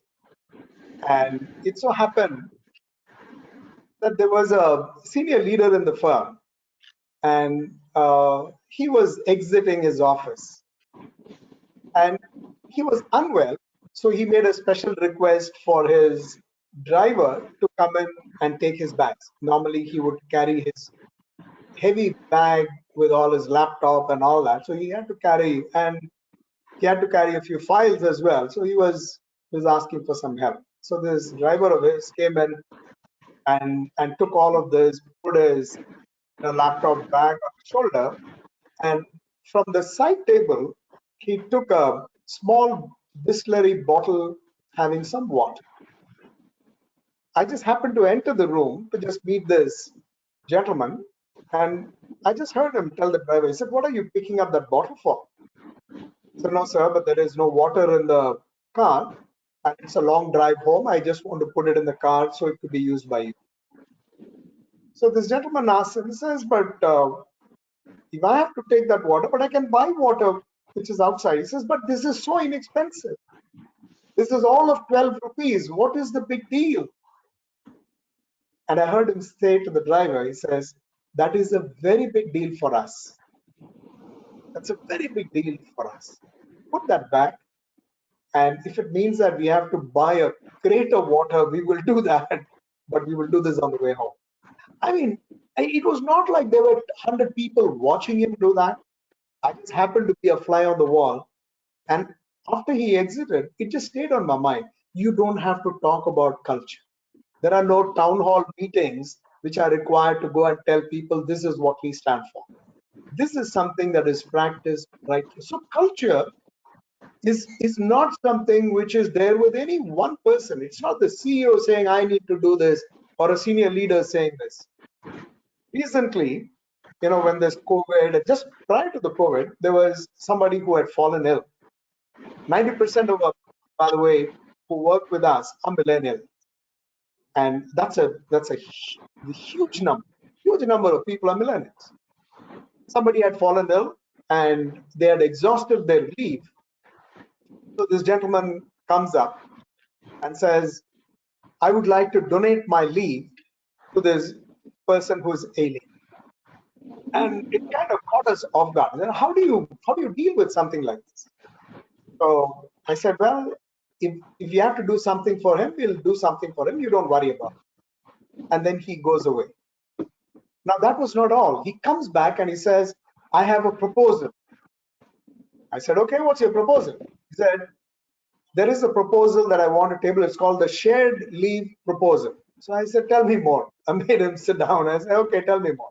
He says, no, I want to get another person along with me. So he brought another couple of young women, and they all came in and sat, and they very energetic set of people. And they were telling me shared leave is when all of us can donate into a shared leave bank. So it's a leave bank. And we will all donate leave into this bank, and anybody who wants leave from this bank should have done this. They should have exhausted the leave, and there must be a reason why they need this leave. And typically we would do this because it's medical and so on and so forth. So this is what we wish to do. I was so taken in. You don't have to talk about care in the organization. Care, by the way, is part of our shared values. You don't have to talk about that. Here are people who have just joined the firm, They are hardly spent about a year in the firm. They come up and they say, we want shared leave bank, and a leave bank has been instituted in the firm on the back of people coming by and saying, hey, we would want this. Culture is not something which is the reserve of the people who are at the top or the senior managers. You and I, every one of us, we need to be talking about culture. We need to be talking about culture not through big speeches, but by the small things that we do. It's a very simple thing. Somebody is unwell. These are COVID times. By the way, the same group came back. It was a different set of people. They started a program called Each One Reach One. So you don't put the burden on everybody. So these are times which are tough for us, sometimes even depressing. I'm still within the four walls of my house. I can't go out. I'm really getting completely stressed. But there is somebody that you can talk to. So there is a, by the way, there is 30 minutes of time that the firm gives every week. You can take more if you wish, but it is on your calendar. All you have to do is call up somebody that you wish to speak to.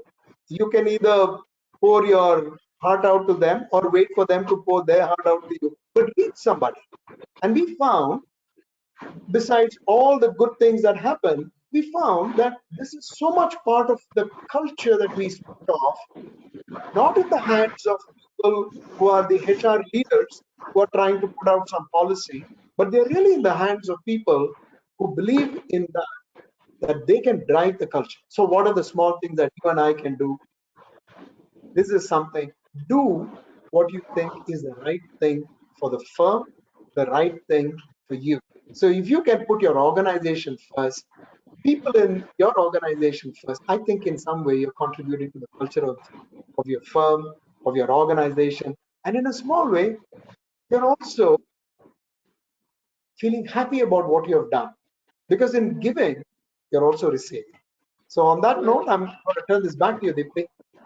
Wonderful, very insightful stories, and it was like a small mini session where I've heard such insights from all of you that I take back a lot of pearls of wisdom from all of you. So I know we are just about time. We have just 10 minutes left. So I'm going to ask you all for a rapid fire question.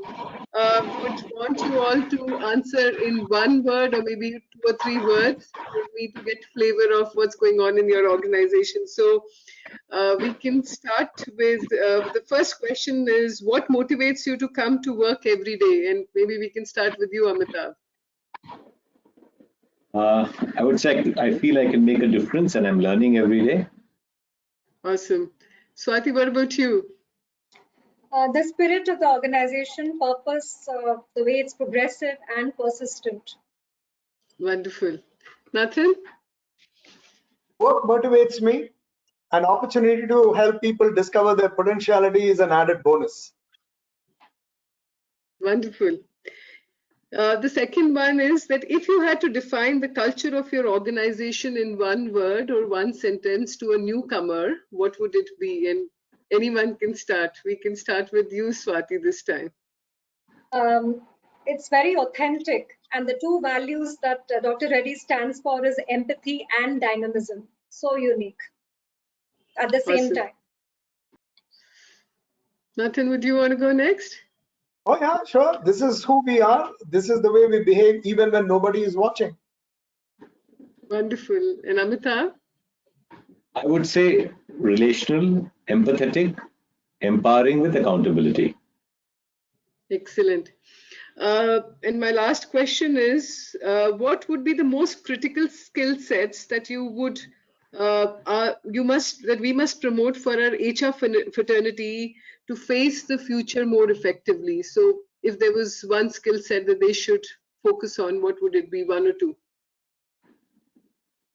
I would say technology, patterns, people, empathy. I think an understanding of all of these will help.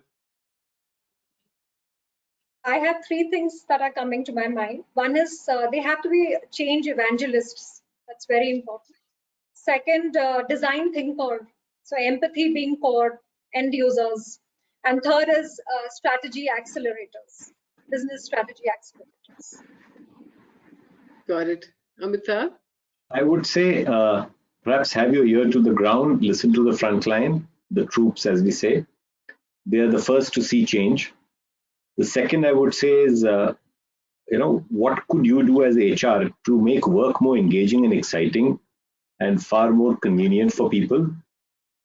And I think the third one I would say is perhaps understand what's the source of advantage for the firm and what can you do as HR to strengthen it. Got it. Got it. I'm just trying to see if there are questions here for us. I don't see questions here, but let me. So we are standing between the people and their lunch, right? Yeah. So, Okay. Deepti, you have time up to 2 p.m. Okay, I'm just seeing if there are questions. I don't see too many questions. Maybe I'm not seeing the right chat window. I had a question. Do leaders of organizations also fear? No. Are there questions from anyone? If so, please do type in here. If not, then I'll go in with my last question with all of you. I think the question that I have is that when you all of you have been part of different organizations and you worked in different organizations, if there was one thing that you would have to talk about which is common and core in all the organizations that you've worked that has attracted you to the organizations that you've worked, what would that be?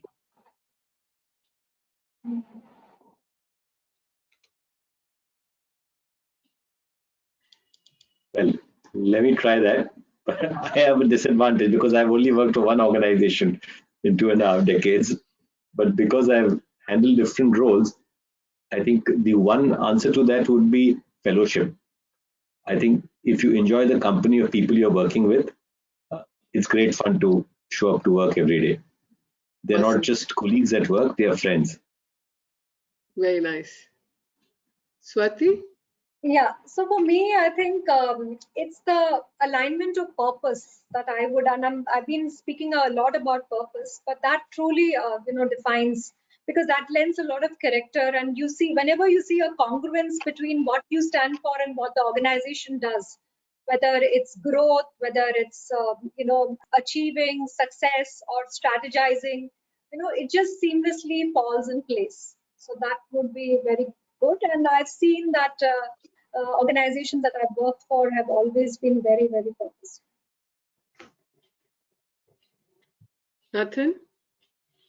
So Deepti, I think one of the most important things in organizations, even as we look at organizations, are a lot about becoming. I need to be going in from here. I need a 30% growth, and I need this, and I need that.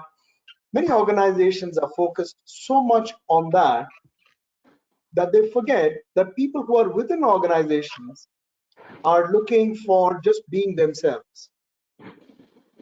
They are looking at people who are authentic. They're looking at people as people, and people. I think we lost you, Nathan. While Nathan is coming, They would make a biggest difference to any firm or organization. I think that is. Sorry? We can hear you, Nathan. We can hear you. There was. Are you able to hear me? Yeah, there was a little bit. Yeah. Okay, wonderful. Yeah. Okay, so I would say if there is one thing in all the organizations that have stood out as something which is absolutely right up on top, that I've stayed substantial years, it is care. And you can put all the ones around empathy, looking at how people grow in an organization, because people fundamentally looking at how do I learn in an organization, how do I grow in an organization, but you leave all that aside. The thing which is fundamental is, does an organization really care for you as a person? And that is so. then my vote is for that organization. All organization will be about growth. All organization, we will have purpose. We will do all that stuff because that's what organizations. Because organizations will have to, first of all, survive. They will have to grow. But that's from an organization perspective. My vote is for any organization which looks at its people as well. So on that note, back to you. Sure. There are quite a few. What Nathan has said, I feel that when an individual comes to work, the person is carrying oneself to work. So when we say purpose, it's a lot about the being and the doing.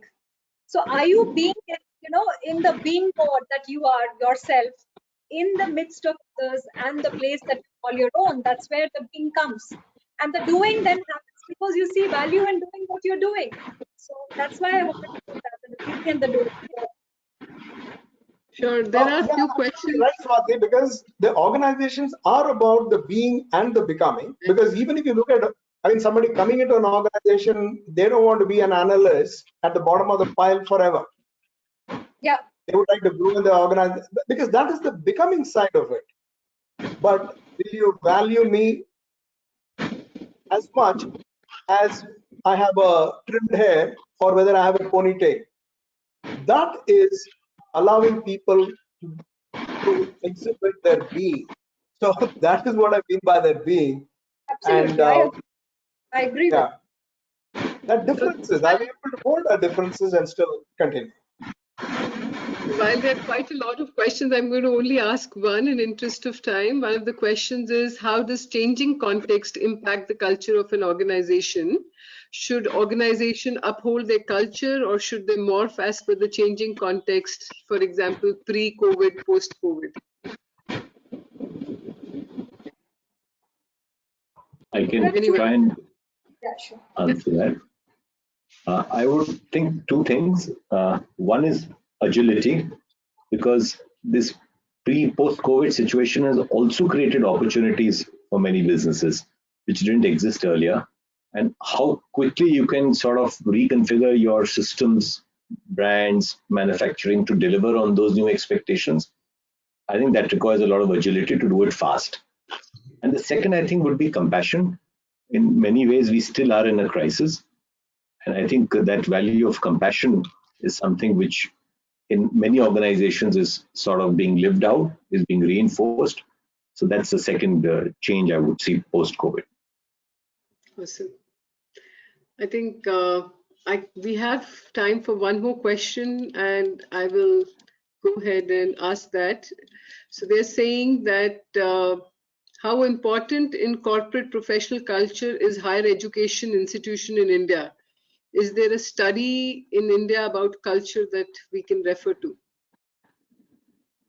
Well, there are lots of studies in culture that have happened in India. While if you look at the seminal works of Edgar Schein, who talks about culture, and then there have been Denison, there have been so many models galore, whether it's the consulting literature or the academic literature. But if you're looking at, you're here in India, you can refer to books and authors. But I feel that research is about a point of view of a researcher, and the theory is about a framework that is good. It's good to draw insights, but look at what fits best. Look at your own best fit. That would be key. A lot of Indian values and ethos are typical here, even if they are global organizations, when they're housed here, they would resonate those values which are typical here. We are looking at culture which has certain tenets which are very permanent, not changing. There are certain tenets of culture which are evolving. There are certain which are implicit, there are certain which are explicit. So it's full of paradoxes that way if you look at it. Unraveling each side is a journey by itself. And please go ahead and dig deeper. It's a beautiful world there. Absolutely. And with that, I think we are about to end the session. I would just end the session by taking a quote from Jeff Bezos. Part of company's culture is path dependent. It is the lessons that you learn along the way. And a big thank you to the esteemed panelists for giving your thoughts today and doing this virtually. I know it's not very easy, but I think we learned a lot in this 1 hour that we spent with you. So thank you so much for the session today. Over to you, Ravi. Thank you. Since you Deepti. thanked Thank you. everybody, I should thank you, Deepti.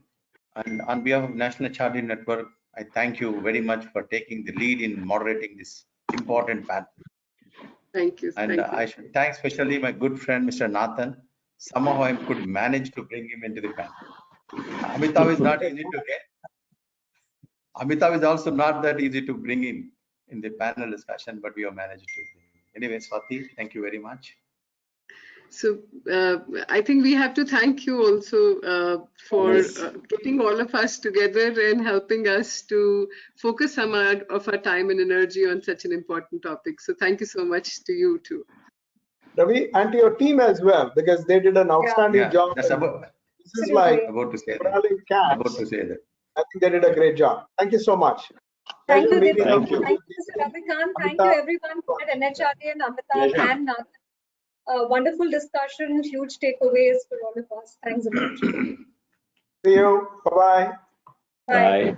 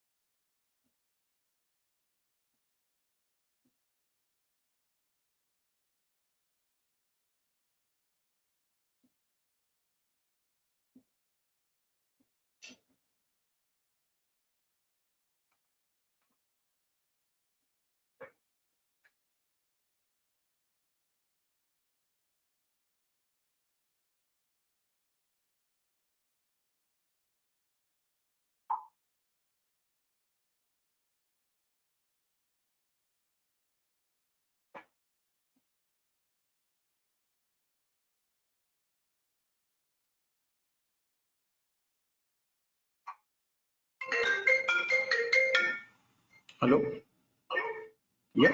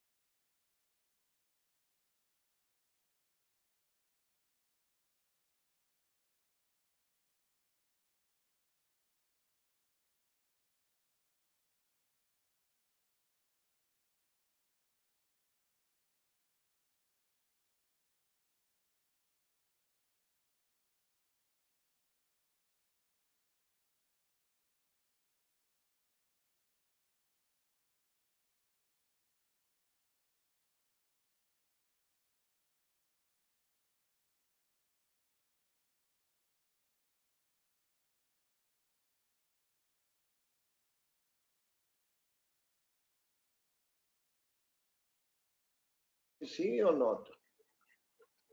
Can you hear me? Hello? Yes, you are very audible also. Okay.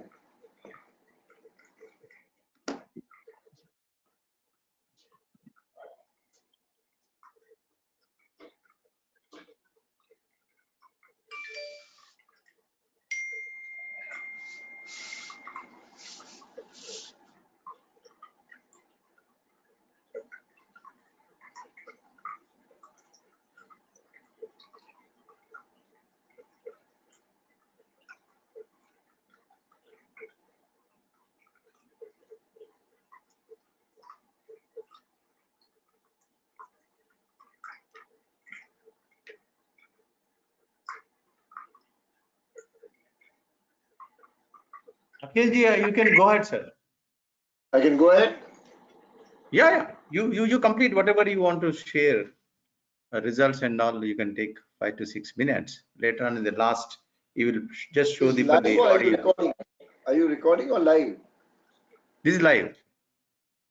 Okay, so I did not know I was live. Again, good afternoon, and first of all, let me congratulate the NHRDN Hyderabad team and NHRDN as an organization for putting this conference together. I think one of the better ones that we've seen in recent times, especially the quality of panel discussions and the research that was going on, and to top it all, the best of breed competition. So let me take about 3-4 minutes to share with you not only the results but some of the observations that the jury picked up. I was honored to chair the jury with M. Lakshmanan, Larsen Tubro, Krishna Kishore, all of you know, and Bimal Rath. I think Bimal is also on the call just now, and so is Lakshmanan. And we spent quality time, 2 days together, to look at 16 teams which were put to final evaluation out of the 56 teams that participated. And these 56 teams consisted of 4 from East, 4 from North, 6 from West, and 42 from South. And the overall quality of the 16 presentations was high. The topic was around COVID, so there was a bit of a limitation in terms of what new practices one can do on innovation, but I think they made a very good pitch for it, and each one had their own take on how their organization specifically was catering to the need of the surroundings of their employees in specific, not only copycatting other people. As a part of our observation, there are 2 things that I would like to share. One, these presentations are rich piece of practical knowledge, and I would suggest that Hyderabad chapter should take the lead in making this as a library, a rapporteur of all the knowledge, and put them on websites of the HRD network so that people can actually click in and learn 12 minutes of good synthesized hardcore knowledge and practice. And I'm sure Ravikant Reddy and his team, which has done a fantastic job for this conference, can walk an extra mile and put that together. Krish Shankar, if you're online, which I'm sure you must be, I have a suggestion for you and Ravi Reddy that looking at this competition, and I had the privilege to lead the jury in 2018 also. And looking at these 2 sets of competition, maybe we should make this an annual event, Krish, from the National HRE Network, and make it national, not regional or chapter, but make it a completely grand national event so that we get participation, large numbers from across the country. And that way we'll be able to take a topic, and maybe Hyderabad chapter who's done a good job of this, can lead implementation, and the board can decide on the topic. So we'll leave this suggestion with you, Krish and Ravi, if you want to debate on this, and maybe it will be a very good opportunity for HR people to learn from people who are practicing it. Coming to the award, we have got the award in 3 categories: gold, silver, and bronze. In the bronze category, we had joint winners. And let me call out the name and congratulate Bharat Financial Inclusion Limited as joint bronze winners. Their work was unique in one way, and the jury debated for quite some time about the relevance of that work compared to in connection with the competition. They were doing a lot of work around cattle and livestock in area which is the livelihood of many people who work in the institution or around it, and it made a much broader social impact in the way they went around not only treating but helping out the livestock owners in handling the COVID crisis. And we found that it was a much larger community impact that they were creating, and it was worth recognizing as a joint bronze winner. The second joint, not second, but the joint bronze winner were TVS Motor Company Limited. The one point the jury noticed in this particular judging this company as a bronze winner was the serious commitment of the management to invest substantial amount into improving the health and lifestyle of employees when they come to work for a long-term basis. So they have installed a very unique filtration and I wouldn't say air conditioning, but the air filtration system, which is so unique, expensive as it is, but it ensures that the workers get an environment which at least assures them for the 8 to 9 hours that they're there is very, very healthy, and it makes a big impact on the health and welfare of the employees. So my congratulations to Bharat Financial Inclusion and to TVS Motor Corp for winning this year's bronze award for the competition. The silver award went to SAIL Bokaro Steel. Now there were 2 entries, so I want to make it clear that entry where the management trainees and youngsters, their involvement with the society in hard condition, remote conditions. And we were very pleased to know that these youngsters were putting in the personal time, effort, and sometimes even hardship to a large extent to do that work around the tribal, for example, tribals around the area. And each of these batch of management trainees is spending his first work anniversary doing some work in those villages and far-flung area. During the COVID, they went out of their way to visit these people, help them out, look after them in many ways than one. So their commitment to look at the population, which is normally left aside from the mainstream, and their ability and willingness to spend time with them is commendable. And we are very pleased to announce from the jury that the jury has decided to award them the silver cup, or whatever. It's a cup, yeah. So congratulations, SAIL. The gold goes to Dr. Reddy's lab.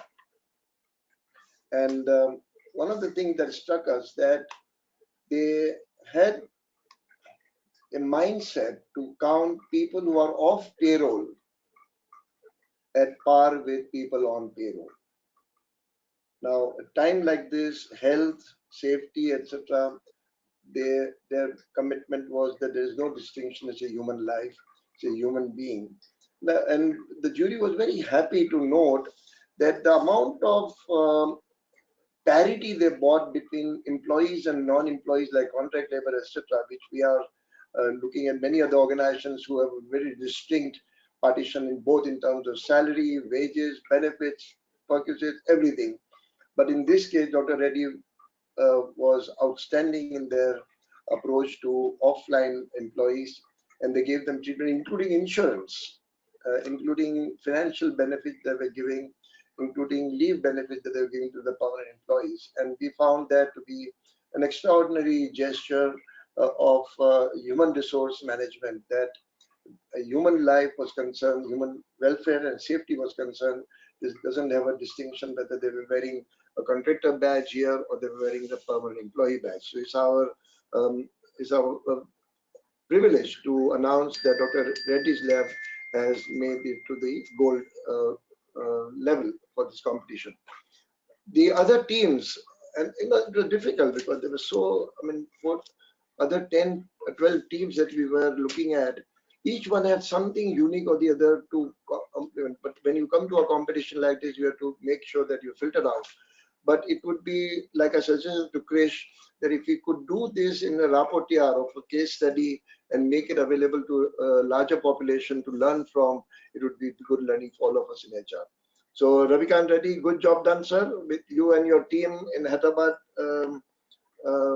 organizing this whole conference, and also on behalf of the jury, Lakshmanan, Bimal and Kishore and myself would like to thank you for giving us this opportunity to spend 2 days of good learning while we were evaluating the jury. So thank you very much, Ravi. Over to you.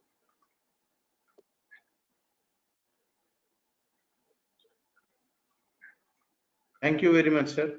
Okay, Malipa. Okay, as we come to the close of what was a wonderful 8th Capital Conference organized by the NHRD network, it is my privilege to propose a vote of thanks on behalf of the organizing team. We wish to place on record our sincere gratitude to the Honorable Education Minister, Government of India, Dr. Ramesh Pokhriyal, for his thought-provoking message and encouragement. Dr. Wayne Brockbank for helping us in putting things in perspective to face the challenges in the new ecosystem, which helped us in the subsequent deliberations.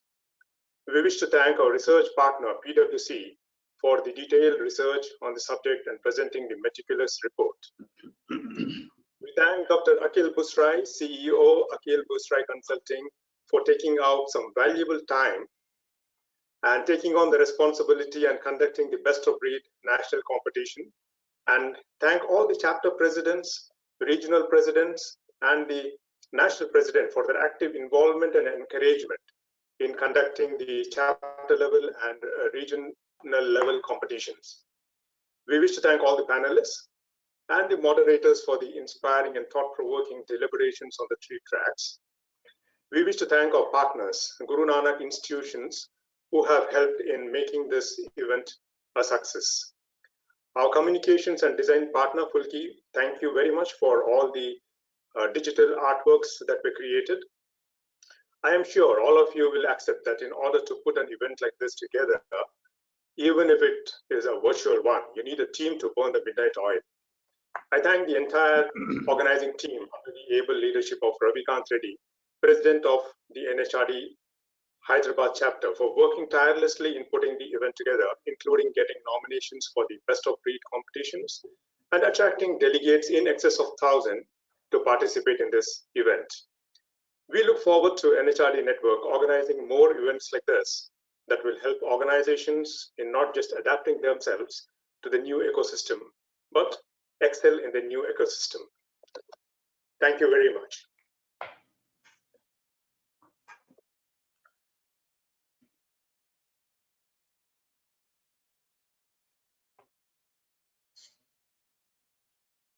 Akhilji, thank you very much. I need to say a few important points here before we wind up. We started on dot morning at 9:30 a.m.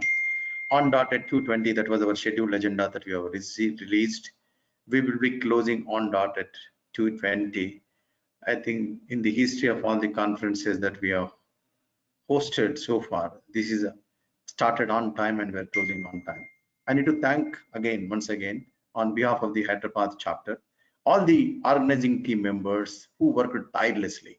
And one more important point I need to mention here is there are several past presidents, past secretaries, and past national office bearers who has given their videos in propagating and spreading the message of this conference across the country. I thank all these people who has taken extra effort at this present situation of recording themselves on their mobile phones and sending this to us to spread this. If they would have not given these videos to us, we would have not spread this campaigned the way we have done it, and all the participants finally who has registered and stayed patiently to completely listen to all of us. And I also thank all the people who supported me in Hyderabad, more particularly our Hyderabad staff member Mayan and the National Secretariat team.